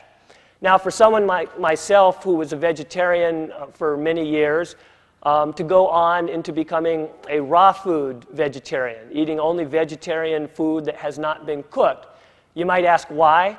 Well, when you heat food to 118 degrees, all of the enzymes are destroyed in the food, and enzymes are very important to your health. Not only that, but the vitamins, the minerals, and the proteins in the food, most of them are mutated into other molecules. Some of those have toxic chemicals associated with them and are responsible for various types of cancer, which is why there are natural cancer clinics in America today where people go and get put on raw food vegetarian diets and have amazing healings. As a matter of fact, if you yourself or someone that you know is suffering from cancer or other terrible illnesses, contact me and I'll give you the addresses of some of these natural health clinics where you can go and for a lot less money than you'll pay the hospital to cut out your cancer, you can, number one, prevent yourself from getting those types of illness, and number two, receive an amazing healing simply by changing your diet. Changing your thoughts and changing your diet. Attitude of gratitude and healthy foods. You'd be amazed at the healings that come. But I said that a tapa can be one of many things, and we've looked at only one. I've got a list of some examples. One would be to give up or reduce your television watching. Give up buying things that you don't need. Now, quitting, there's one of them on there that you might have read really fast before the camera went off that I'm not even going to say out loud. But if you caught it, good for you. Implement it with an act of willpower. And I see the camera now. Probably our cameraman and our director thought that this would be humorous. Went back to it. So maybe you caught it. It has to do with something that you do just with yourself. And it would be better to give up doing that something just with yourself. That's all I'll say. But let's stick with a couple that I don't mind talking about on television. Cutting back and giving up your junk foods, your sugars, your caffeines. I mean, even if you've become a vegetarian, give up that caffeine. Do you realize that caffeine is America's legal drug? Do you know what caffeine is? It's a central nervous system stimulant. In street language, caffeine is speed. You know all those kids, it's a really high percentage of kids now in elementary school are getting put on Ritalin. I've actually seen kids who, they drink Coca-Cola and Pepsi that are caffeinated. They drink 3, 4, 5 of those a day, and they run around in insane circles, 90 miles an hour. They can't sit still at school, so they get put on Ritalin. They get put on drugs. They get put on downers. Do you know that back many, many, many years ago, when I used to drink caffeine, me with my 160-pound body, I could drink one Coke or one Pepsi and get wired, really speeded. Just think what happens when you take this little tiny kid body, a kindergartner or first grader, and you pour one Coke into that body. Just think if you pour 2 or 3 Cokes like some of these kids are drinking. With that little body weight, you've put all that caffeine in those kids. Of course they're not going to be able to sit still at school. And what do the fools that run the school system and the fools that sit in those psychiatric offices do? They put your kid on downers instead of just taking him off the speed. So there are a lot of self-restraints. Besides the several I've mentioned, you could probably come up with a few yourselves. That's your homework assignment. We move now to Number 4 in our list of niyamas, the things that we should do. Number 4 is the study of the ancient wisdom, study of ancient wisdom traditions. And just briefly, I'll say that that's what you're doing right now. I represent the modern Essene church, and we're putting out the ancient Essene teachings taught by Jesus. And just by taking in this show and reading books about the Essenes or other spiritual traditions, Buddhism, Hinduism, Christianity, Essenes are original Christianity. When you study these things, you are practicing number 4 on our list of niyamas. Let's look at the last. Let's look at number 5. Number 5 is devotion to a spiritual path. Devotion to a spiritual path. Yeah, I represent a particular spiritual path, Essene Christianity, the original Christianity of Jesus, before it was altered by the Apostle Paul and early church councils. The original teachings of Jesus is the spiritual path I represent. But I tell you right now that I encourage you to pick up any spiritual path that feels right to you and give it your heart, your mind, and your soul. Devote yourself to it. Do you know that if you wanted to become a master carpenter, but only dabbled with carpentry, you'd never become a master carpenter. If you wanted to learn to run the marathon, but you didn't discipline yourself to go out and run those laps and build up a few miles each week, you'd never run a marathon. If you want to be a spiritual practitioner, a yogi of Buddhism, Hinduism, or Essene Christianity, you'll never achieve your goal by being a dabbler. So whether you want to hook up with us, our phone number flashes several times during the show, and it's an easy call. I'm the guy that answers the phone. I certainly haven't achieved the point where I can hire a secretary yet. You call the number, and I'll hook you up with some ancient Essene spiritual text. I'll send you free books. You won't be charged a penny. I'll just send you a bunch of stuff in the mail. I'll let you know where our monthly meetings are in the city that you live. I'll let you know about our home study program. And you can become more than a dabbler in the Essene teachings. You can become an Essene yoga master. But if you choose another spiritual path, give it all of your heart and your mind and your soul. Never be a dabbler at anything.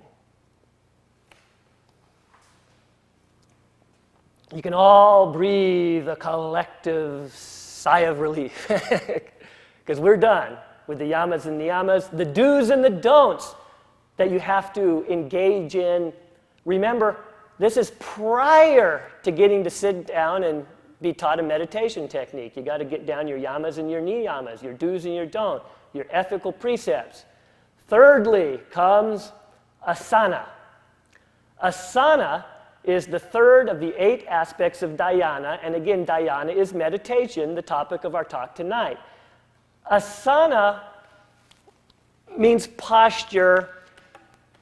It is all of those shapes that you see people in yoga classes twist up into. But when you're learning to meditate, it's said that you must learn at least the one primary asana, the one primary posture. And that primary posture, and while I'm speaking this, I'm going to kick my shoes off so I can demonstrate that posture. I'm just going to hope, since the camera people weren't told about this ahead of time, that they're able to bring the camera down and get me when I go into the posture. The primary posture, when you're learning to meditate, the one that you gotta get down is the seated posture.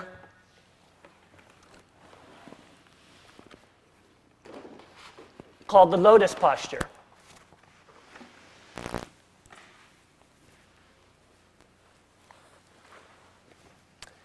The red socks are optional.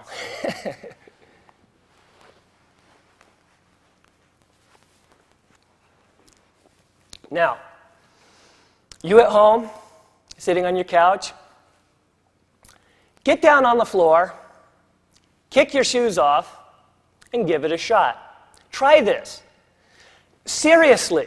Yes, very seriously, I am talking to you.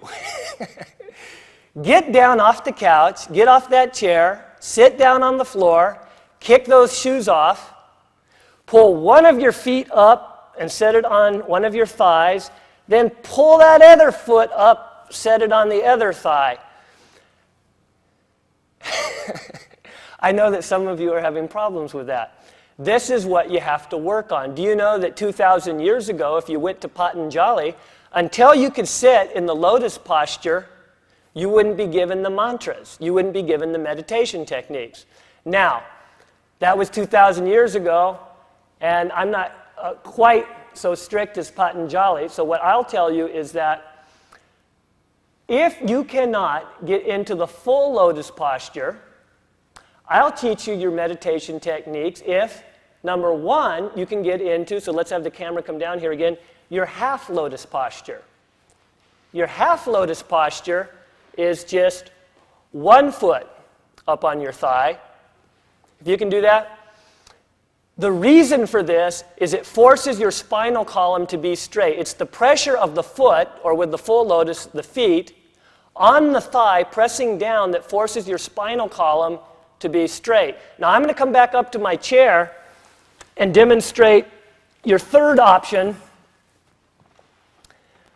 For those of you who were completely unsuccessful in your attempt to sit in either the lotus or even the half lotus, your third option then, if you're going to learn to meditate sitting in a chair, you have to learn to sit with an erect spinal column. No slouching when you meditate. The reason for this, if it sounds like it would be an unimportant little detail, it's not. The reason is that your spinal cord is the primary electrical cord in your body. Think about it. All of your nerves are little electrical wires. You know, if you're having your heart checked and you're in the hospital and you're hooked to the EKG, and the graph is showing all those little lines going up and down, what's it registering? Well, it's registering your electricity. All of your little nerve wires, your whole central nervous system is an electrical system. Your spinal cord is your main electrical cord. You've all, when you've been out watering the lawn, had that irritating problem of when the water hose gets kinked. And then what happens? No water will flow through it, and you got to go back and find the kink and bend it out straight. Same thing's true with your spinal cord. You sit all slouched and bent over, you're not going to have the same kundalini, life force, electrical energy channeling up and down. So, work on the lotus, work on the half lotus if you can't do the lotus, and if you can't do either of them, then at least work on sitting with a very erect spinal cord in your chair, or you're not going to get a meditation mantra from me, not from this meditation teacher, if you're not going to sit erect. Okay, we move now to the fourth of the 8 aspects of meditation. The fourth is called pranayama. Pranayama. Now, prana, the first portion of this word, literally means breath. So we're speaking of the control with yama, the control of the breath. Again, like the word asana, there are many asanas. Well, with the word pranayama, there are many pranayamas. There are many yogic breathing exercises, many yogic techniques. But the one that you have to get down before myself or another traditional meditation teacher will hand you over a mantra is what's called the yogic complete breath. This is where you begin in your diaphragm. If the camera can come in here at my diaphragm so people know what a diaphragm is. The diaphragm, this is my belly here, belly button area. You begin to breathe, filling in first your diaphragm. So with your erect spinal column, you begin to breathe, filling in the diaphragm. Then moving up, right up the mid-chest, right up the lobes of the lung. So you're filling in with a complete breath. Once you've got your full, complete breath, you retain that breath. You hold that breath in a bit, and then you exhale slowly and fully. Exhale all of that air out of the lungs and out of the diaphragm. So you're breathing in deeply, you're retaining your breath, you're exhaling. This is the yogic pranayama breath called the complete breath, which is a requirement for learning to meditate. Because when you go into this breath, your heartbeat gets into a nice steady rhythm. Your brain gets into a nice steady rhythm, which promotes going into the alpha state. And this is what's conducive to going deep into meditation. Now, we move to number 5 on our chart of 8 points to dhyana, 8 points to meditation. We're on number 5. Pratyahara. Pratyahara. Literally, pratyahara means control of the senses. Now, what are our senses? Well, sight, taste, touch, hearing, smell. The teaching here is that if you're caught up in your senses, if you're caught up in sense gratification, your attention is where? Well, your attention is extroverted, on the things that you're smelling, the things that you're tasting, the things that you're touching, the things that you're feeling. Well, as long as your attention is flitting all over the place, Buddha said the mind is wavering and restless, difficult to still. And Buddha was right, isn't he? Wasn't he?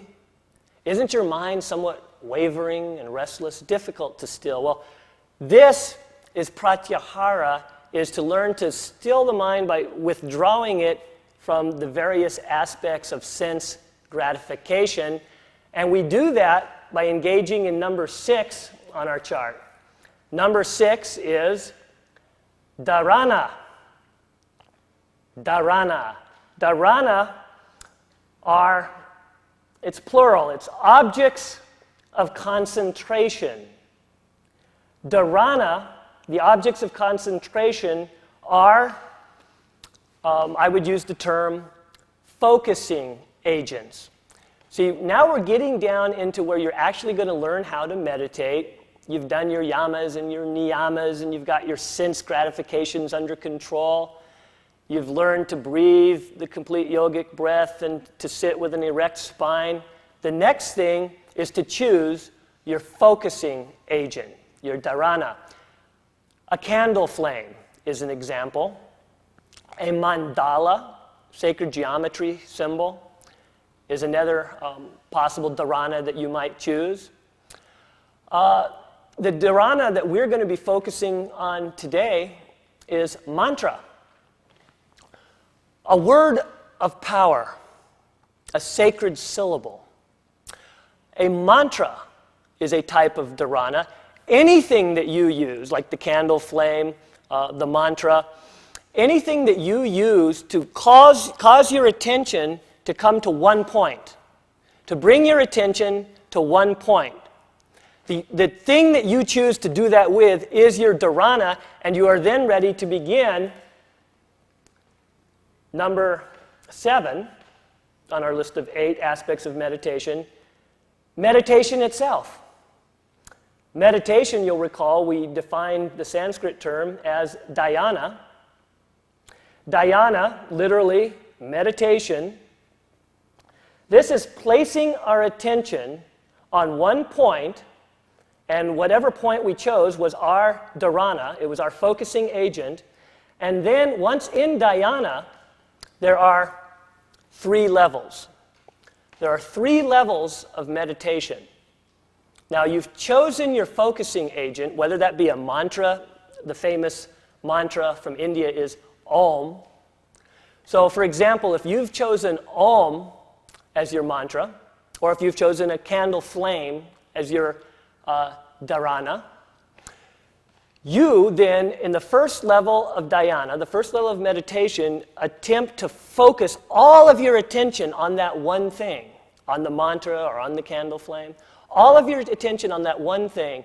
Then, the second level of dhyana, the second level of meditation, is to understand the reality behind that dharana, behind that symbol. What is the reality behind that flame? What is animating that flame? What is the reality symbolized by the mantra? Om. Om.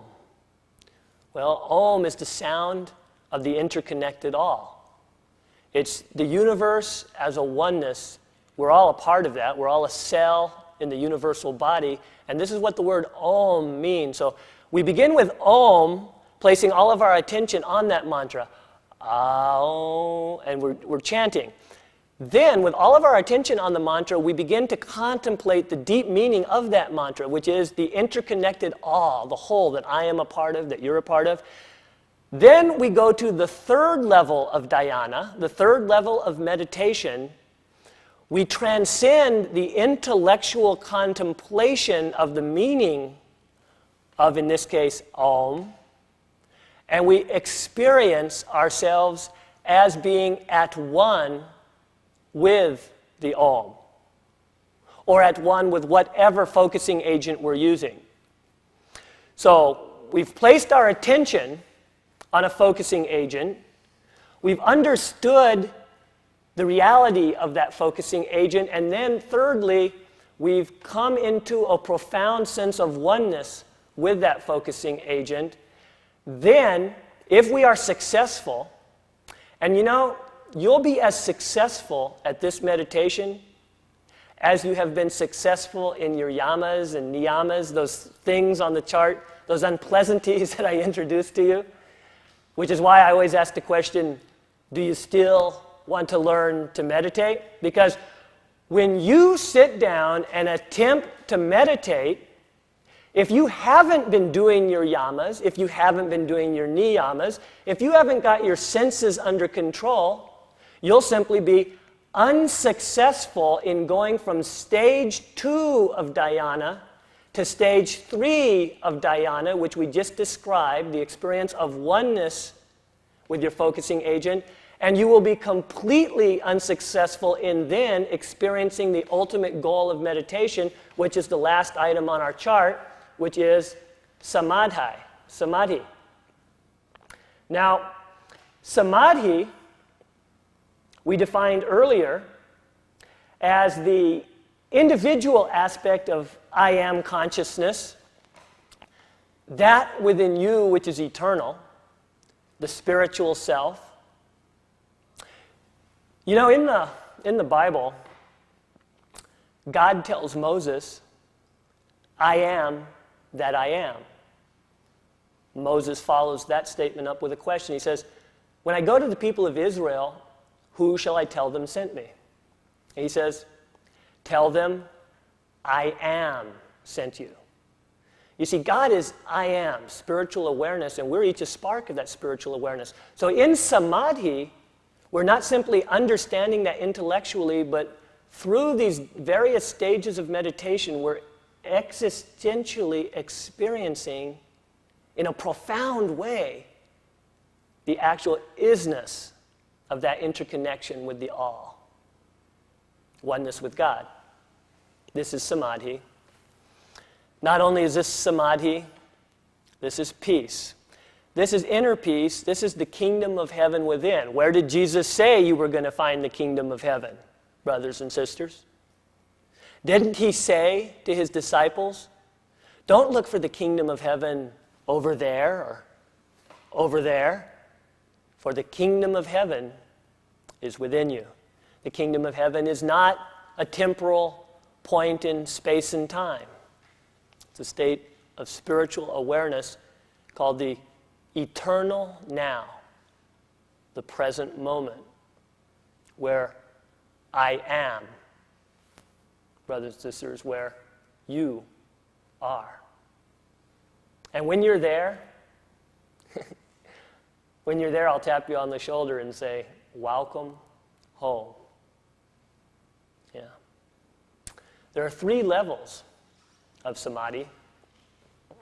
The first level is the experience that we just described of total oneness with the universe, oneness. The second level of samadhi is walking samadhi. This is where you get, and few saints have ever in our planetary history achieved this in a full way. Some of us have had brief glimpses of it. Walking samadhi is where you can walk through your daily life experiencing samadhi. I mean, it's one thing to get into the lotus posture I was showing you and experience samadhi, and that's difficult, and you won't do it unless you master those yamas and niyamas. But it's even more difficult to be able to drive down the freeway and be in samadhi, or walk down the sidewalk in downtown Eugene or Ashland or Portland and be in samadhi. So that's walking samadhi. The third aspect of samadhi, the third level, this is a deep, deep level of samadhi, brothers and sisters, and we're working towards our conclusion with this. This is called 1 touching 0. 1 touching 0. So I've got to tell you a little bit about 0 and a little bit about 1. Let's look at our next chart here.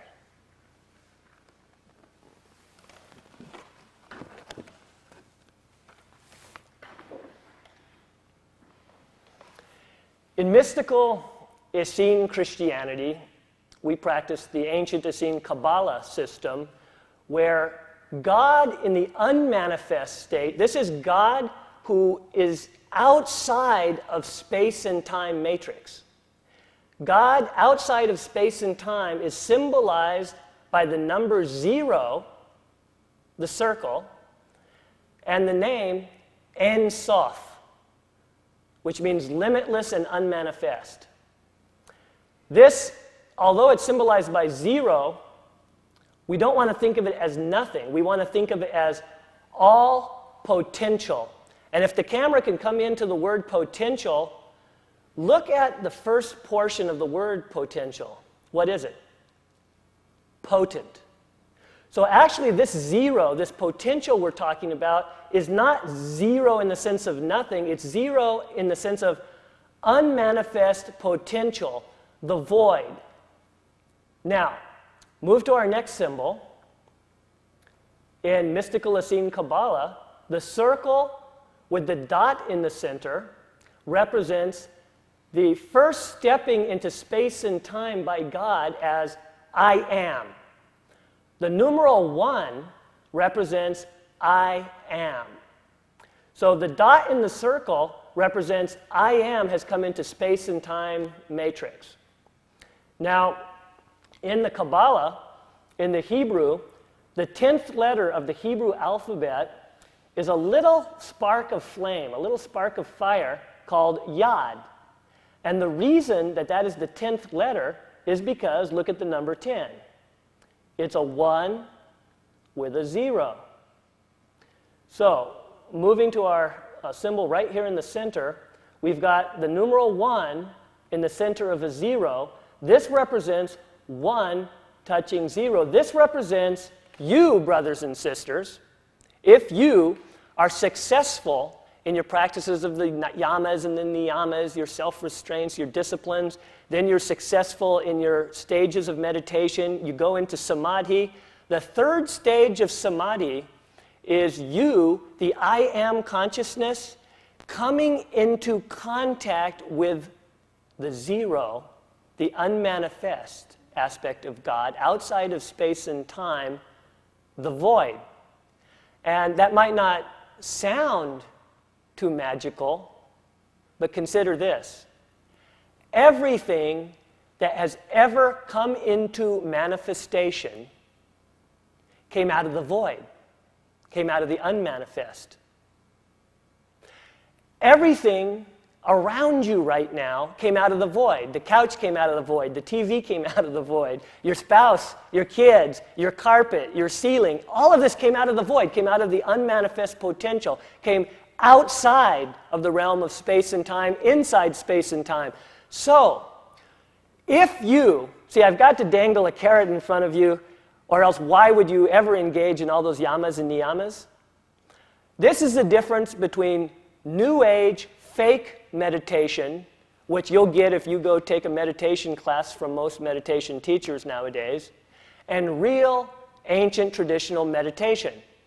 The difference is that in the ancient tradition, because of the yamas and niyamas and all these disciplines, you get to where you can actually, as the I am, as the one, touch the void, touch the zero, touch the unmanifest aspect of God, the Ein Sof, and there, the source of everything that's ever come into existence, all of the ideas, all of the blueprints for everything that ever will come into existence, everything, not only everything that is, everything that ever will be first exist in this void. And when you can be the one touching the zero, the insights, the realizations, the creative brainstorm and heartstorm that you'll experience, you'll be able to come back into the space-time matrix after your meditation session, and you will be a dynamo of manifestation. You will be able to bring into your life all sorts of wonderful things. I encourage you, consider this the carrot that Brother David has dangled in front of you to get you to be willing to do all those things like give up your dead cow sandwich and your profane sex and stuff like that. Yes. Well, I leave you with an invitation. An invitation to engage in the actual practice of meditation, in the actual chanting of a mantra or two. Let me expose you to a couple of Essene mantras, and then I'll bid you farewell for this evening.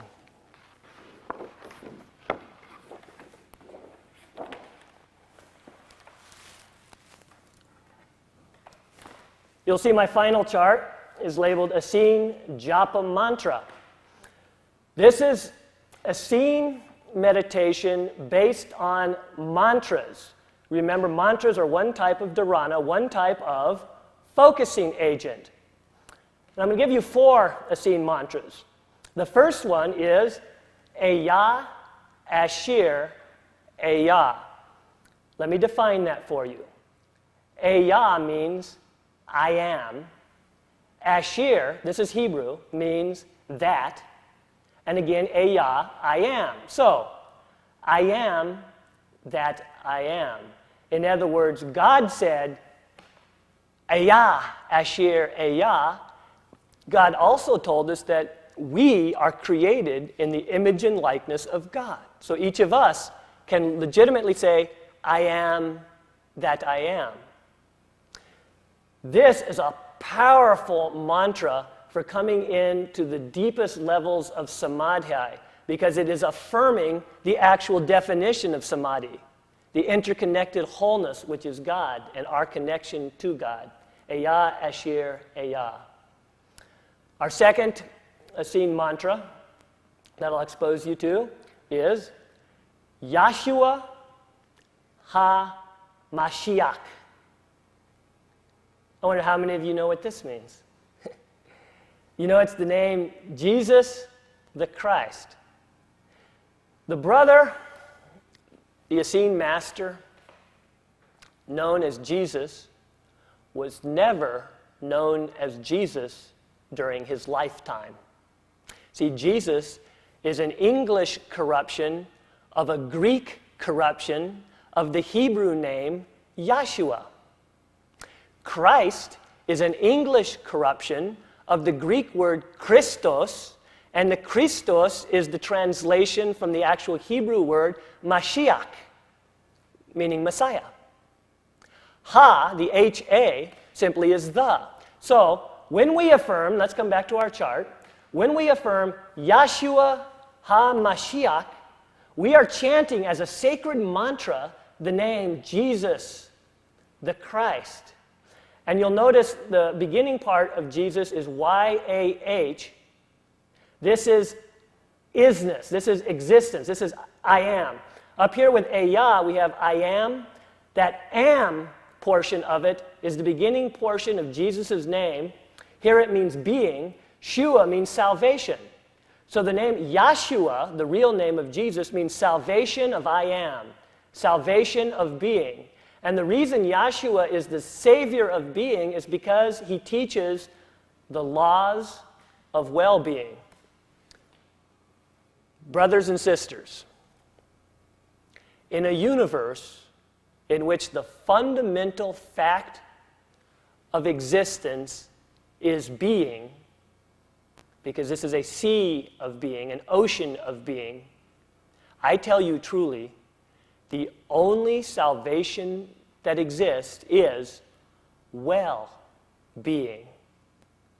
And Yeshua, as his name implies, is the teacher of well-being. We believe, Essene Christianity believes, that the way to salvation is not merely the belief that Jesus died for your sins on the cross, but rather actually following the saving teachings of Jesus. That's what we're about. We Essene Christians are about learning and following the original Essene teachings of Yeshua HaMashiach. So we chant as a mantra that name, Yeshua HaMashiach. As a matter of fact, we chant it as a song. I don't carry a tune well. You can come to our meetings and other people will teach you this far better than I. But as a little bit of an example, it would be Yeshua HaMashiach, Yeshua HaMashiach.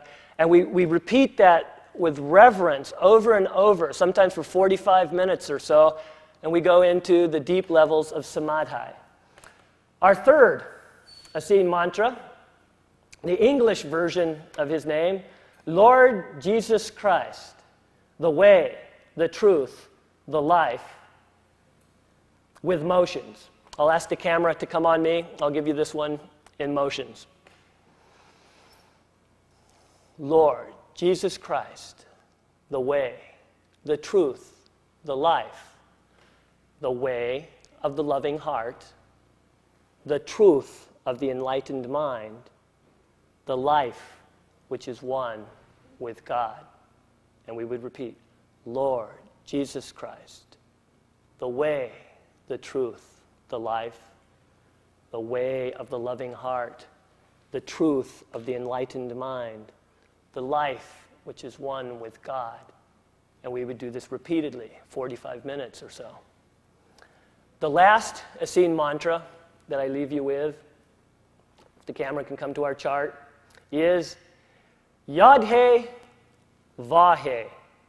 This is the name of God, Yod-He Vah-He. This is the aspect of God that says, I am the Father, I am the Mother, and I am the child.